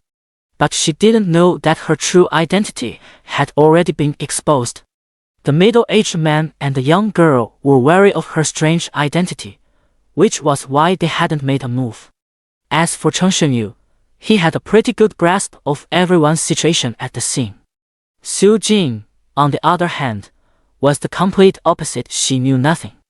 In a way, the two complemented each other. Ahem. Uncle Zhang cleared his throat. He felt that getting everyone moving was the only way to prevent Li Xiuli's identity from being exposed. Everyone, get moving. Let's move the injured to a shady spot. Previously, after reporting the situation at Jing'an Temple to the Bureau, Uncle Shao Niu had been attempting to rescue people. The people lying haphazardly on the ground were all breathing evenly with normal vital signs, but they simply couldn't be awakened, as if they were in a vegetative state. Cheng Shengyu shook his head. It was useless. For these people, death was only a matter of time. They were doomed to die the moment Jing'an Temple collapsed in the dark space. Unless some supernatural force intervened, no one could possibly survive. But as an ordinary person, it's impossible to know these things. So they actively participated in the rescue. During this time, Li Xiuli and Wang Qi stayed very close to each other. The middle-aged man and the young girl naturally didn't need to be told they knew Li Xiuli was a supernatural being, so they kept an eye on her. As for Li Xiuli, she was avoiding Cheng Shengyu, and staying by Wang Qi's side was clearly a good choice. Cheng Shengyu wanted to approach Li Xiuli again to emphasize how dangerous those two humans were, but he couldn't find the right opportunity. Boss boss! The sound of a helicopter flying came from outside Jing'an Temple. After moving a passerby to a shaded area, Uncle Zhang looked up at the sky. In the distance, he spotted a small black dot. At this moment, Wang Qi and the other person finally breathed a sigh of relief. The Bureau had sent someone, and unsurprisingly, it was an elite team rushing over on urgent orders. In other words, they were specialists in dealing with the supernatural. Wang Qi, you're in charge of the scene, Uncle Zhang said in a solemn tone, though in reality, there was hardly any need for command at the scene. I'm going out to take a look. The two of them had conducted multiple joint investigations, so their tacit understanding went without saying. Wang Qi glanced at Li Xiuli beside him and said, yes. Uncle Zhang was reminding her to keep an eye on Li Xiuli. The latter also understood his intention. Uncle Zhang quickly walked out of Jing'an Temple, and after passing through the commercial district, he stayed in place. Although the path down the mountain had been damaged by Cheng Shengyu, he had come out before and was unaware of the situation outside the temple. This! He stared blankly at everything before him.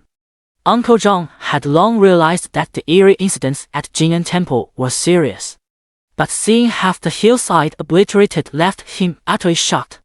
For humans, achieving this with advanced weaponry wouldn't be difficult. But how did the supernatural forces accomplish it?